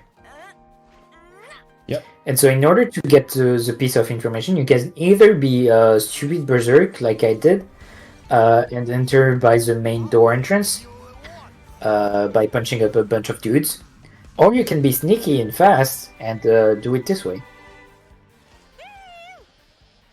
I like fast. This is actually the faster way. Yeah, I think it's at least a few minutes faster, I think. I mean, even NG Plus wasn't able to get the going through the front faster, so no way it's gonna be faster for NG. And yeah, by the way, after calling it out, we were able to go on the things that we've been using since Skevis Castle. Oh yeah, these things, we totally forgot about them, but yeah, we can slide on ropes now. Woohoo! It's great until you realize that most of the time you're going to fall off them because the detection for going on the rails is kind of not really good. Yeah. Also, for some of the pretty cool stuff, especially here, you have to jump off at a certain time, and the timing is pretty unclear sometimes. Yeah, it's a nice little bit of movement tag you can actually do. Is I mean, I'm not doing it just because in case I fail it, I don't have the skills to do it. But you can actually jump off this and saves like I think like a fraction of a second or something. Swag points. Yeah, swag points. It's more relevant in NG Plus, or you know, movement speed or movement tech does impact, like, you know, a lot of the run. Anyway, we're gonna abuse that aggro-de-aggro thing again. De-aggro these soldiers here. I wish there was a ladder around here. Oh, by the way, that unique monster there, Navigator Helios, that's the one you kill for the chain ring. But we're doing the Shackle route, so... Oh, look, a bunch of soldiers. Oh, okay, well... That's unlucky. Take 2. Aren't you supposed to do some Yeah. some fancy stuff? It was I'll do it earlier this time. I went a bit too forward. Okay, there we go. This should be fine.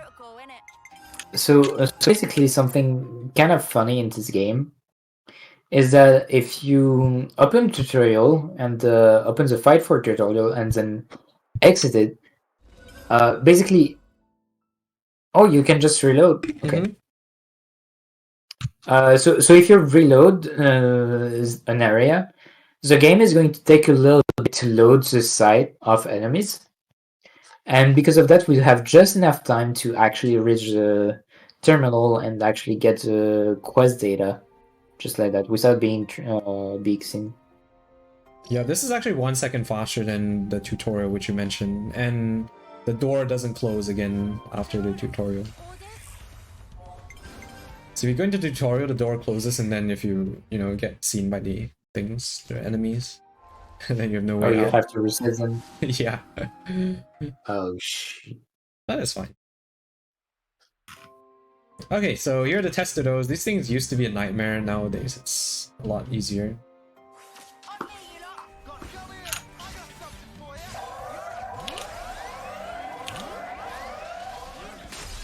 So again, multiple enemies mean we are just going to atomize them. with Very switch nice cancel. opening launch from Ashira. Increases damage taken and also makes it so that they can't evade our attacks. So it's gonna help us burst down this Hestido.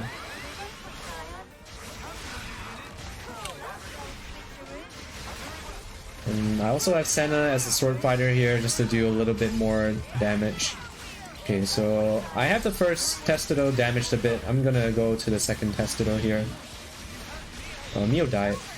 That's annoying. Reminder, the only other healer in the party is Diane, so can't revive Mio just yet.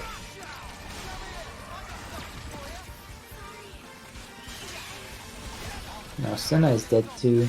So I know I should be able to finish this, and very nice. Okay, that could have been bad, but I got good enough AoE that I was just able to clean up with Noah.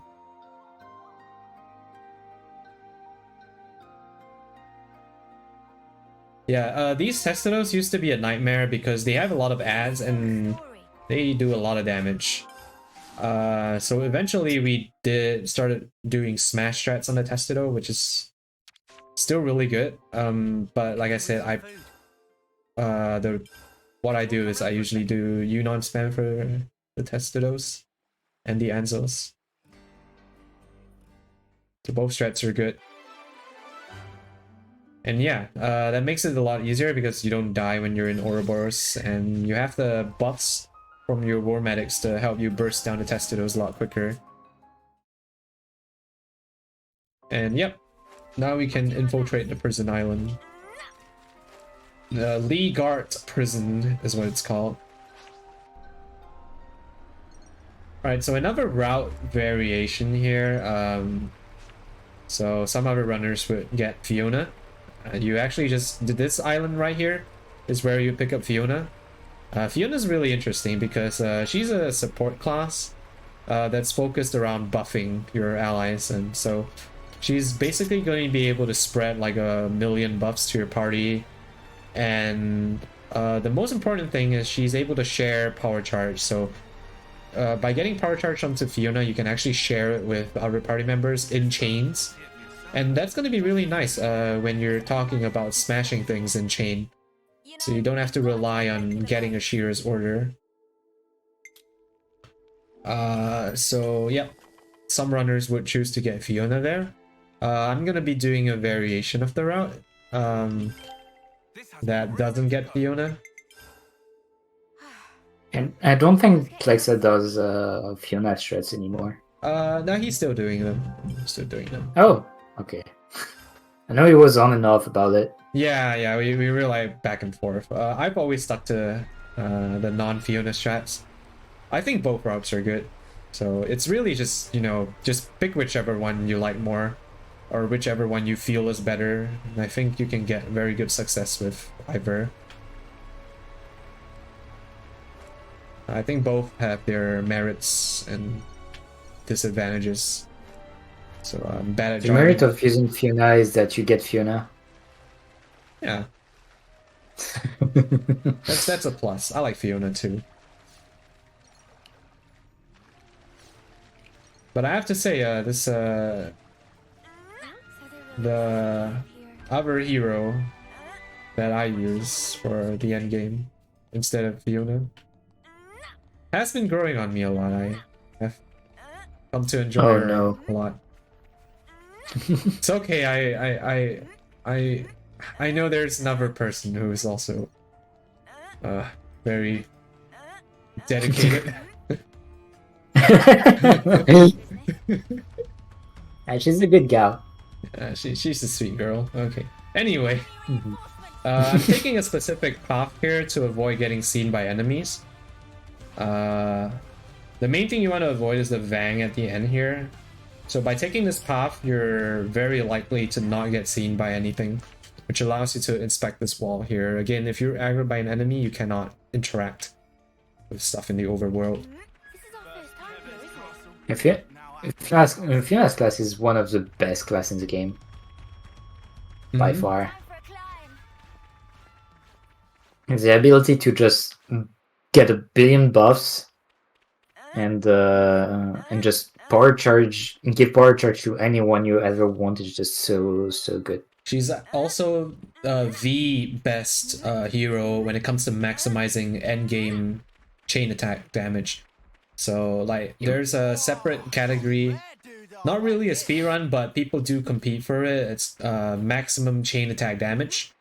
And if you're talking about maximizing how much damage you deal in a single chain attack, you definitely want Fiona because she extends your chain by 2 rounds when you play on easy mode.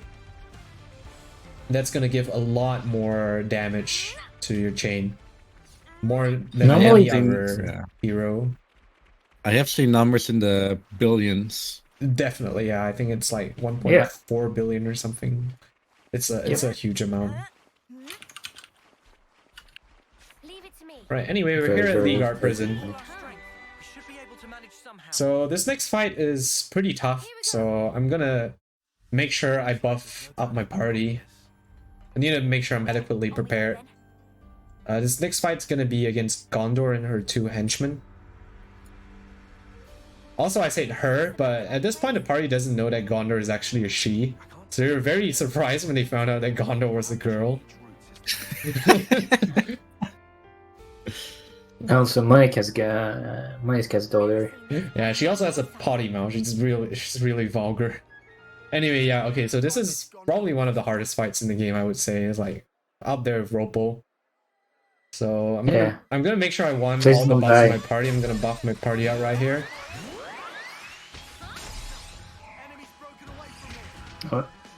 What's happening? No, Oh, no!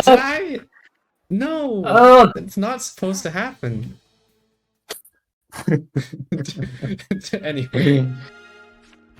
For a second, you got me. I almost thought you were actually going to flood it. I was like, wait, is that strat different from hard? What? No. I think in NG Plus you actually killed him because it's actually faster. It's obviously slowed. Obviously in NG Plus you can just one-shot them. I'll tell you what we should all do. I mean, you have to die too. Yeah, dying's really slow when you're level 99. Or you keep one character at level 1 throughout the whole run, just... Anyway, here's the prison section. So basically what we have to do here is we have to act like we're good prisoners. So we're gonna do we're gonna be at the mercy of the guards here. And so our first task is to do collection simulator. So this is Torna the Golden Country, everybody. You're gonna go and If you want to have a decent idea of what Torna speedrun looks like, Patience is golden. also gonna have some run. The other half is doing side quests. It's a good run. It's good. It's an interesting run. Very collection focus or side quest focus. It's definitely Very different from chill. your average, your normal Xeno games. It's just very chill, all about collection and sometimes there's a few fights and there is one cool fight that's better than Xenoblade 2. Okay, anyway, I'm gonna be collecting stuff. I need 20 of each of these collectibles. Thankfully, there are some NPCs scattered throughout. They're gonna give us like free stuff. And interesting thing about this, the spawns, is that there are a lot of these collectibles are random, but there are actually bunches of like groups of 4 collectibles, and those are gonna be guaranteed. So I'm gonna take like a specific path here to get like as many of the guaranteed collectibles as I can. So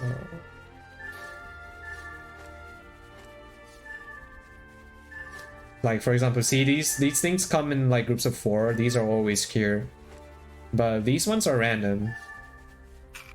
Yep, they're nice. There's the honey plums. Cool.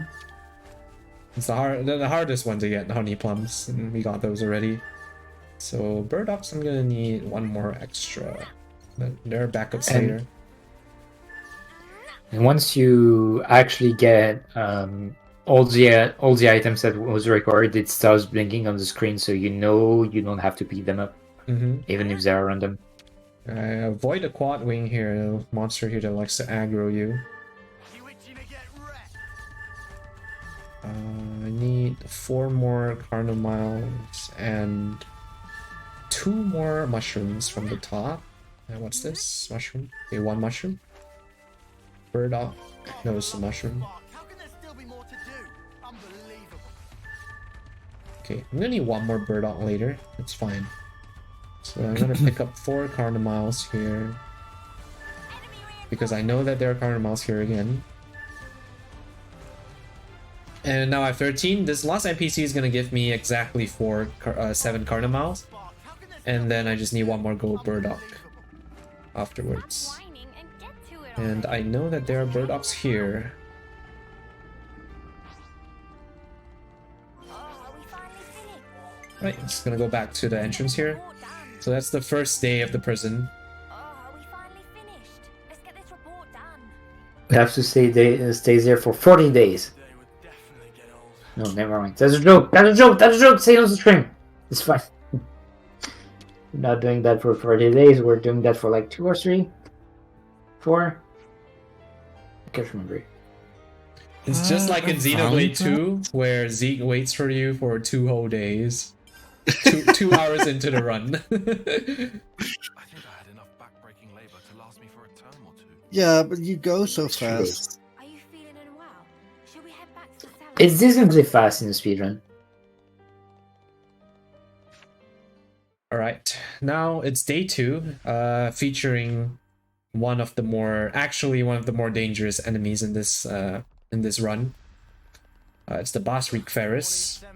And this is one of the fights where I just intentionally take a slower strat just because it's too dangerous to not do it. And this is where we're gonna coin our Vanguard to rank 10 and unlock the Smash. Finally, for Uni. Snuff those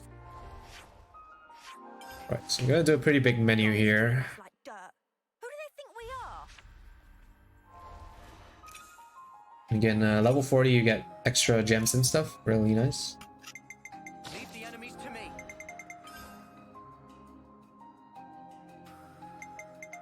I'll hit him, and then I'll provide the perfect defense. Gonna see Senna with an afro again. I'll knock him down. Mighty beast. And Noah with an afro.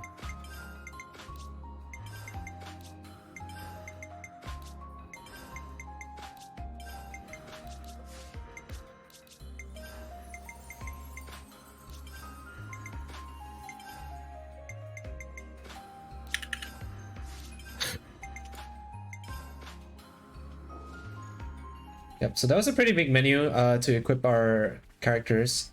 You notice I put Taiwan on heavy guard. So the enemies in this section have very high agility, which is evasion. So I'm gonna want the most accurate party member to be the one landing the topples. And then on top of that, I also gave Taiwan the carbon gloves to boost his dexterity even further, and also the white belt. So this is pretty interesting. The white belt is an accessory that increases topple duration. The nice thing is that the topple duration also actually factors into the final smash damage. So here's the topple and Ashira launches, and here is the smash, and it's going to end the first phase of this fight. And now it's going to run away, and then we're going to chase it down again. So Yeah, smash good, by the way. smash good. This is just this is barely like how good you this is barely scratching the surface of how busted Smash is. Like, okay, this is a relatively weak enemy. Later on, we're going to start taking some really strong enemies, and you're going to see some really big numbers. But yeah, so upcoming is the phase 2 of the boss Reek Ferris. This is it's a really dangerous fight. Once it enrages, it can just decimate your entire team. And so you really want to make sure that you try to delay its enrage for as long as you can. But at the same time, you still kind of want to smash it, because smashing builds a lot of chain. So the strat here is I'm going to be trying to rush to the chain. There we go. There's the break. And so topple, please. There's the topple. She's So gonna first, lo- at this point, we don't have any more days because that would mean that you would miss out on the launch if someone decided to go smash, to go days.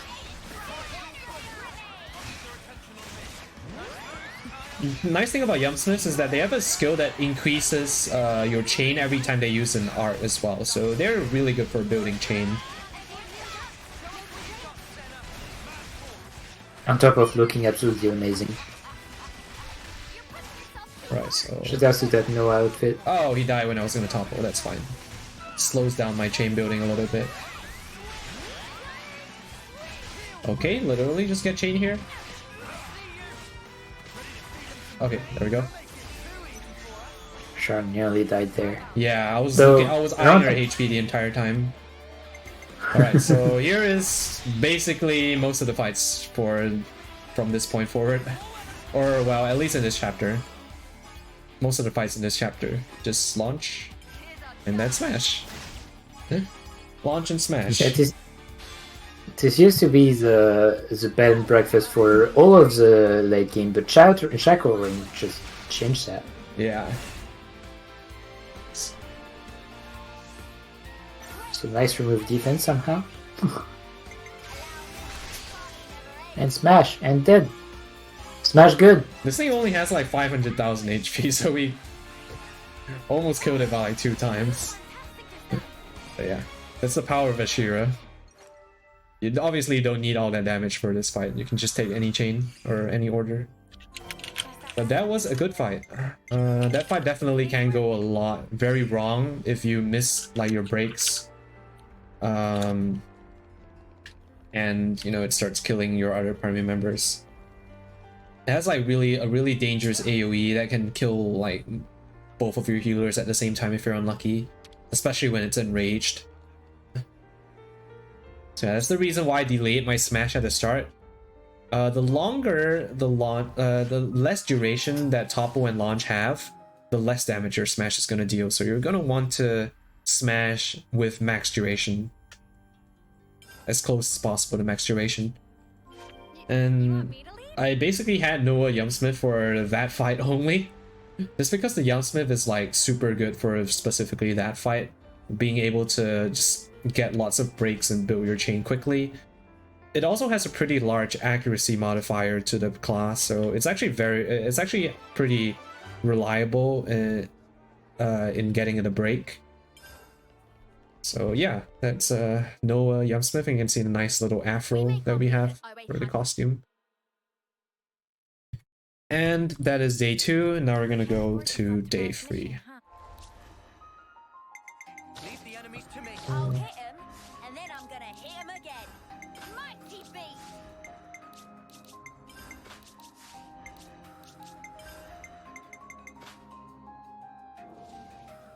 I really hope it'll all go to plan. So you might be wondering, why did I put Union's Fencer? Well, obviously I'm gonna be using the Fencer to smash, but why the Fencer specifically? So we haven't explained this yet, but the Sword Fighter actually has a skill called In Spirit, I think. It's basically a steroid buff that increases damage done to boss enemies and unique monsters. And that's basically why the Sword Fighter is just like the best smashing class for the speedrun for this category. Because it just has like that huge steroid bonus against bosses. But this particular section here, it's not against like bosses, so the Fencer is gonna output more damage, especially when it's able to power charge itself. You want me to lead? Right here, the Garaphas. Everybody hates the Probably Garaphas. supposed to be thinning out, right? Yes, Mom. Taking care of dumb jobs is what us model prisoners do. Break. Topple. Launch. There's the launch and the smash. And smash. Easy. Okay, I'm gonna lure this one here to separate this Garaffa from the other one. I'm the one you want. Okay. Nice break from Senna. Very nice. Hear that, Noah? Let's want something a bit meatier. You didn't disappoint.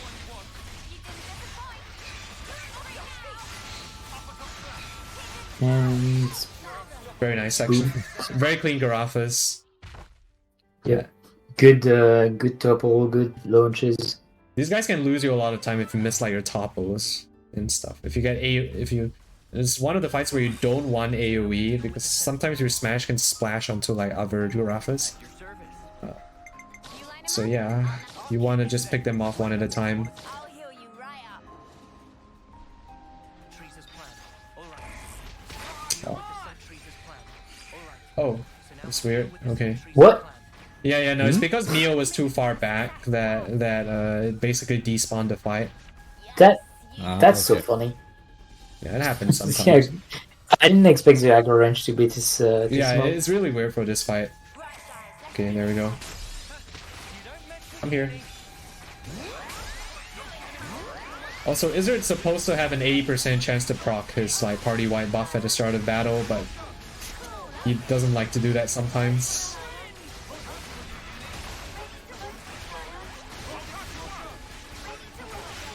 Debuff, poor guy.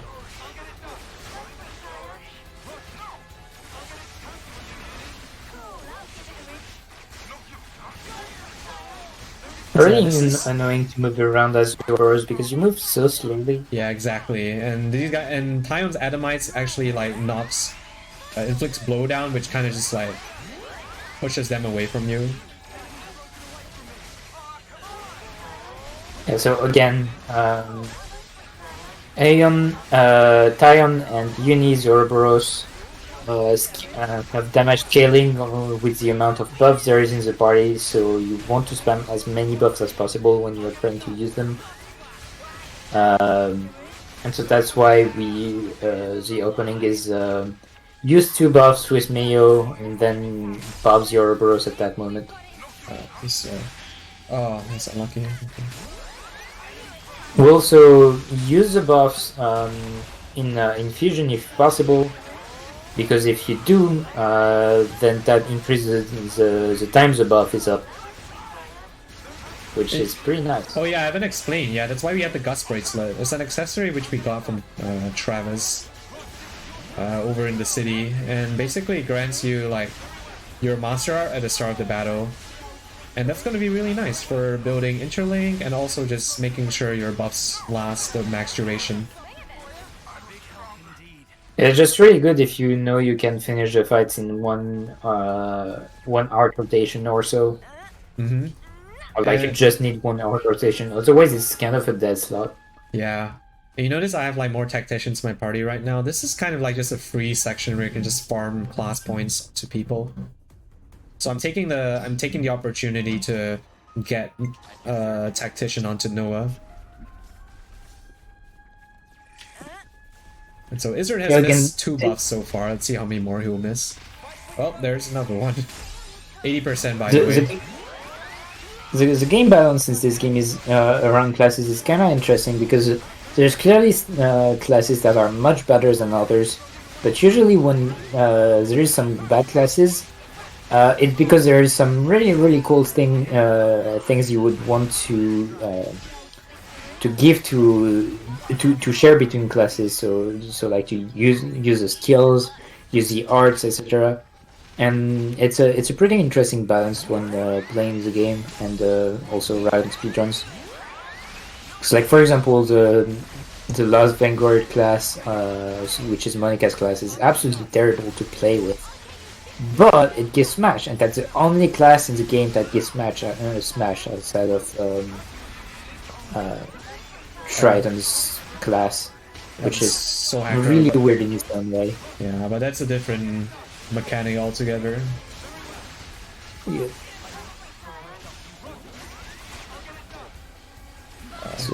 Kill people? That Adamice missed, that's why. Whatever happened to not being careless? Exactly as I said.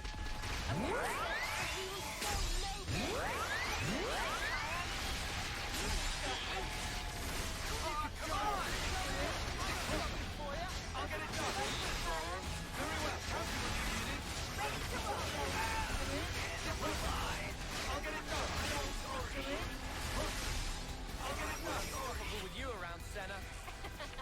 I'm the girl Right, we're almost at the end of this section here. Nice buff from Izzard. So main thing that Flash Fencer gives that is really good is A, capable ends, and B, the power charge art. Both really good things that you can get from Flash Fencer.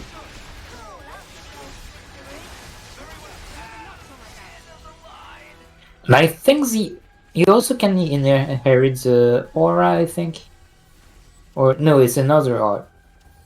I don't know. Not the The aura. aura is You also inherit standard. cross impact and Hidden Thorn, the bleed art. Ah, yeah. Yeah, well, Hidden Thorn is really good damage. Israel Fire. This is the most important. This is the one fight that you actually want to get the buff. It's fine. Nice power charge on the Atomize here.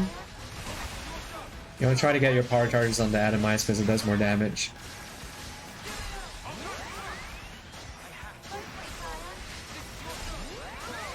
Oh, that one got onto the Uni's art.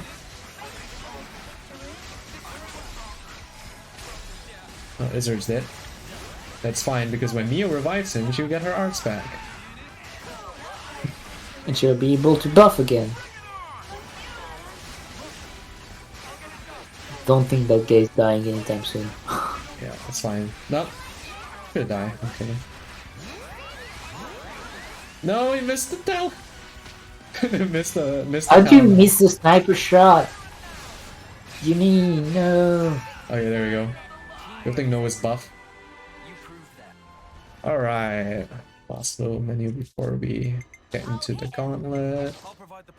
So we're clearly out of the prison now. We finally escaped. We dealt with all the guards. There's nothing that is going to stop us right now. Clearly nothing that could go wrong. And there's totally not a giant gauntlet of fight that's coming up. That's the Well, gauntlet of fight.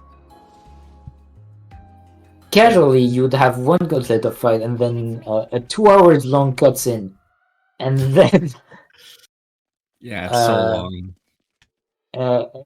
And then the second gauntlet. Well, it's not 2 hours all in a row, but this whole section right there, casually, it takes 2 hours. Just because of the cutscenes. It's just a giant movie, and yeah, it's the end of chapter 5. But so first off, we have to deal with this Texedo.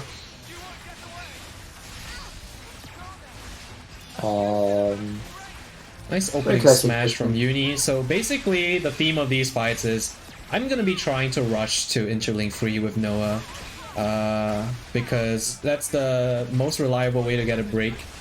And with the Devotional Necklace, they can actually get fusions very quickly, as long as people are dying in healthy amounts. Don't die too much. Yeah, that's why we've got both Noah and Mio to be healers. As long as they, both of them participate in the healings, they can both activate the necklace. There we go. Which is pretty nice.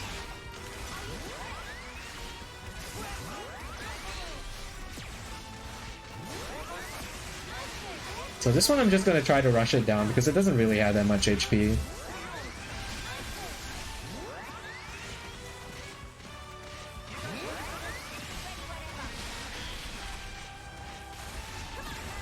Topple would be nice, Tile. Nice topple. Oh, nice smash there from Uni. Big girl. Should be able to finish this. It's the boss after all. Finish off with Pion here. There we go. Pretty good. Nice. Alright, so coming up is M fight, who totally isn't Miyu but from the past, turned Mobius. And yeah, it's Miyu but bad, and we're fighting her. Very nice opening So smash. So this triggers Eclipse Soul here, and basically she's gonna take control of one party member, and then she gets like massive damage reduction. So, Uni dying is actually nice because I'm gonna revive her. Yeah, so I want to try to keep my tank healthy here. At the same time, building my interlink here. So I should be getting my interlink just when the Eclipse Soul ends, as well as when I get my chain. So hopefully my party will, hold out for a little more. Nice. Okay, there's my interlink free. So I'm just gonna. Okay, there's the. So I don't actually need. Oh, that's unfortunate. But because I got a break, I'll just chain here. No need to go into interlink free. And she's pretty squishy, so I don't really need much. That's why we don't need... And at this point, we also... I don't think we really need Neo to be dead in order for the strat to work, because we just really need... yeah, if you see Ashira, you're happy. Smash. Yeah, you kind of just need to launch, and then... if you see Ashira, you're happy. It's probably faster. It's faster to get Ashira. If not, you just go like one more round in the chain. But M is pretty squishy, so like this first phase, she's gonna... Okay, I don't need to pick Ashira there, but... Like, this is gonna delete her HP, and then I'm gonna hit one more time with Lance just to farm overkill. Yep. So yeah, smash good. Smash good. And so to come back to what I said, the escape from prison kind of went wrong, and we got spotted by M and N, for Mio and Noah. But bad. And so fight 2 against M is basically going to be the same strat, except this time we can tell who is going to be controlled by M, because that's her superpower as Mobius. Every Mobius has kind of their own superpower that they can use. M has the N has the power of anime sword by his side. That's about it. I'll get to say that right after. I didn't get the... Oh, she's using Eclipse Soul, so yeah, I'm gonna target Senna here.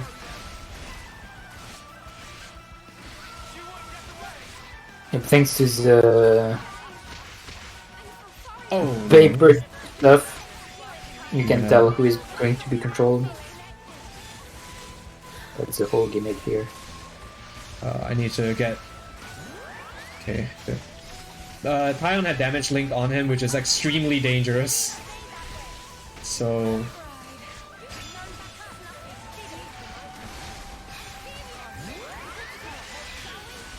Okay. Well, I got the break, so I'll just go. I was a little panicking there. Nice Ashira, that's the fastest way to end this phase. This fight. But yeah, I was panicking a little there because Senna inflicted damage link onto Tyon, and damage link basically is a debuff that makes it so that when you take damage, your entire it does AoE damage. So basically, if Tyon, who has the aggro, takes damage from Mobius M, my entire party might get one shot. That's very dangerous, so I was kind of rushing to... I was kind of scrambling a little to remove that debuff. But very good fight here. We got Ashira. And didn't even need to go into my interlink free. But that's fine for M because she doesn't have a lot of break resist, but for this guy right here, we're gonna need a little more help. Yeah, so enemies can resist break. Okay, well that's the thing. But they can't resist topple and launch, etc. So the big problem in those fights is to actually get a break. Once you get break, you're usually good to finish the whole combo. Nice match. Let me see if Uni takes aggro here. I would like somebody to die just so I can get extra arts. Somehow Uni is not keeping the aggro too much. That's weird. Yeah, I think it's because she smashed a little too late, so she didn't really get any aggro from that. Oh, there she goes. So usually So the problem with the Smash art that we inherited from Monica's class is that it builds a lot of hyper when you smash. And on top of that, since you're dealing a lot of damage because low smash, it's yeah, pretty funky.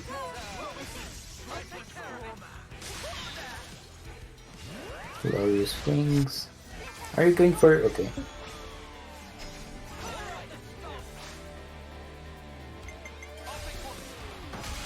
Alright, his HP is actually a little high right now. I was considering using a Mega Spinning Edge to soften him up, but if we get a high, as long as we don't get like a minimum roll here, I think we should be good to kill him. And we're using an interlink free chain here because we start out with a higher damage ratio. Okay, so this is 600. Not the best, but depending on how much damage we do here. Let me block that hit. I don't think we've seen Noah and Muse or Yeah, we haven't. I think this is the first time we've seen it. Like their Cool. Ouroboros. It's nice because Noah's Ouroboros order. Oh, there we go. Oh, that's very low roll. Okay, never mind. We'll just see the. We'll just take some time loss here and see the second Oro. So ideally, what you do is you kill with that smash there, and then you farm interlink. But I'm just gonna, you know, do this so we can get some overkill from him. Yeah, so that was why I was considering doing a Mega Spinning Edge just now, just to soften him up a bit.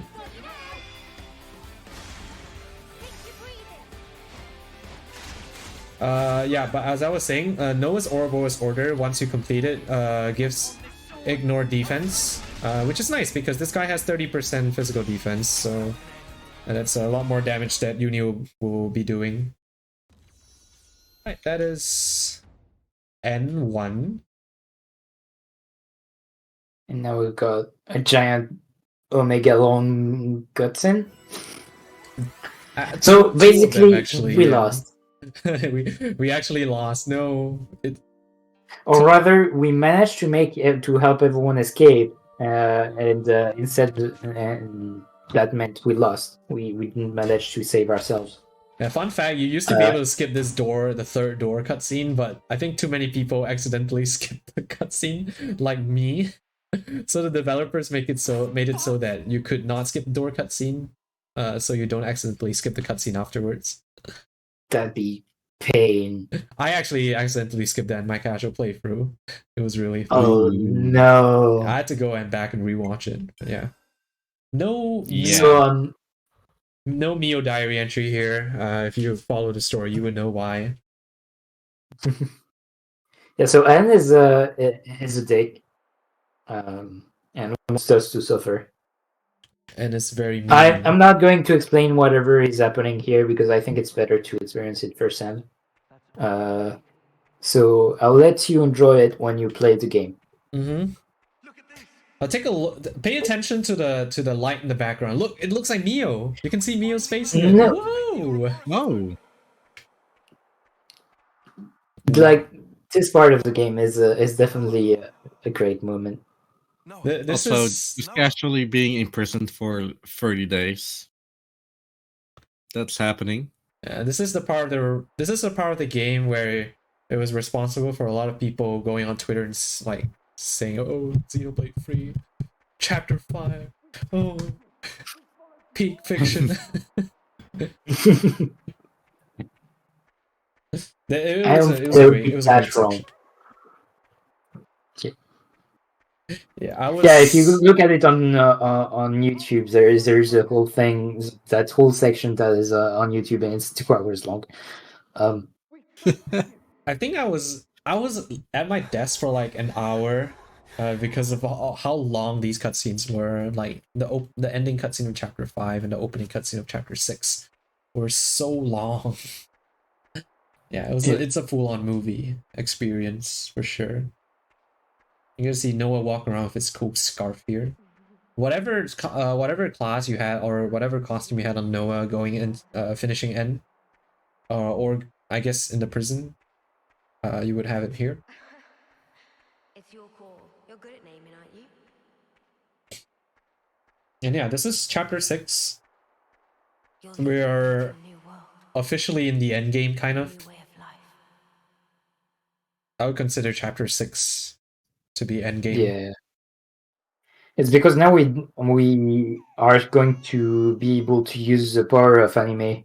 Yep. Right after this next fight here, so I guess late game starts right after this fight, I guess. Wait, there is a fight before you get to... Oh, yeah, right. Yeah, you got one more. Yeah. But it's That's basically the same fight.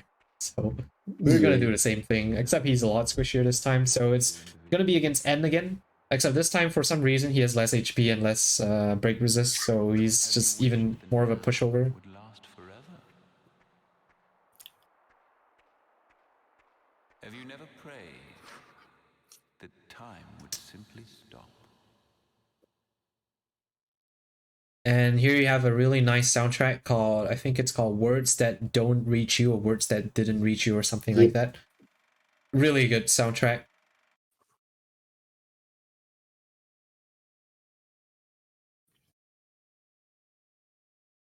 Also a very iconic cutscene here. Of course, we're not going to watch that. So, yeah, this is Agnes Castle, by the way.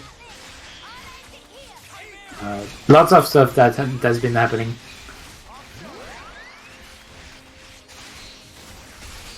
Nice smash from Uni. That's gonna hopefully make her die. Nice. She died basically as soon as I unloaded all my fusions, so that's gonna give me a huge boost to my Intralink here.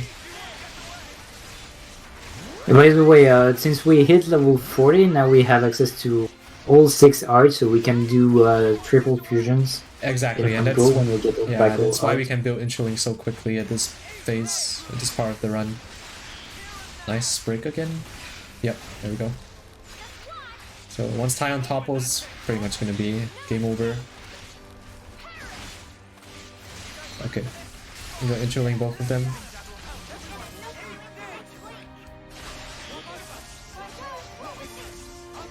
Are those fast? Gonna make sure that it says reposition Uni just to make sure that she's not facing N, because this guy has 10% front block rate. So if you get unlucky, if you get unlucky, you can get punished with a block. So you just want to make sure you don't, if you can, just remove that risk. So this time we are actually guaranteed to kill because he has less HP.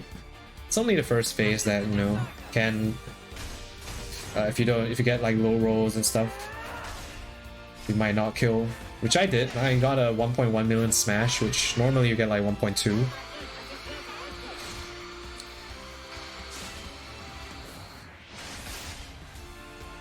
Right, so here's the second round of the Ouroboros. Nice thing about having Lance... Oh, he actually blocked one of the hits. Wow, I was actually facing the front. Yep. Okay, whatever. Good thing I'm overpowered. Yeah. Nice thing about Lance and Senna is that they actually have just enough TP that they missed the 100 TP threshold. So you can just end the chain there. That's to all the 15 TPs, boys and girls out there. Alright, this is anime sword time. And still a big menu here. Before we unleash the power of the anime sword. And I love the anime swords. So from here on, I decided that's it. I'm done. I'm going to use Lucky 7 for real this time. And turns out Lucky 7 is busted. Most broken ability ever. So the problem is, in order to use it, you have to set up the down card, and the down card is like I think 5 times longer than if you remember Overclock Buster. So, I don't know. I think Overclock Buster is 3, so that one is 10, basically. So that takes a while to build from the from 0. But the thing is, Flash Transfer gives you your down card at 80% at the start of a fight. And that's why we've got Flash Transfer right now. Because that means that we can basically start any kind of fight as long as Noah is Flash Fencer, with during Lucky 7. So during Lucky 7 is going to completely change the art setup that Noah has based on the type of class he's in. So if his attacker, his art are going to deal a lot of damage and is going to have access to a bunch of buffs. As a healer, it's going to be a lot around support, but still like a bunch of damage. And as a defender, he's got access to an invincible button, which is pretty funny. But for now, we've got attacker. So basically, what we want to do is build the talent art, because the talent art is going to give access to a combo that is going to do break, topple, launch, and smash. In order to do that, we're going to use Traction Slash, which is a bottom art, and because it has a very high chance to crit, this is going to build the chain really fast. On top of that, so like that's pretty cool, right? Because that's an access to smash that is very fast and very much consistent. On top of that, now on Ouroboros form, he's going to have access to a new talent art, which is going to be a big an art that is going to deal a lot of damage, which is going to inflict a very, very bad debuff, and yeah, that's a talent art and that's a kill. I didn't have the time to explain everything, but basically we debilitate the boss so that it loses a lot of stats everywhere, including defense. And then once we use that talent art, which we built by switch canceling a bunch, we are then going to be able to use a shackle ring effect. So basically, we're going to, once we have the talent art ready, we're going to use all our arts in the final Lucky 7 class to be able to increase the effect of the following art. And that's going to work for every art that you're going to use in succession. So if you use all 6, that's going to stack. And then once you're going to use your talent art, that means that your smash damage is going to be increased by, like, I don't know, 1 billion, whatever, immense amount. And that means that you just can now kill without even having to chain. Exactly. Which is why the shackle ring is so freaking good, is because now we basically don't need to chain anything anymore. Yeah, so it's about a 3 times damage multiplier when you factor in all the buffs that Shackle Ring gives you. Legrand did a really good job of explaining how the Shackle Ring works. And so I'll just add on to that by saying that the Shackle Ring actually is doubly effective for Final Lucky 7, because not only do you get an increase to the arts damage, but you also get an increase to the topple duration and the launch duration as well, which also factors into your final smash damage. So it's going to increase exponentially the damage you do with Final Lucky 7. And even if you're not using Final Lucky 7, by getting your launch on a full shackle stack, you're going to increase your damage done by Uni in a chain by, I think, about like 1.5 or something, 1.6. It's something pretty big. And that's what the Chinese runner understood like 2 months into the game. And that's why they picked up the shackle ring when no one in the Western community actually knew about this mechanic and this thing. And that's why it's just so good. Yeah, exactly. And by the way, shoutouts to Mio's Mobius costume, which we never get to keep for very sad reason. Why do we never get to keep it? Why? Give it to us, Monolith Soft. Saddest of sads. Yeah, no. There's absolutely no reason why Quad is running with that outfit right now. I've been craving some grind time. Oh, by the way, here you get to choose like which hair length you want. Yeah, important. This is important. Yes! Obviously picking the right option. Oh, it is the faster option. It is the faster option. It's also the best option. You also get to see your hair bounce around. Yeah.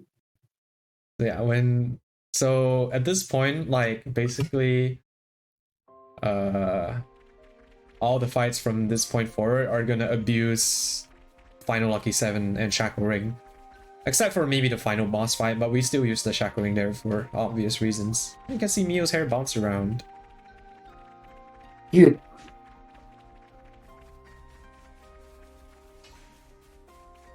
Alright, so now we can finally leave Cadencia.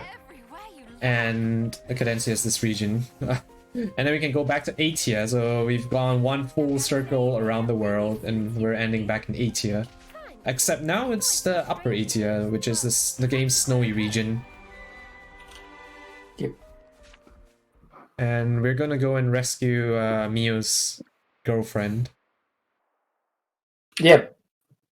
So it turns out, so Miyabi was supposed to have sacrificed herself so that Mio could live.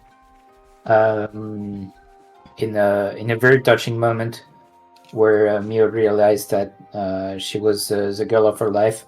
Mm-hmm. And somehow Mio right now, awakened with her new powers, realizes that, yeah, I think Miyabi is still alive, and we need to save her. Yep. And so that's I what know we're doing she's now. alive because she is the one for me. Yep.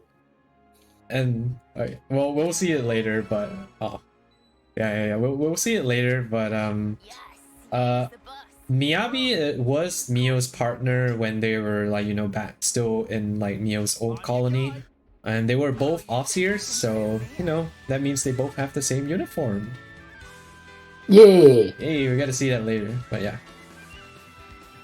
Anyway, So now it's like, now I'm gonna okay, control sure. Lance. Noah is now sure. Okay, so this side quest that you're saying it's not going to be a side quest; it's going to be a main quest, and it's time to save my girlfriend. Yeah. Yeah, no more running around with Mio for this part, because I kind of need Lance to tank attacks. So yeah, Lance is now going to be almost full. It's gonna be pretty much full-time tanking duty until the end, the final boss. Like I said, Lance is the beefiest dude.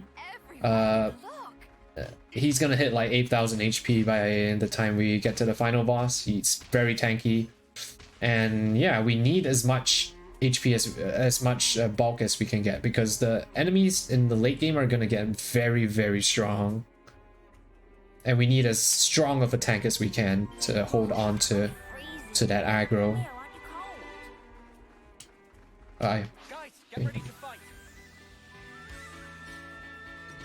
Alright, before that, we are going to make a little detour here to get an accessory here. This is a very important accessory, and it's just really just like barely a minute away, or barely a minute detour or something. So worth it. It's really worth it. Any of you want to explain what it does? Go ahead, Rick. Do you know I don't feature in this game. Okay. So the container has a warped white brooch. No. This is So the warped white. Yep. So the warped white brooch is a really cool accessory that probably you definitely used casually. If you didn't, then you probably should, because when you use it, when you have it equipped, that means that you're ignoring, I think it's 20% of the enemy's defense, this one. Physical defense. The black brooch does the same, but for ether defense. And considering that we're only doing physical damage, that's just 20% extra damage that we're dealing. Yeah, it is a huge Because up until now we've been mostly stacking up extra damage on ourselves, but we don't really have a way to reduce the defense of the opponent outside of Dion's chain order, which we are still going to use, by the way, because that's going to stack. So it's just a straight up giant increase in damage. Yeah, Legrand very rightfully pointed out the fact that it's it's a very scarce source of damage increase. Defense down is one of the hardest sources of damage increase to obtain in the game. So being able to have access to the White Brooch here is extremely beneficial for the entire run. You can see the power of the anime sword here. Yep. So the smash thing is AOE. So like that, Talent is even more busted. Break, topple, You launch, want to- smash, AOE. It's like, what were they thinking? The even better stuff is that so like I explained how as a defender you have some extra defensive bonus. As a healer you get a regen art. So like the final Lucky 7 class also gets a funny extra skills because it's basically a class. You just never know about them. The thing is, so Lucky 7 class gives you access to a 2% Doom effect every time you hit something. So what does Doom do? It's an instant death button. So anytime you hit something with Doom, they die. Yeah. If the anime sword wasn't busted enough. So now it's time to fight mind-controlled Mamba, mind-controlled Miyabi, and mind-controlled someone else, the equivalent of Mamba, but for the Agnes team. I can't even recall the name. And we're just going to anime sword them to death. Oh, Kamaravi actually. You missed Kamaravi. Oh yeah, Kamaravi is also there. Seraph class, one of the best classes in the game that we're just not going to bother with because we've got anime sword fighter with us. Yeah, class busted. Yeah, Doom doesn't work on bosses, but it does work on elite monsters. Important note. So now a fight against Mobius White. So there's two types of Mobius in the story. There's the Mobius that were people that were made Mobius, like Mobius N, and pretty much all the Mobius that we found. And then you've got XYZ for Mobius that were basically like the source of Mobius. Kinda weird stuff, but basically those are the real bad guys that turn all the Mobius into Mobius. And so we're fighting this bad guy. He's the one who killed Miyabi, so we're pretty angry at him. Pretty beefy guy, really annoying, and we're just going to anime sword him to death. You notice I'm building up to Interling 1 here. This is more for consistency, because you actually have a accuracy penalty at Interling 0. So by building up to Interling 1, you can make sure that your Origin Blade has full accuracy. It's not 100%, but it's gonna be even less if you're Interling 0. You get it all to reduce all the stats of the boss. Yeah, okay. Guaranteed debuff. Tyon's already at Interling 3, which is great. And now we just use all the arts in a row.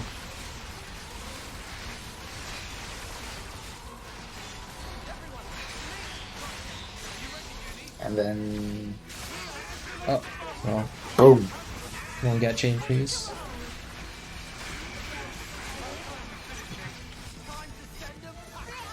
Okay, that was a little trolly. I just didn't get chained by like a hair. But it's fine. Something also interesting to note is that when you've got Tion's Ouroboros up, then the debuffs are going to stay on. The cooldown is not going to decrease. Yeah, exactly. I actually got a skill on Tyon's tree to pause the timer on all debuffs while his Ouroboros form is active. And this is also active during the Ouroboros chain here. So whenever this animation is going on, like the Ouroboros attacks, debuff timers are not ticking. So that's gonna allow me to keep my reduce all debuff for basically the entire chain.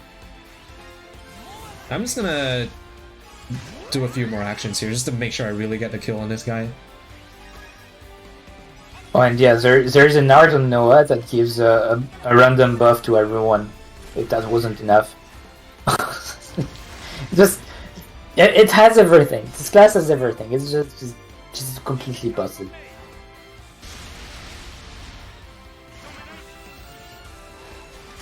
Alright, pretty good fight. So, the main thing you don't want to see is Final Lucky 7 missing.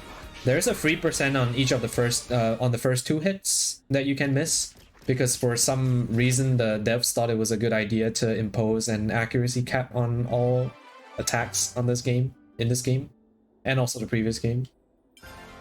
Well, there was only Xenoblade 1 that didn't have that. Yeah, Xenoblade it's a 1 really strange last week. decision, and it's honestly very frustrating when you can just lose a lot of time to missing a 3%. We're able to save you. Might Yep. as well, yeah?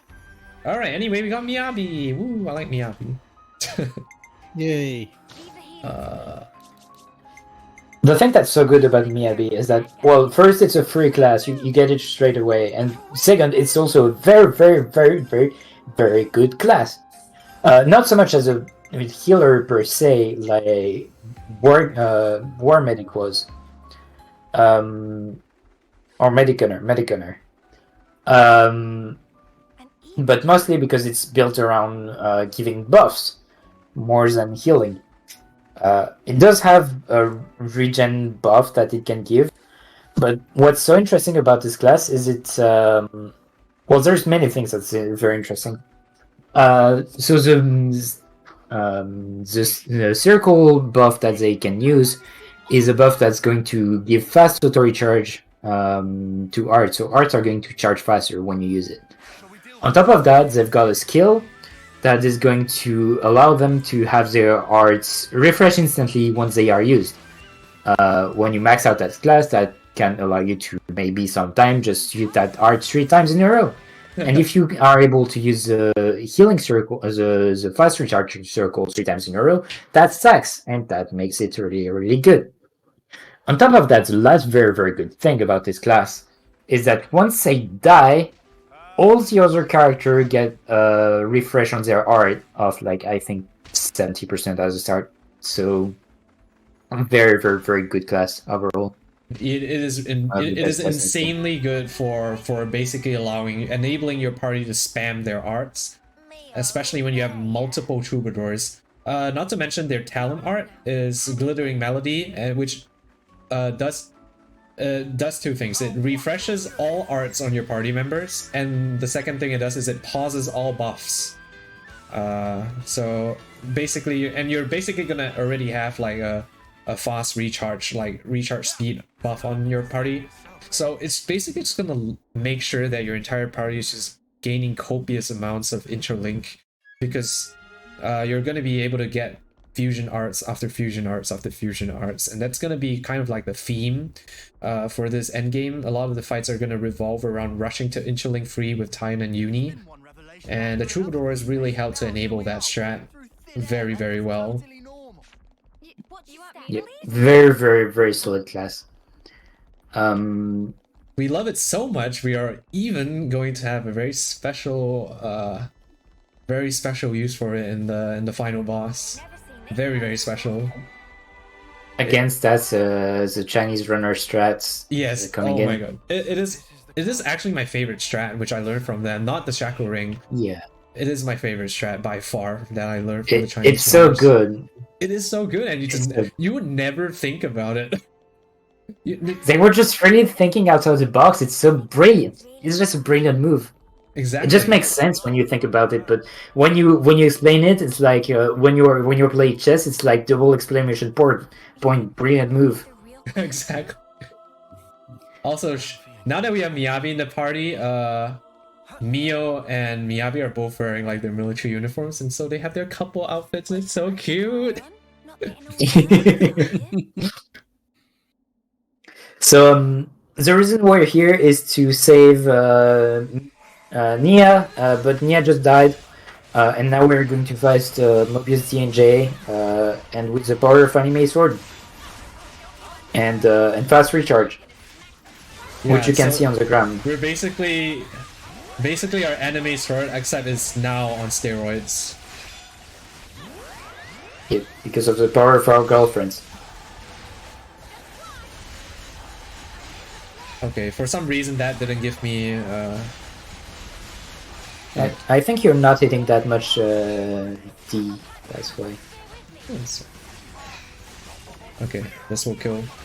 As long as he doesn't use immunity art here. Yep, very balanced. Very balanced art. This fight took me forever in hard mode. It's so stupid to see it done so fast.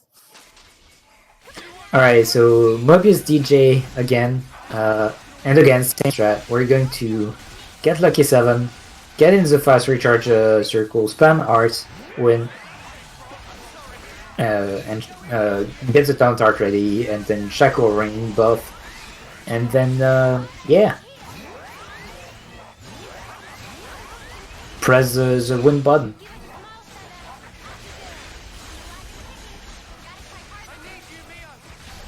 If you cannot tell by the way Tachyon Slash is Noah going so fast that you don't see him moving, but he's doing a bunch of slashing on the boss. It's really anime sword fighter.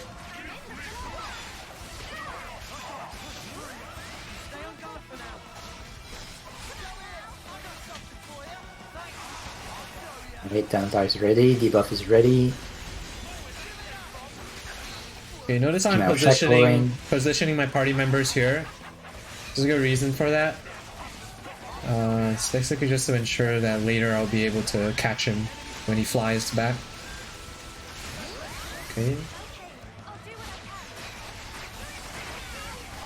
Now the problem with smashing like that is it means that you're going to take the aggro, and if you die while in final Lucky 7 form, because that can happen, There we go. you're not invincible in that form still, you're still just an attacker, you lose your talent art.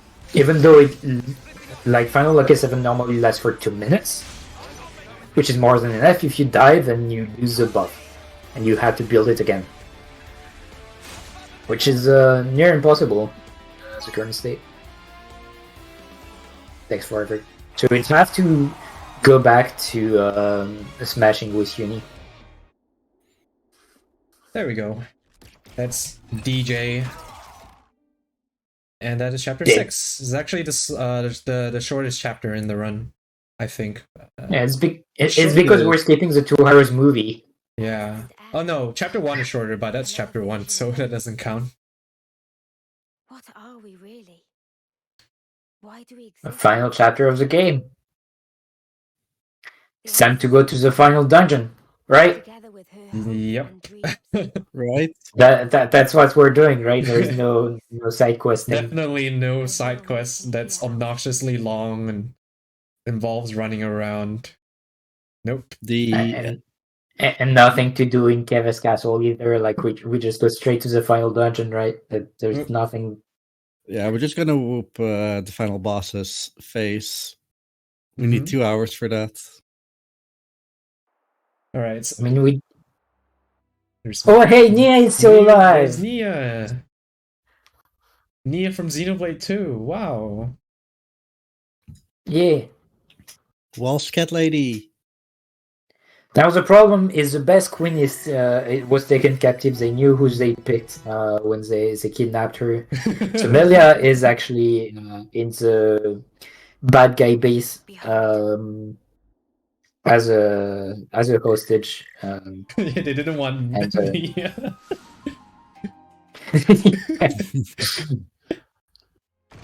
No, it's just that Nia managed to escape in time. Yeah. It's really funny the way we were introduced to Nia in this game.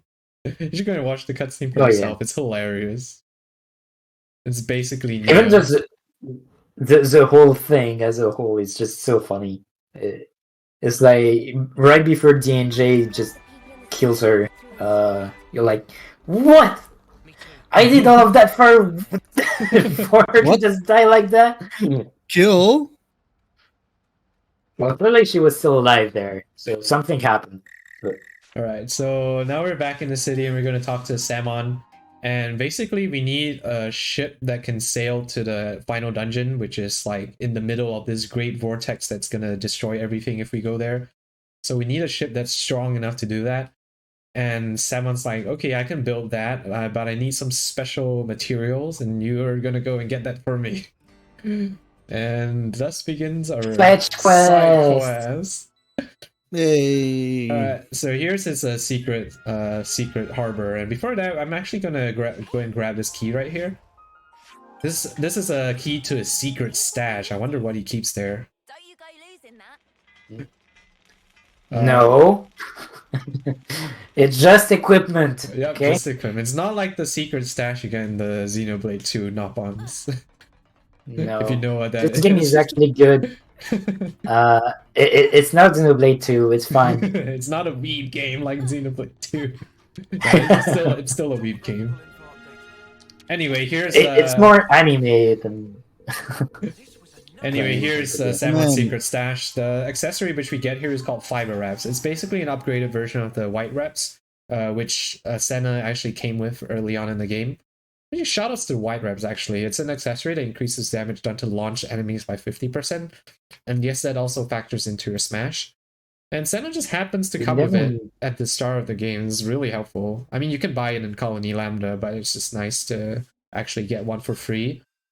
But yeah, Fiber Reps is the upgraded version of that. It increases damage done to launch enemies by a whopping 105%.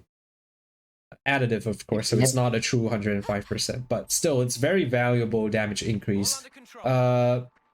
Versus our current setup, it will increase Uni's damage by, I think, close to 20%, which is a lot. And we want all the damage we can get. We somehow never mention white wraps. Yeah, well, someone never just so important. Yeah, and the reason she comes with that, Senna comes with that, is that the Ogre talent art, which is not really good, is allows to launch. So that's kind of your only source of launching for most of the early game until Ashura joins. But that's also not very relevant because you're not really using talent art too much in the speedrun. Yeah, you can see really like along the way people just sort of gravitated to more consistent strategies, like I mentioned with the Ogre, using Ogre for the breaks. Eventually we found that that's still not consistent enough. Also Ogre has pretty bad accuracy, so we're going for stuff like interlink free, final lucky 7, which is guaranteed to break if it connects. So worth noting, there's some cool tricks that we're going to do with Final Lucky 7. It has to do with a setting that we never mentioned throughout the run. Is that by default, when you use a talent art, the talent art is by itself a cutscene that you are forced to watch and you cannot interrupt it unless you turn combat an option off. I think it's battle camera combat or video. something. Yeah, I think it's called battle camera. Yeah, battle camera.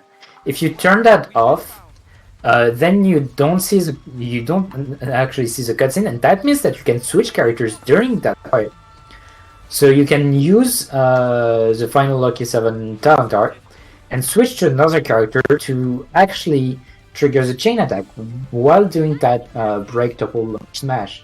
Yeah. That means that you can actually break topple launch, start the chain while the enemy is launched before the smash happens. Yeah, and that's gonna be that's gonna be the final boss strat, actually.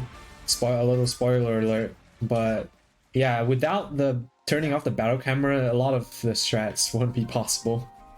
Not to worry, just stick to the plan. Especially when you factor in kind of early on in the route where we were still final Lucky 7 launching everything before we were smashing them. The final Lucky 7, that's essential. We've been kind of abusing that throughout the run because, while the talent art is happening, you kind of want to switch to someone else to do other stuff. Yeah, because that's a cutscene. You don't want to watch a cutscene and not do anything while the AI does stuff. Yeah, exactly. Damage per second is damage over time. So if you're losing time to cutscenes, you're not dealing damage. It's all about that micromanagement that I mentioned way earlier, because The game just gives you the ability to control everyone, so you may as well just try to micromanage as many people as possible, Exactly, and that's as your why. brain can comprehend. Yeah, exactly. And that's why I feel like this game is so rewarding. Like the more mechanically skilled you are and the more aware you are of like, you know, just what's going on and like the better you'll do. And that really shows Yep. for like quite a few of the fights, especially in like the early game.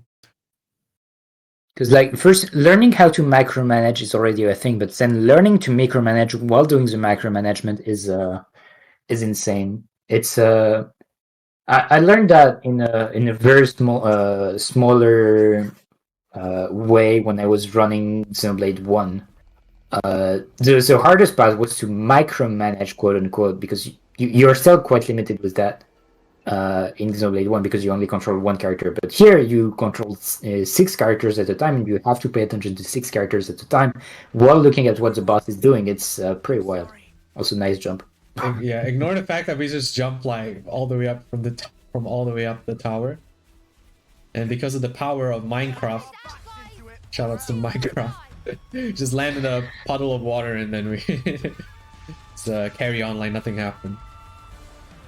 So so in order to do this side quest, we need to go through this place which has some really high enemies, well, we kind of still need a little bit more levels. On top of that, we've been skipping quite a few overkills, which is kind of annoying. So remember that Doom thing on Final Lucky 7? Yeah, remember how it works on Elite Monsters? Remember how we have a dexterity plus 30% on one of our accessories? Well, it's time to put that to use. Yeah, basically we're just gonna spam. We're gonna spam Tachyon Slash because that deals the most number of hits, and that's gonna give us a really good chance of proccing Doom. It's 3% per hit, and then because of a bug, we actually recently discovered this. There's actually a bug in the game, and the game actually rolls for the Doom twice, so you actually get like a almost 6% per hit to proc the Doom, which is funny. But it's not quite 6% because 3%. Yeah, it's like 5.7 or something. I don't know. It's better than 3. So this works on this guy, by the way, for good reason. So we're just expecting a Doom. Yeah, we're just gonna wait. We're just gonna wait here until Noah gets a Doom. It's so like are you not 30% per Tachyon Slash or something, somewhere there. Are you not killing Dragus anymore? Nope. No more grinding. Oh, that's cool. Yeah, How does that happen? That you don't need to do that anymore? We do the final boss at the lower level. Okay, just like that. Yeah. Yeah, it's interesting because we used to go into the final boss at a much higher level, like level 70, and nowadays we do it at like lower level. It's just a natural consequence of, you know, people just getting better at the game, getting better at managing like damage and aggro, and being more comfortable with the strats. So yeah, and also just taking advantage of different or more accessories. We're gonna get those later. Yeah, so I have the titanium temple guards. Those increase HP by 30%. That's gonna go on our healers. We don't actually put like many healing stuff on our healers because that's not gonna be really good for them. What we're gonna do is we're gonna beef up our healers to make them like really hard to kill. And yeah, that's basically all we put on them, and Devotional Necklace, of course. That's the best healing item, honestly. And yeah, just make sure their healers don't die, and that's gonna carry us for a lot of the late game fights. So right now we have only the Titanium Temple Guard. After the next boss, we're gonna get another accessory that's gonna increase our survivability by even more. And that's really, I think, like the special sauce for why we managed to cut XP and cut levels. Just because of that accessory, I would think. Yeah, I'm just gonna keep everyone in a little bit of suspense right here, but we're gonna get that accessory pretty soon. There were also Right. So now that we got all the fresh quest items, the game is like no, like the last item that we need to grab is in Kevis Castle. It turns out that's where there's going to be Noah's side quest. Yep. So regarding Ascension's quest, which we are doing, at this point they are unlocked, and basically, like up until now, we can only go up to class 10 of each class. Once you do the Ascension quests, which are available for every character, you get access to level 20 of each class. On top of that, for all the main characters, if you do their Ascension quests, you unlock a second shareable skill on their Ouroboros, which is not really that relevant anymore, but it's a thing. Mm-hmm. And yeah, Sword Fighter, like Zephyr, we're not really gonna use that. Or the levels don't really matter for Zephyr, but Sword Fighter, oh boy. That thing gets a huge buff when you get to level 15. Like, we're talking about, like, I don't know, it has to be like at least 30% increase to your damage when you get there, because your steroid buff, at level 10 it does 80% extra damage to bosses and unique enemies. At level 15 it goes up all the way to 135, so that's 55% more additive damage, and on top of that you also have extra scaling on your arts. And yeah, so level 15, that's gonna be a really big thing that we want to work towards once we unlock, once we finish Noah's Ascension quest here. And it's really nice that Sword just happens to be the best class for smashing, and the Ascension quest just happens to, you know, unlock Sword. It's really, really nice. The thing is, there is quite some limitations as well regarding which class can equip Smash. So it can only be a class from Kevis, because the arts that you can have as a master arts can only be arts from the Agnus classes if you are from Kevis, and Kevis if you're from Agnus. By the way, we never explained that, but Kevis classes have timer cooldowns, so it's a circle of things, while Agnus classes have auto attack cooldown, so you have to do a certain amount of auto attacks in order to get the art back. It's pretty irrelevant. But anyway, that means that you can on your left side and your right side cannot both have the same type of arts. So that means that only half of the attackers can have the Smash art equipped. And potentially, I think that if it was available, a Seraph would be a better class for it.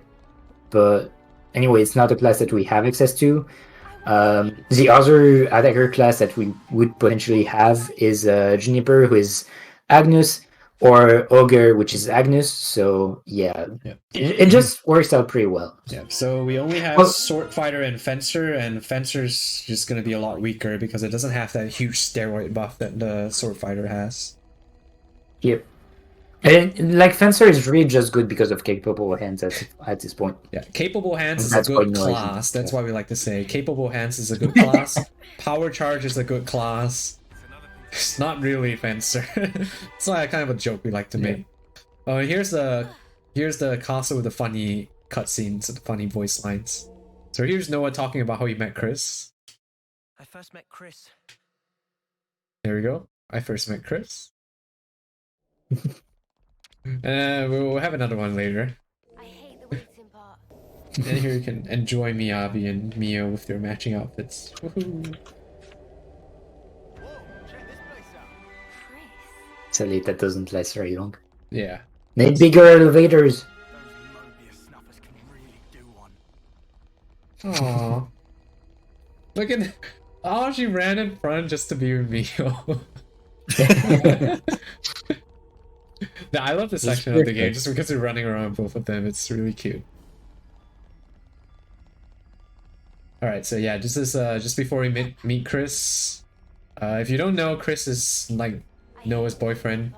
He's basically Miyabi except a dude and from Kevis. So one problem is that guy turned Mobius. Yeah, we did. Yeah, I So- totally didn't expect Chris turn into a Mobius. Really, like that was like big shocker for me. Totally. I totally didn't expect Chris. But yeah, that's the thing. Kind of completely random, but okay, sure. I don't know what they were trying to do with that, but sure. Works. So again, same strategy. Get talent art, get Aura talent art, use that, and then Shackle Ring, Smash, GG. Thanks for playing.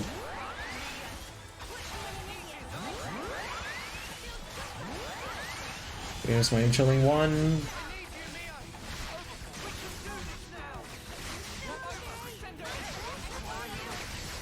Yeah, and the reason why I like to go to Interling 1 is because if you miss your Origin Blade, that's like another 20 seconds.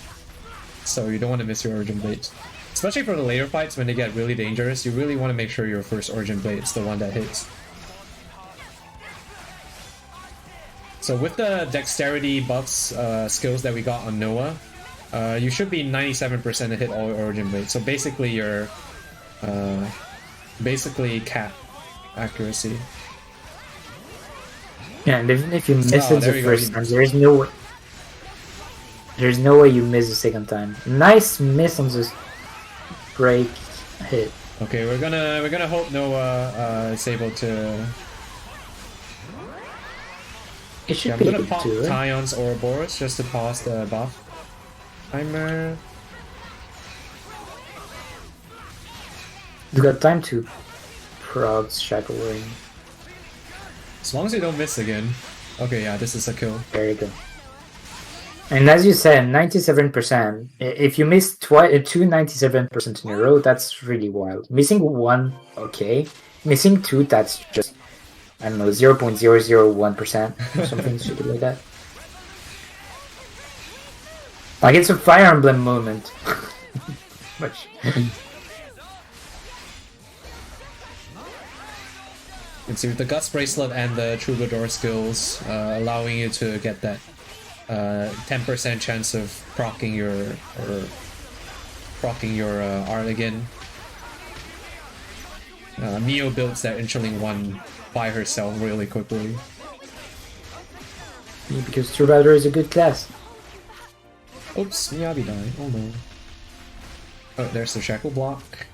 This is nice, just because this guy has front block rate, so having a Shackle block here means that I don't have to worry about him blocking my final Lucky 7. Because all the damage you deal from the first 3 hits will factor into your smash damage, so you want to make sure none of them gets blocked.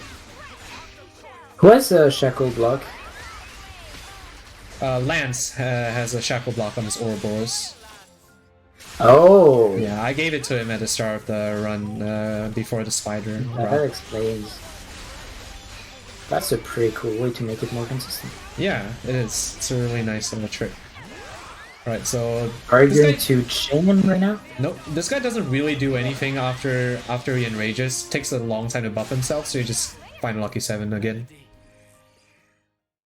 Why, Chris? Alright, there we go. There is Chris. End of side quest. Woohoo! And now Uni can go beyond level 10 Sword Master. Yeah, Good she can stuff. go even further beyond. Okay. I'll do my best. Alright, now You got- now it's that really nice accessory which I was alluding to just now. It's called the Shield Belt and decreases all damage taken by 25%. It's really nice. I want a bit of extra money. So I'm gonna sell my purple gloves here. Yeah, the one problem with the shield bed is that you deal less damage. Oh no! Wait, do you? Yeah, Is you, it that item? you deal 50% less damage, but you take 25% less damage. So What a problem on healers. not a problem at all on your healer. In fact, you want No. them to do less damage, so they don't take aggro. A ship that can Actually, I don't even think that Troubadour has any damaging skills. That's Twin Moons, I guess, and way You do it with Burst wounds, okay. Yeah, but I don't use Twin Moons for the end. It doesn't. Basically, it doesn't matter. Well, it helps consistency on N4. Exactly. It helps a lot for N. It increases your bulk for the final boss, and that's basically the main reason why we were able to cut levels. Because of the shield belt reducing damage by so much.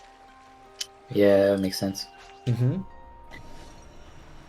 Yeah, so Yeah. what we're talking about, Twin Moons, it's an art that is also available in the Troubadour. So, you've got all those cool things that we mentioned. There's also, it's the only class in the game that can allow you to remove buffs from the opponent. Oh. There's a 50% chance to remove a buff on whoever is targeted by Twin Moons. On top of that, since it's Troubadour, you get that art back really, really fast. So basically, that allow you to completely remove all buffs of the enemy, give you all buffs, a bunch of buffs on your party, and allow them to recharge a bunch.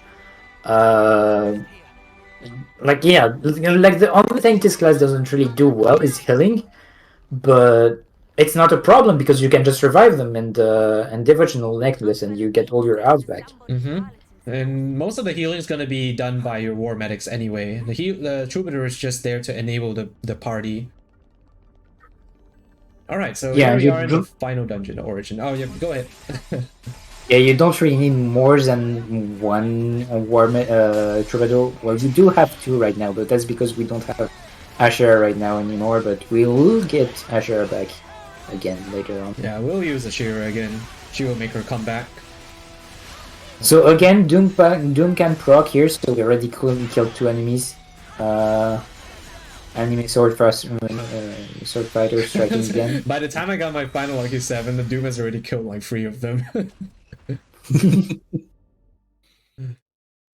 Yeah, this is a huge dungeon.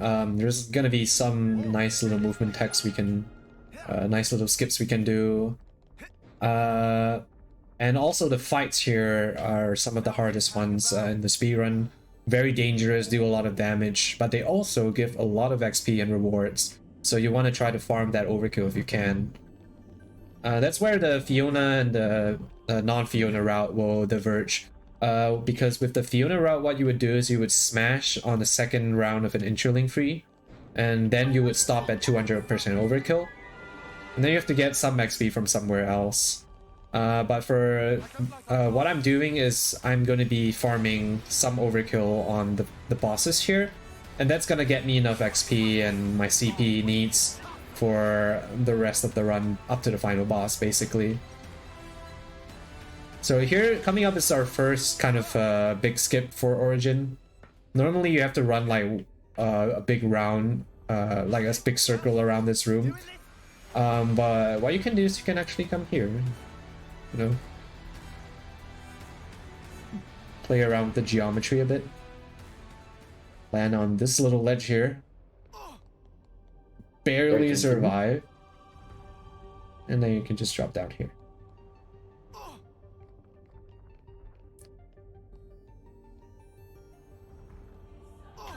There we go.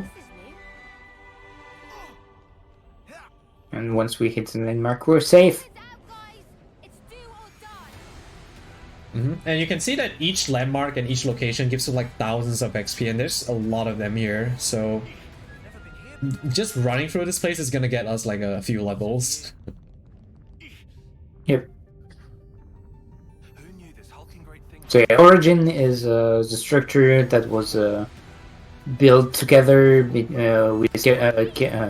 Xenoblade 1 world and Xenoblade 2 world, because the worlds actually collided, and to prevent the destruction of both worlds, they created this.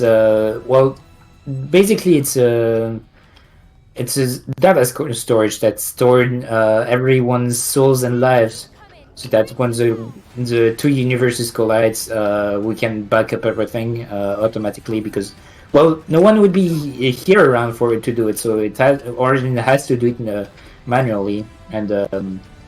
So yeah, Tora managed to do that, and the Xenoblade 1 world managed to do it as well. But turns out, during the moment of the collide, Mobius was created kind of out of nowhere. It's a symbol of the fear of change and the fear of the future.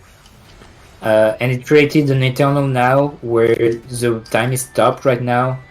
And in order to keep on feeling this world, there is this constant battle between people that was created in order to keep eternal now and keep the place as it is. But we obviously want to stop that because we need to go ahead. We need to change things. We need to experience the future. We shouldn't stay in an outdated place. We need to move on. Kind of deal. It's a nice That's the little whole skip you story saw here. me do there. Did a little skip there, some platforming, and then a little trick there. You can use the de-aggro. Is actually jumping on one of those ropes, and that would actually de-aggro the enemies automatically. Same thing as grabbing on ladders, although we don't have ladders here. And now we get to wait for this guy. Yeah, it's our friend. We'll just chill with him for a bit. Oh, Tyon photo bombed. What a nerd. He wants to be part of the group too. Better give it a good one, folks. Doesn't want to say it. He's just going to do it. Were they created inside Origin? Yeah, then you can see here are this is the Pharaoh's arsenal. This is where Pharaohs were created. And so both Kevas and Agnes Pharaohs are here. Are created here. Also, one very important thing about Origin is that the music slaps. So And I think it grows in intensity the closer you get to the center, which is insane.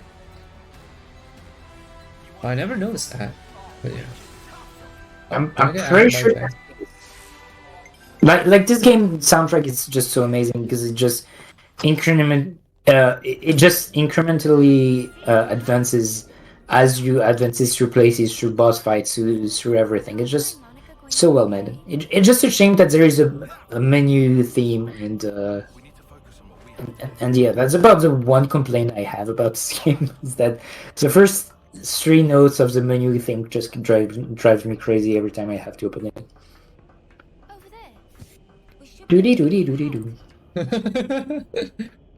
Yeah.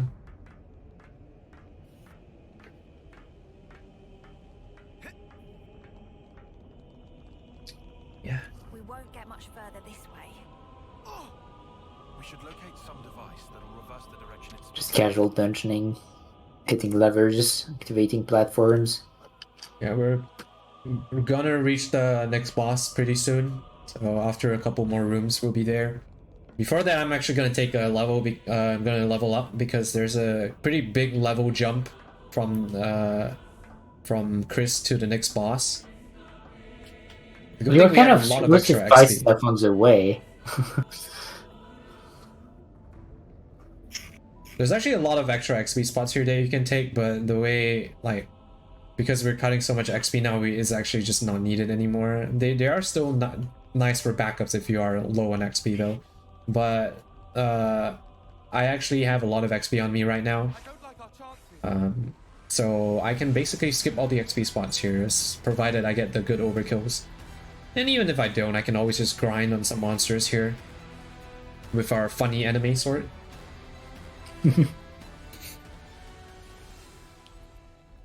So one thing Grinding about is not an issue in this run. one thing about interlink is that when you die, your interlink gets reset to that to the start of that level. So let's say you need 4 arts to get interlink 1, 5 arts to get interlink 2, and 6 arts to get interlink 3. If you die, you reset back to 0 for that specific level. And so you obviously don't want people to die too much, which is why I kind of put like survivability items on both Uni and Tyon. And so Uni's not really going to be doing much damage here. She's just tagging along, farming XP on her sword just so she can get it for later. So she doesn't actually need to do damage, which is why I put lots of bulk on her. Same for Tyon, because he's a healer.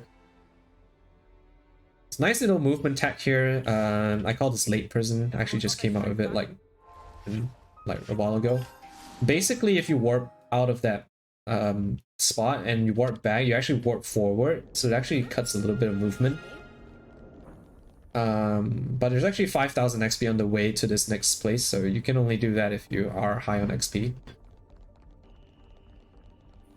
Anyway, what was I saying? So you don't really want Uni and Tyon to die. That's the main thing for the fights here.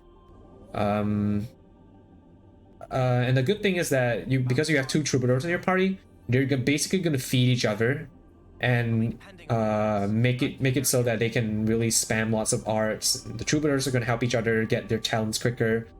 And basically every time you see a troubadour, like you hear the troubadour play the flute, which is the talent art, it's basically 1 level of interlink for Tyon and Uni because it's going to refresh all their buffs or their arts. So okay, every time you hear the flute, yeah, you are very happy when you hear the flute. Okay, anyway, so we've taken our level. This guy is level 68. He's actually really high level, so yeah, but because of all the bulk, we can actually do the fight at relatively low level. Yeah, this boss fight is pretty scary because he's got some really nasty AoE damage. Yeah, he can just snipe you. He can really snipe. And on you. top of that, he's got some big buffs as well. Especially on the second phase. I don't think on the first one. Yeah, second phase. He can buff for the first phase as well, but it doesn't come until like later in the first phase. Usually we don't see it. And that's why having troubadours in the party helps quite a bit for that. Alright, so yeah, same strategy, building up talent art. Yeah. For both Anime Sword and Ouroboros. Once that's done, build up Shackle Ring, try not to die. I also gave an accessory called the Victor Gauntlet to Noah. This is actually a double-edged sword. It increases his damage by quite a lot, but it also increases damage that he takes. So basically, kill them before they kill you is the theme here. And thankfully, we still have, remember that gem Dispersed Bloodlust that we crafted a while ago?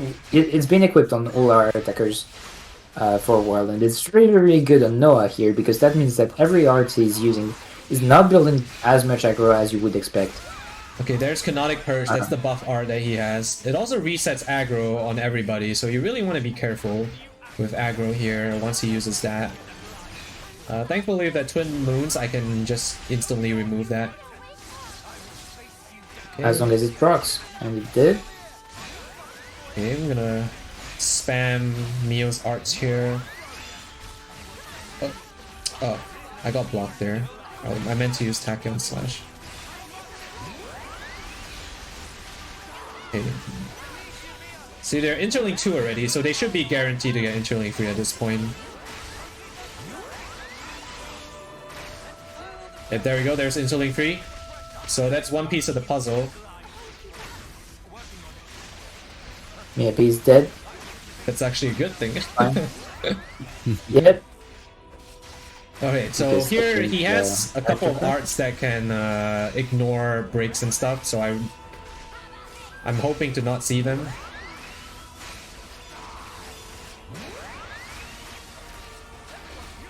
Okay, that's fine. Very nice. Now Roar 3 and finished up.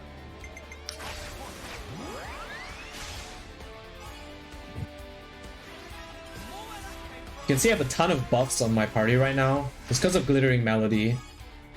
It pauses the buff timers and then also just, yeah, you know, it's very good. Anyway, the strat I do for these fights is basically to find a lucky 7 on a full shackle stack and then use the Interlink 3 chain here to finish them off and farm overkill. Alright, this looks good. So I'm gonna be able to get a Bravo in the next turn by using Tyon into Noah.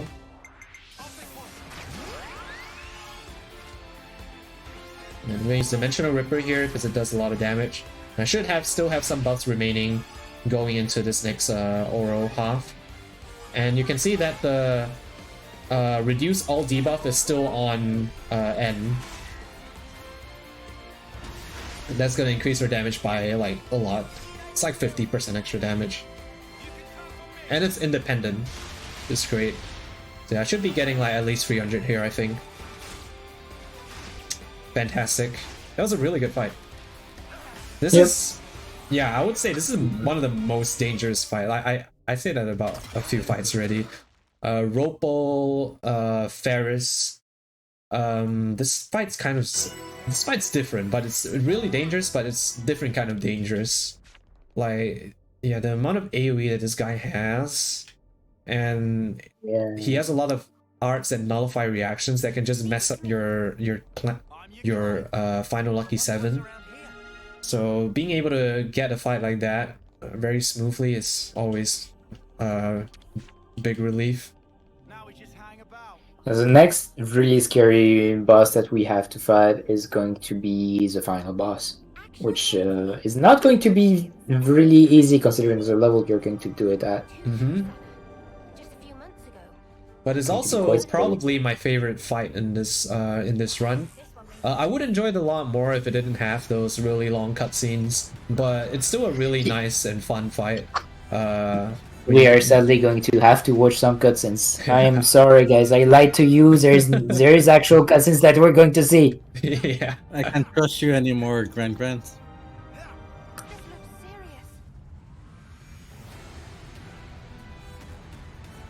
serious. But yeah, like there's going to be one more fight towards the final boss. Oh, by the way, we saved Melia. She's grateful. She just left.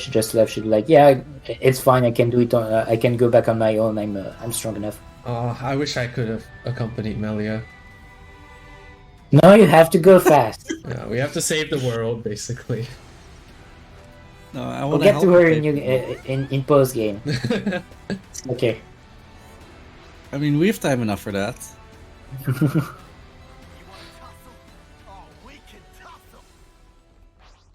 All right, there are actually a couple of fights before the final boss. The next fight is just a bunch of trash enemies, and then we have like another boss fight, and then the final boss. Quickly glancing at my food right now, I still have enough. I still have enough food duration, so I will get it for the next fight, which is nice. Gives me a little bit of extra experience to hit that threshold. You sometimes will run out of food here if you had like really bad fights and you had to reset a couple of fights or something. But because our endgame so far has actually been really good, I actually have a lot of my food duration left, so yeah, that's a nice sign. It's one of the more it's one of the more recent changes that I made, like to the XP route. I am actually going one level lower yet again compared to, you know, before. For final boss, and that allowed me to allow like a lot of interesting strats when it comes to like XP routing. So that's just one of the things here. It's not, we used to take like extra food back in Kevis Town to give you extra 40% XP, but because you don't need as much XP now, you can just go with the 20% food instead. Oh, you were saying, Legrand? I can't recall. It's fine. We got the really good part of the soundtrack here. This is where the soundtrack really slaps. Where the trumpets come in. I told you it was progressively getting more intense. Anyway, yeah. So the next fight is against Central Defense Team. It's just a bunch of spiders. The theme for that fight is, no surprise, it's gonna be enemy sword.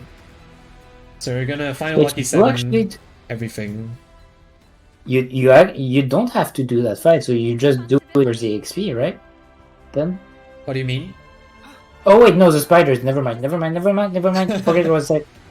I forgot about that fight. Yeah. Just I was thinking about X's fight that is keepable and the room is... Oh yeah, I will get to that. You don't have to do anything.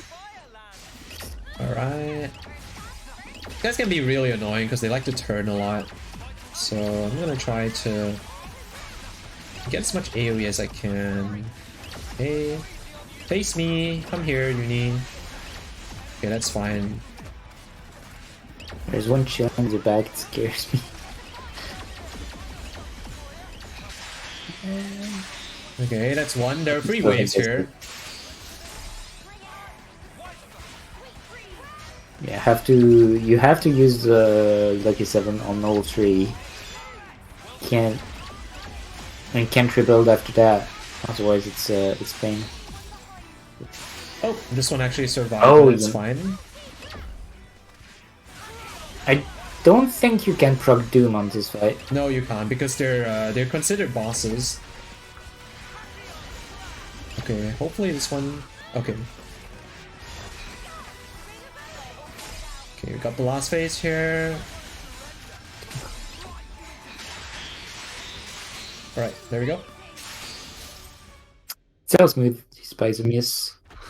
It's nice when you get that Tachyon slash AoE, and that's gonna basically count for like multiple enemies instead. So instead of going like attacking using 3 Tachyon slashes to get your final Lucky 7, you can just go with 2. Sometimes you can even get your full charge in 1 Tachyon slash. It's the dream.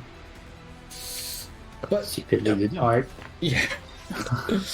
Oh, and by the way, after beating N, you actually get the last Lucky 7 art, which is called Harmonic Wave. And this makes your Tachyon slash go from like really good for building your final Lucky 7 to just this insanely overpowered art that does like a huge, like a ton of damage. Wait, I thought that art was level based. I didn't realize it was story based. It's story based, yeah. You get it after you beat N, because after you beat N, he joins you or something spiritually, and then I know you unlock new powers, I guess. It should have been the reverse. You know, you unlock Tachyon slash once you merge with and that would have been made much more sense. Yeah. Yeah, but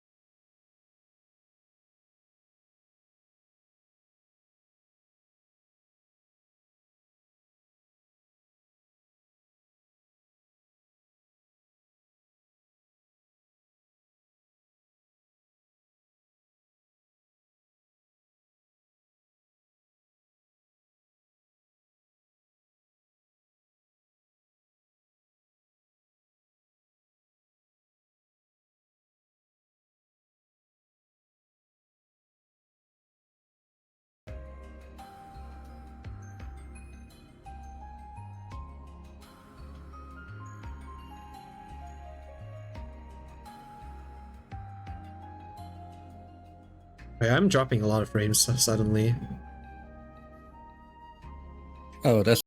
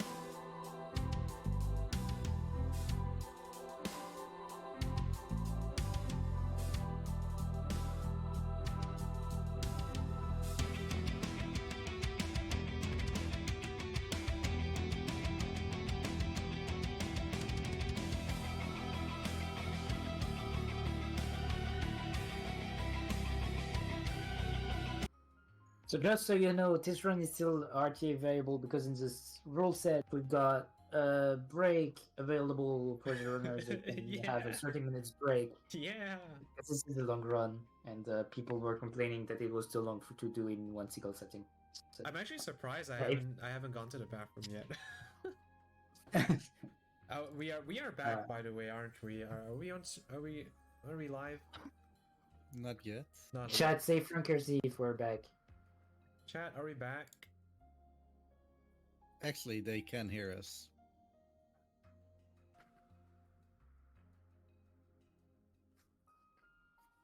Okay, I'm guessing we're not back yet. This chat isn't saying anything. I just heard that they're surprised that you haven't gone to the back room yet, so there is some delay. Are we back? Are we back? Are we back? Are we back? We are. Your voices, we Yeah. are back. Awesome, let's go. Great, so I'm going to say it for the third time because now we're really back. There is a built-in break in the run that is allowed for RTA speedrun because, the run is pretty long, so we allow runners to have a 30 minutes break during their runs. Pretty neat. Well, still valid. Still valid, still very much valid. We usually pause the timer and stuff. So if you're ever interested in running this game and you're scared about the 7 hours long run, just think about it as a 2 parts, 3 hours, 30 minutes. All right. If that's easier for you. I guess yeah, let's continue. I'm not sure if the timer was running the entire time, but I guess we'll do a countdown and we'll restart the run or start again. It was running, so just go. Oh, okay, whatever. Anyway, nothing much happened. We just ran through Origin a bit. And here we have something. I call this the dog skip. So you used to kill these things, but there's a pretty good way that you can avoid these things now. You just have to de-aggro them. But you can deaccro them now? Yeah, you can. I didn't think that worked. Actually, just come here. Like you just have to be really tight with your movement, and you can just barely sneak past them. There we go. Clean. Clean. Frontiers escape. All right, here's the last boss before the actual final boss. This is against Y again. Y is here.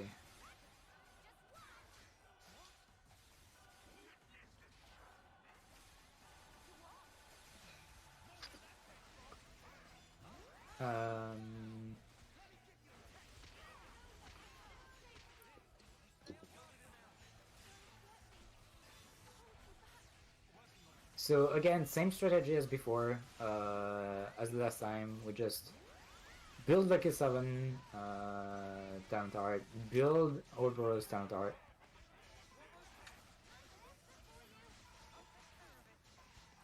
And once we get the Nidgate Ul, we just build the Shackle Ring, and then we deal a bunch of damage, and then I suppose you're probably going for another Bronze 3 Ouroboros. Yeah. Okay. It just took a little bit of time there to use some arts with Tyon just to make sure that I give them a little boost for their Interlink Flea. Hopefully Lance survives here. We do see the Interlink Flea from them, so once I pull this off, we will be good. Okay, Lance barely survives there. Very nice. Good job, Lance. This is not a lot of damage, actually. I maybe should have farmed a few more crits, though. I'm gonna buff myself up a little more. Nice thing about this setup is that Noah is behind Y here. And because Y has front block rate, but no back block rate, it means that our harmonic wave here, or our Tachyon Slasher, is going to be doing big damage from the back. So we mentioned it as well, but for in chain attacks, if you've got arts that do extra stuff based on position, those are not affected. So if you use, for example, Edge Thrust from the front, your chain attack, that's going to count as from the back. Yeah, exactly. The Tachyon Slash actually has bonus damage from the front, but it doesn't matter in the chain. Right, here we go. Hopefully it's and so actually doing it from the back during the chain means that the block rate that still does happen is actually not affected, so you deal more damage from the back than from it's gonna be bad. Debuff ran out just before.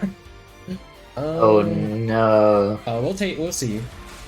I think it should still Alright, go. you're good. You're good, yeah. I mean, yeah, the kill happened. Let's see how much overkill we get. Probably 250, 280. It's not going to be 300. Oh no, that's fine. I think it's fine. 298 should be good. I mean, you're gonna see, and by the way, there is no uncuts in for this guy, you just run past him. Yeah. Because reasons. Alright, so I think my XP should be good. I got basically 300% on Y, and then I got over 300% on N, so this should be good. CPY should be good as well. So I don't think I need to grind. My XP was already good before. So yeah, we are all set for the final boss. I say this with very good certainty. We will be at the correct level.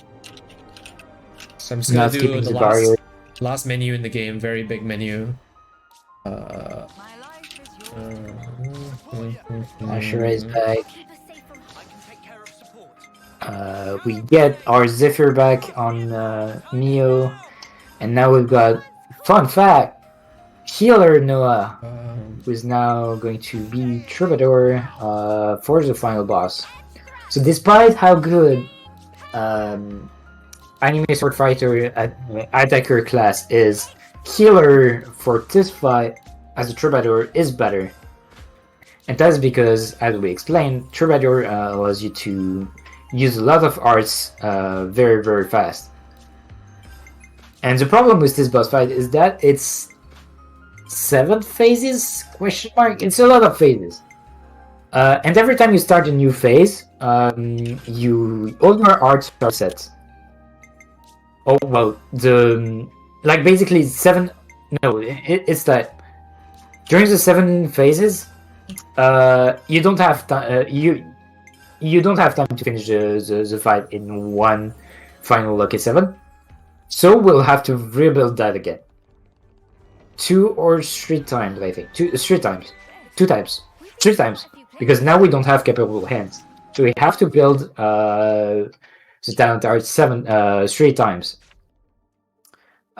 This is a lot, and this is pretty much super slow as an attacker. As a troubadour, however, this is done really, really fast because again we've got auto refresh on our own art. We've got fast recharge buff on the ground. We've got glintering melody, but no, we don't have glintering melody. Yeah. But we have a stance art that increases art's recharge speed, and it stacks with the recharge buff and the recharge field. Yep. On top of that, we also have fusion arts, which are going to allow us to spam even more arts to build the talent art. So we've got the setup with Noah to build talent coach really, really fast. I think so. What we only really want on our healer is not so much damage; it's just the ability to smash. So it's just the talent art. Well, the healer class just works because it still gets the job done, right? So that's why healer Noah is better, because we don't care about Doom. We have to use more than one. Alright, we just care about Smash. We don't care about any other art. So healer strats for the final boss. Thanks to the Chinese runners who gave us the idea. And so Zed, here you're noticing that there's a bunch of fields that we've never seen before. These are fields from the Stalker class that we got at class 10. So a bunch of people are at class 10 Stalker, and that allows us to get these fields. And those fields, what those fields do is every time you do an attack, they're going to do a follow-up attack. So it's basically a chaser. But on the ground. So the reason why this is so good is because this boss has a really, really high damage reduction, because story stuff, and actually those chasers are not affected by the damage reduction. So it's actually what is doing most of the damage here. It's not all the art that we are spamming. It's chaser attacks. And so you're noticing right now, so this is the 3rd phase right now, the most scary one, because the previous one we were unable to move really, really well. This one is just going to deal a lot more damage. We need to just be a little bit more careful with our characters, make sure that all the healers don't die.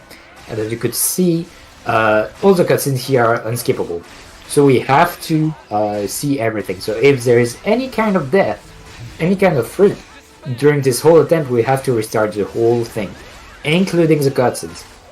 So really, really bad. We really want to keep it as safe as possible. And as I explained, it's not really the attackers that are dealing damage here. It's the chasers. So we just need to spam R's, keep it simple, keep it safe, and we're going to be good to go. So it should be pretty soon that the fight is going to end. We are not triggering Lucky 7 yet. We're going to wait until well, a very big cutscene moment where we are actually going to be able to chain and deal damage, because right now we cannot chain, we cannot Ouroboros, we are sealed, because that's basically God, and he's got power over whatever is happening here. It's a Matrix monster. It's a boss of Mobius after all. And so that's also why we're staying on Noah for the whole fight, despite the ability to swap between characters, because we don't want the AI to use the talent art.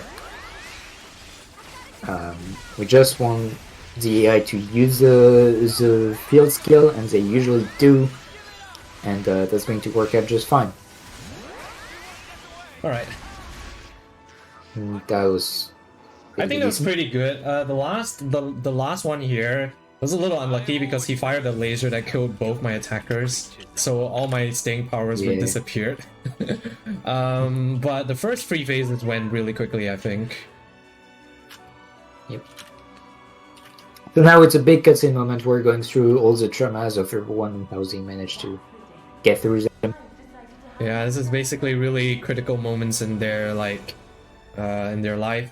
This is the part where Shania becomes like part of she accepts the flame plot, so basically giving up her freedom.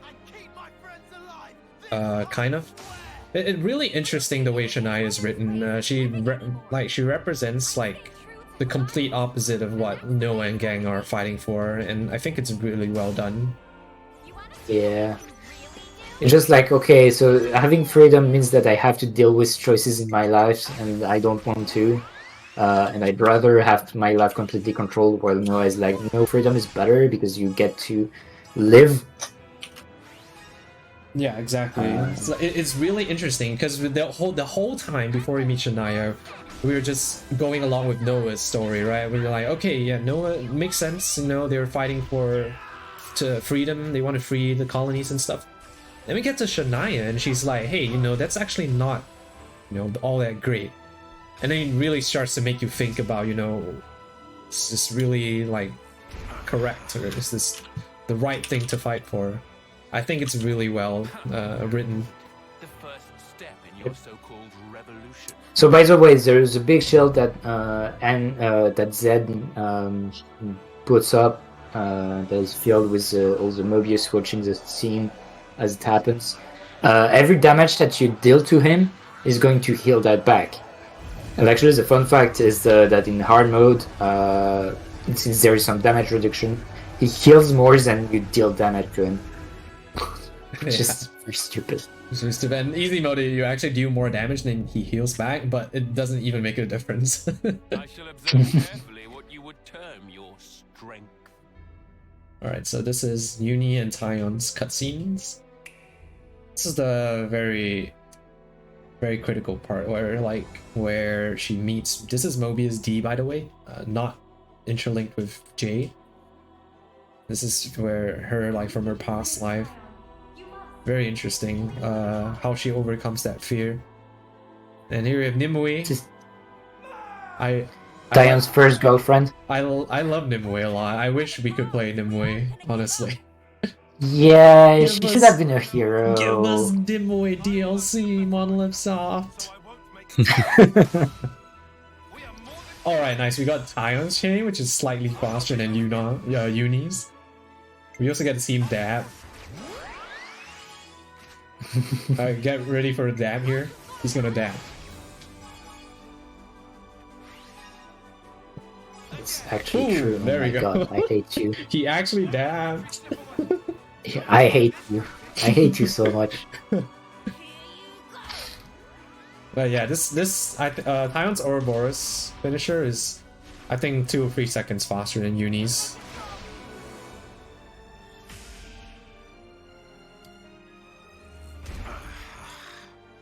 Alright, so again, this damage doesn't matter because he heals it off right away, so we just want to get to see the chain order as fast as possible. Mm-hmm. Now we get Noah and Mio's cutscene. Pay attention to what cutscenes they get, okay? I want you all to pay attention. First, we're gonna start with Noah's cutscene. So, what's the most impactful moment in Noah's life? It's obviously when Has to be your Chapter 5 stuff. Obviously has to be chapter 5 stuff. All right, so we get it here. It's been fun, Noah. Oh no, Mio. Okay. So what about Mio? What's the most important part of her life? It has to be Noah, right? It has to be, something about Noah. Nope, Miyabi. Girlfriend. I support this. I support It's this canon. too. Canon.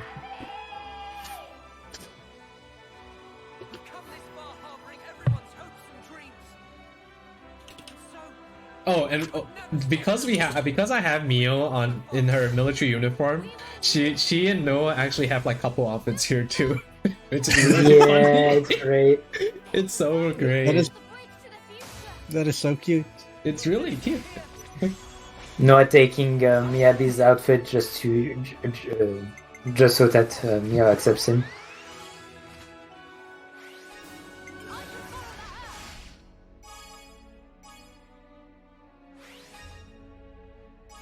All right, so after this final chain, this final Ouroboros here, Zed shields will go down, and we can actually deal full damage to him.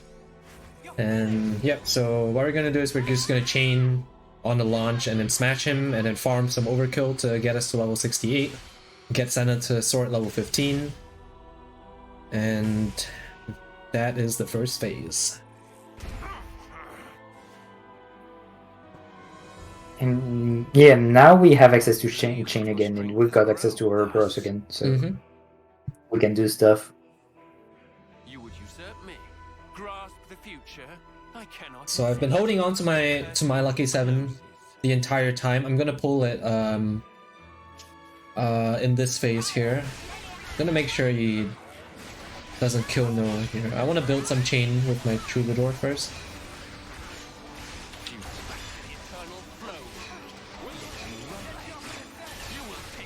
As you can see, you can really just spam arts like it's nothing. Alright. And so this is the healer lucky 7.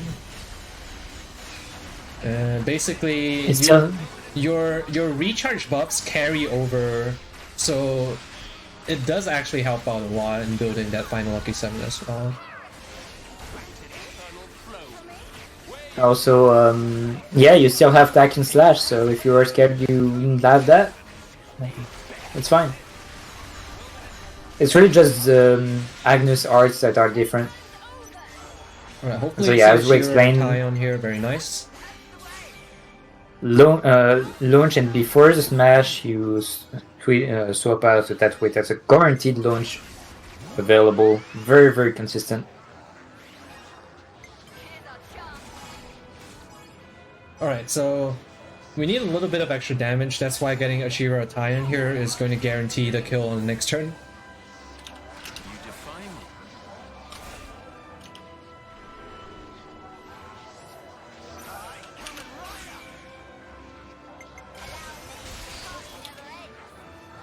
Smash to death. Big girl.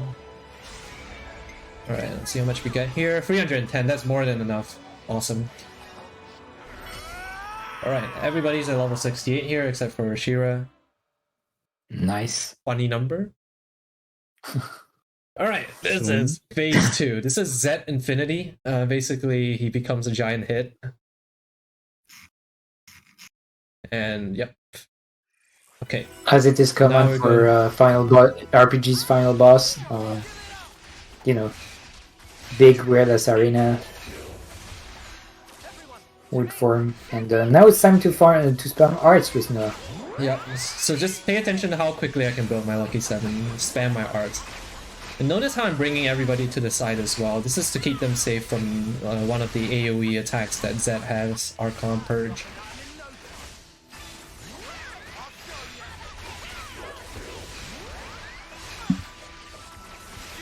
And there you go, it's built.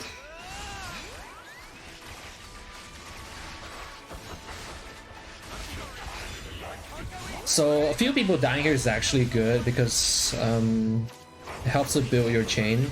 You don't want too many people dying, obviously not your healers. Can you actually revive with healer Noah? Yeah, you can.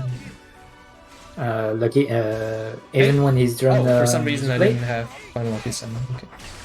What were you saying? Even when he's yielding the Final Lucky 7? Oh yeah, you can. Yeah, he can revive still.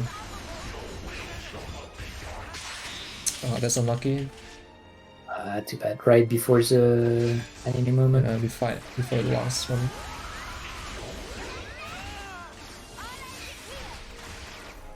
Oh yeah, because you don't have to chain here anymore. You don't have the cutscene issue problem. Oh my Or gosh, will you smash dude. before? Oh, buddy. Okay, this last one should be okay.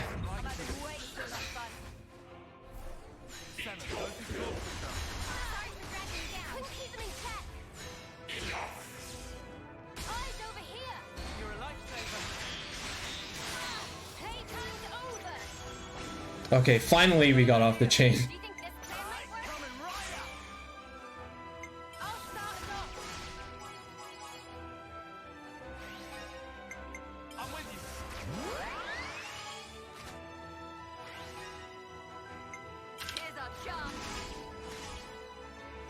Isn't there a thing on this boss fight where you have to chain to smash pretty fast? Because otherwise you have issues with cutscenes stuff.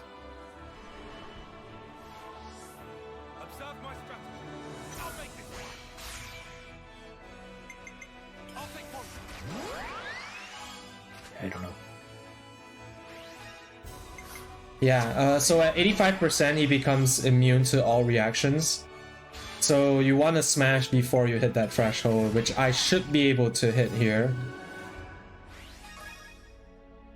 If not, I can finish with Senna. So I built a Bravo here, I think. I think that was a Bravo. So hopefully I get... 150, yeah. I've got an idea. Do I want to go one more round in the chain? Okay, I think this should be fine. This shouldn't put me over.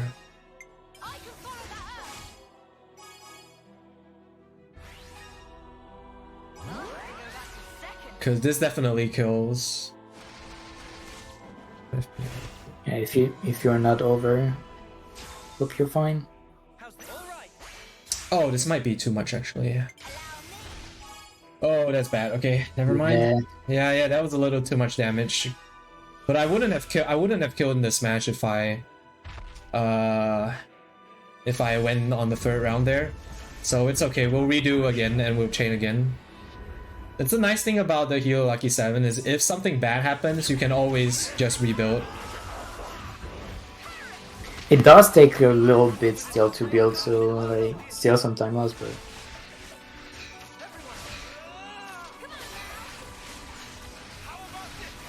so the problem with this fight is that there is going to be some cutscenes when you hit a certain HP threshold, and they did some weird thing where if you're too low, then your damage is going to be capped and it's going to hit a certain point where you're going to see the cutscene before all the damage that you've dealt with the smash is going to proc.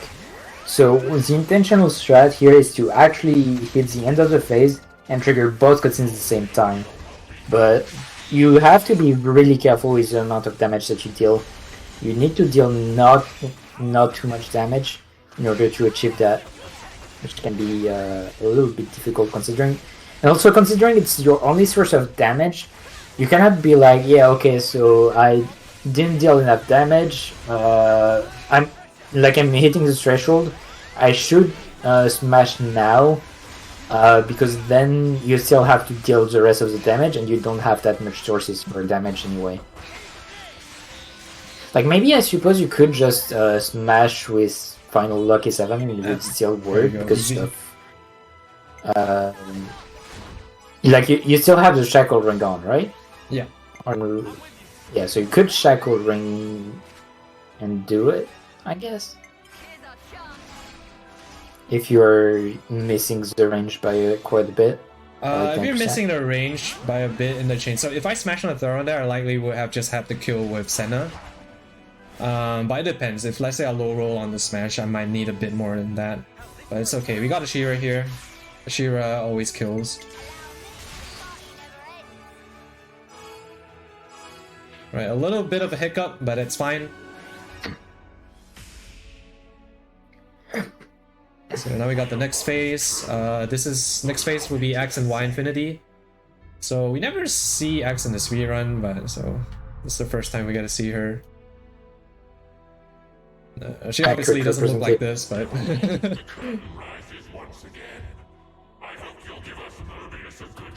alright, so this part's very interesting. I'm actually going to intentionally die here. with Uni. And that's going to... no, Uni.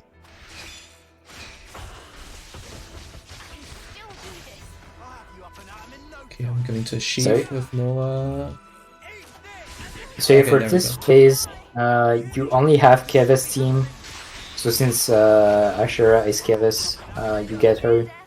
And now this is this fixed pattern, and now the queens are going to ask for help. And we're going to... Well, this is Alkamoth. It's actually a giant robot. Because of course, it was built this way. I mean, there was some hints that, it was mechanized, and well, the Agnes Castle is also a giant, right? Come on, But what's that a, was what's a a, little Z- bit more what's a obvious. Xeno game without some giant robots? Punch! And well, Origin is totally not Xenoblade Xenogears Deus. Play Xenogears, and you'll get all the Xenoblade 3 references. There's quite a few. Alright, so there's a little bit of RNG here depending on what heroes. Basically, you get like random heroes that you have in your party here. Oh, we got Gondor. No, you want Gondor on the next phase because you have enough DPS for this phase, and Gondor is like your best DPS hero. Okay, so we get Miyabi for the next phase at least. All the DPS on this team, though. Oops, I didn't get my stance up. That sucks. And so now the objective here is to deal enough DPS while Noah builds Final Lucky 7. I don't think you want to use it right away. You can use her Final Lucky 7 here if you don't have enough DPS. Like, I might have to do it here because I built my Lucky 7 really quickly. I procced like the Troubadour. It's fine. Yeah. Just speed up the fight a little bit, it's fine. We're going to have to rebuild Lucky 7 again later on. Yeah. Probably. But that's Yeah. fine. I'm going to Final Lucky 7 here. Not on a full stack. Don't need that, I think. No. Okay. Oh, of course I missed. Okay, never mind. So now plan B. Plan B is to just rebuild a little bit of my Lucky 7.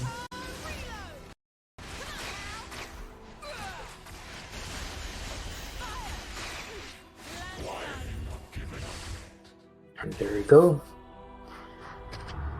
And now if we switch back to the other team, we're going to see all the tanks. So that's not really that great of a team. Well, we do have Senna Sword Fighter, so it's not that bad. Sword Fighter Senna is really good for the first phase of Zed with her really big staying power, because it's based on the attack stat of the user. She's not super good for this one, but she's workable. Miyabi helps her a lot because the biggest issue with Senna is her art recharge. So Miyabi's nice to see here. Oh, I'm just gonna bring my So we got to hear party members here. we get to hear Riku if you didn't catch it. But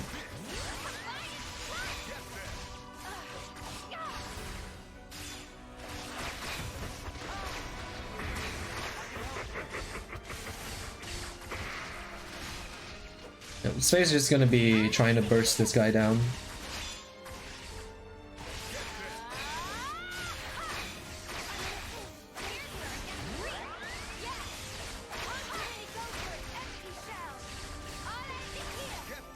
Meal's actually taking a lot of damage, so...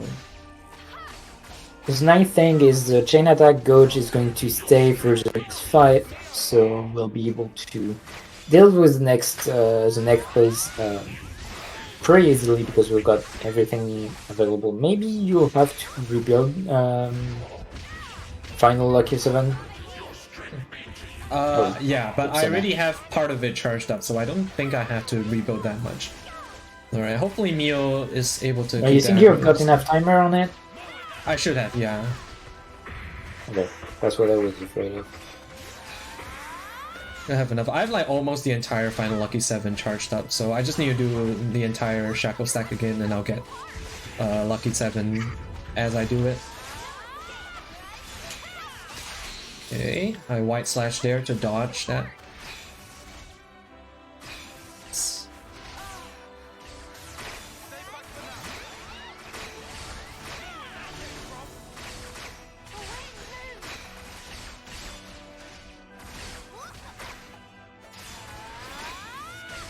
And there, slowly but surely.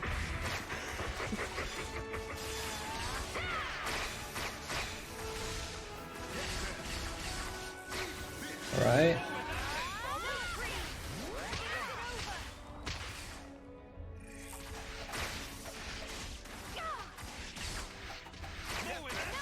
Alright, there's Y Infinity.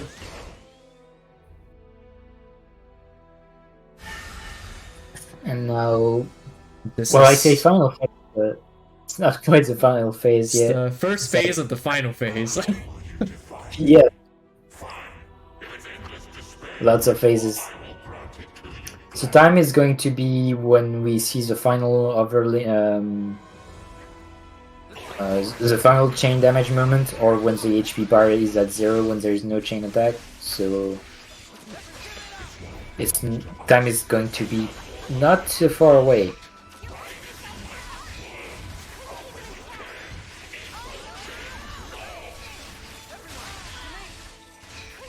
So shackle ring building. Okay, nice. I got him just before he killed people. It's nice. And Ashira is exactly what you want to see here. Where were you just now, Ashira?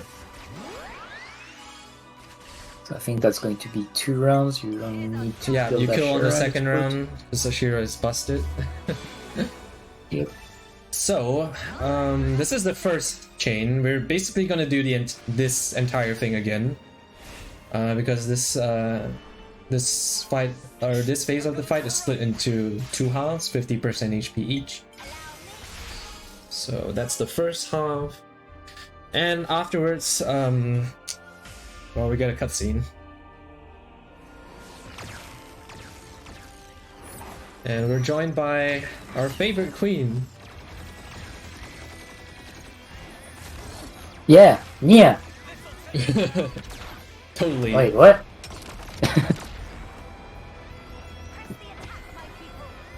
I can't wait until the other favorite queen is here, or she's here. Big lasers. And now watch out, she's going to sail the line.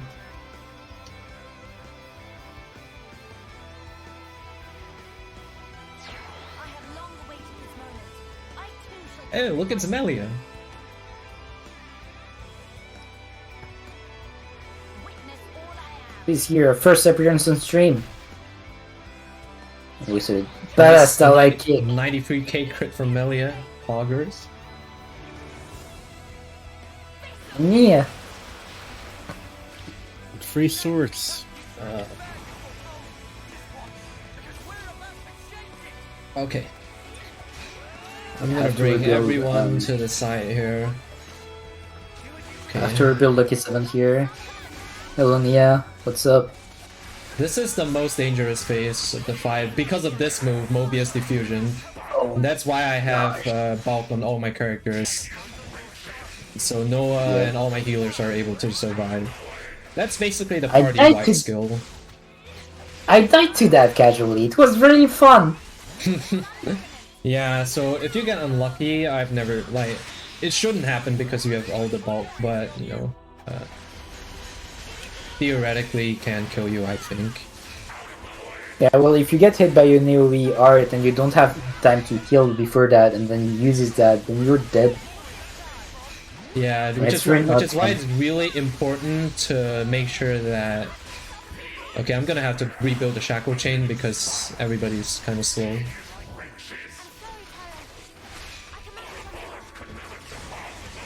So again, building Shackle Chain, and then building Lucky 7 again.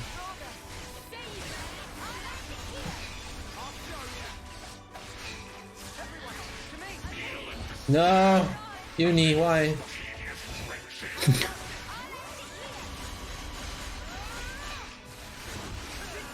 39 seconds. All of you come here. Okay, nobody died. Very nice. See, that's the reason why you keep everyone on the side, to avoid that one. No! Oh, I missed! No! Okay, I have to rebuild Oh, again. the attackers are dead again. Oh,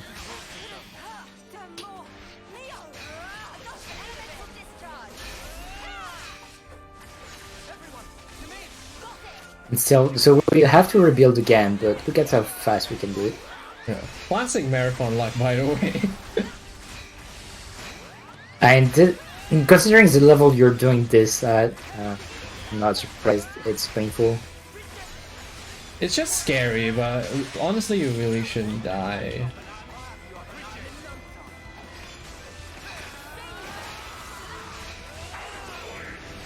Okay. We got our lucky 7 again. Can we do it?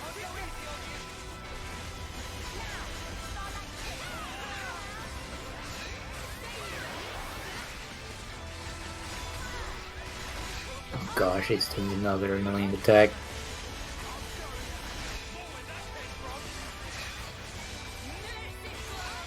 Okay, all of you come back. Ah. Okay, never mind. One more time. At this rate, you're going to kill it before being able to check the way in. Yeah. Maybe you should just do a little less and just use it earlier at this point. Alright, there we go. So get for the there arm we go. stomp. There's a It's going to Shira be the again. End of the chain. Yeah, so yeah, the time is gonna come once I finish this chain.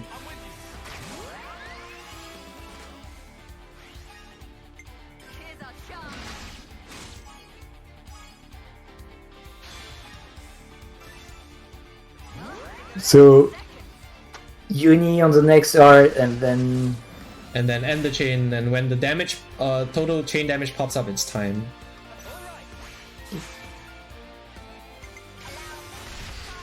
Okay, and after this, and get ready for it. time. Time. Woo! that's a GG. Oh, that is the final boss fight I've ever seen one. If I've ever seen one, that was really troll. I was That was a little Sweaty. sweaty. That was a little sweaty. But yeah, generally you should be safe as long as you keep people on the sides, and you can see how fast you can rebuild with your lucky 7. That's really So I nice. enjoyed the- Really nice strat here from the Chinese runners, Troubadour Noah. How you will.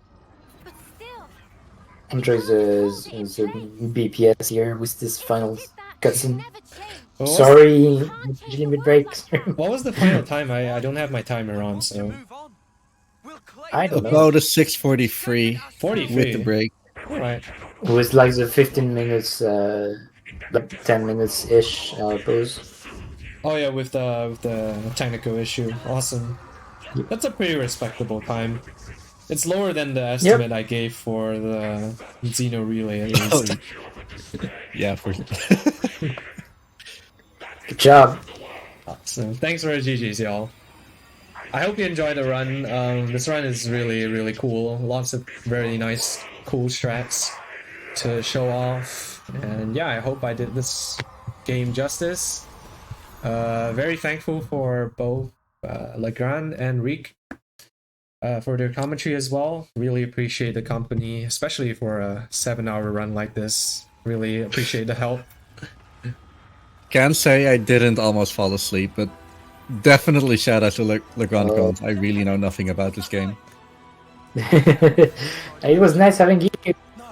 Yeah, Yeah, it's I nice guess, I guess. company. Yeah. Honestly, I didn't see the 7 hours go by. This run is awesome.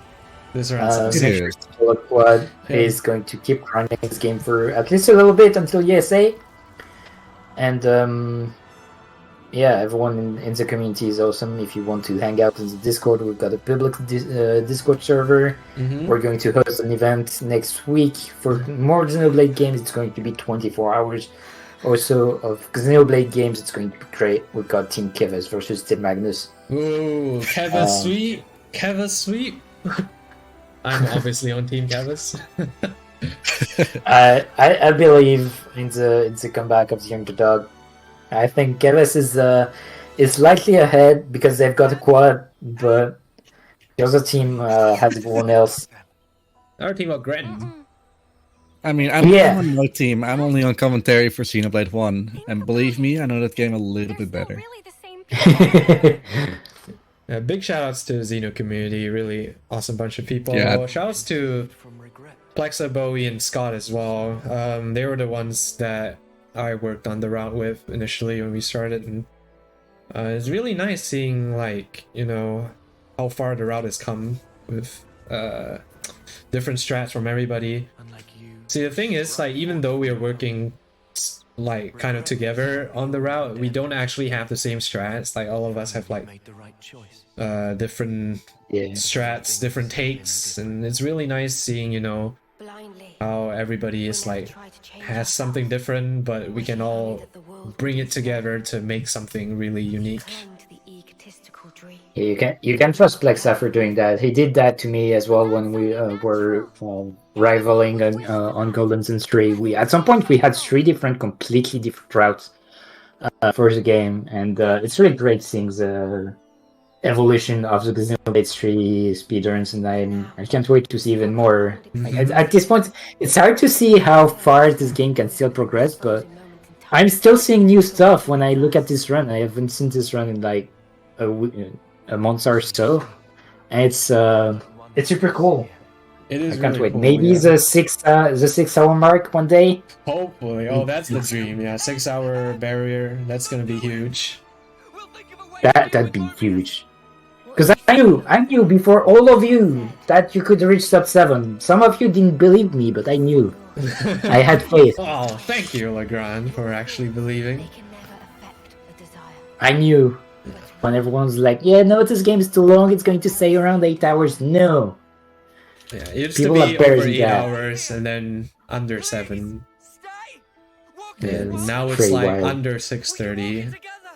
And it's gonna get even lower for sure. I think 6:20 is the next 6:20 is like the next milestone, and then, you know, slowly but surely, I'm pretty sure even sub 6 is possible.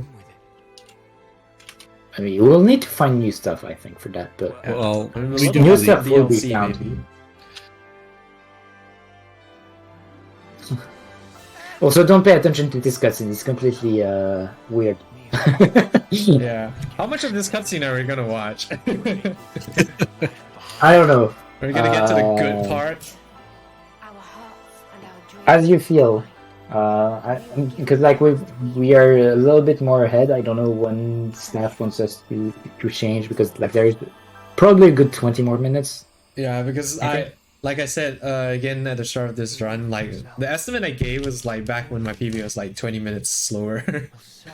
So I'm gonna look at the Horvara real quick, and I have a feeling that Dragon Quest should have started 10 minutes ago. yeah, but I think we were already like slightly behind schedule to begin with. But We yeah. were half an hour behind. So, Yeah, I slept 30 minutes more today because of that. Everyone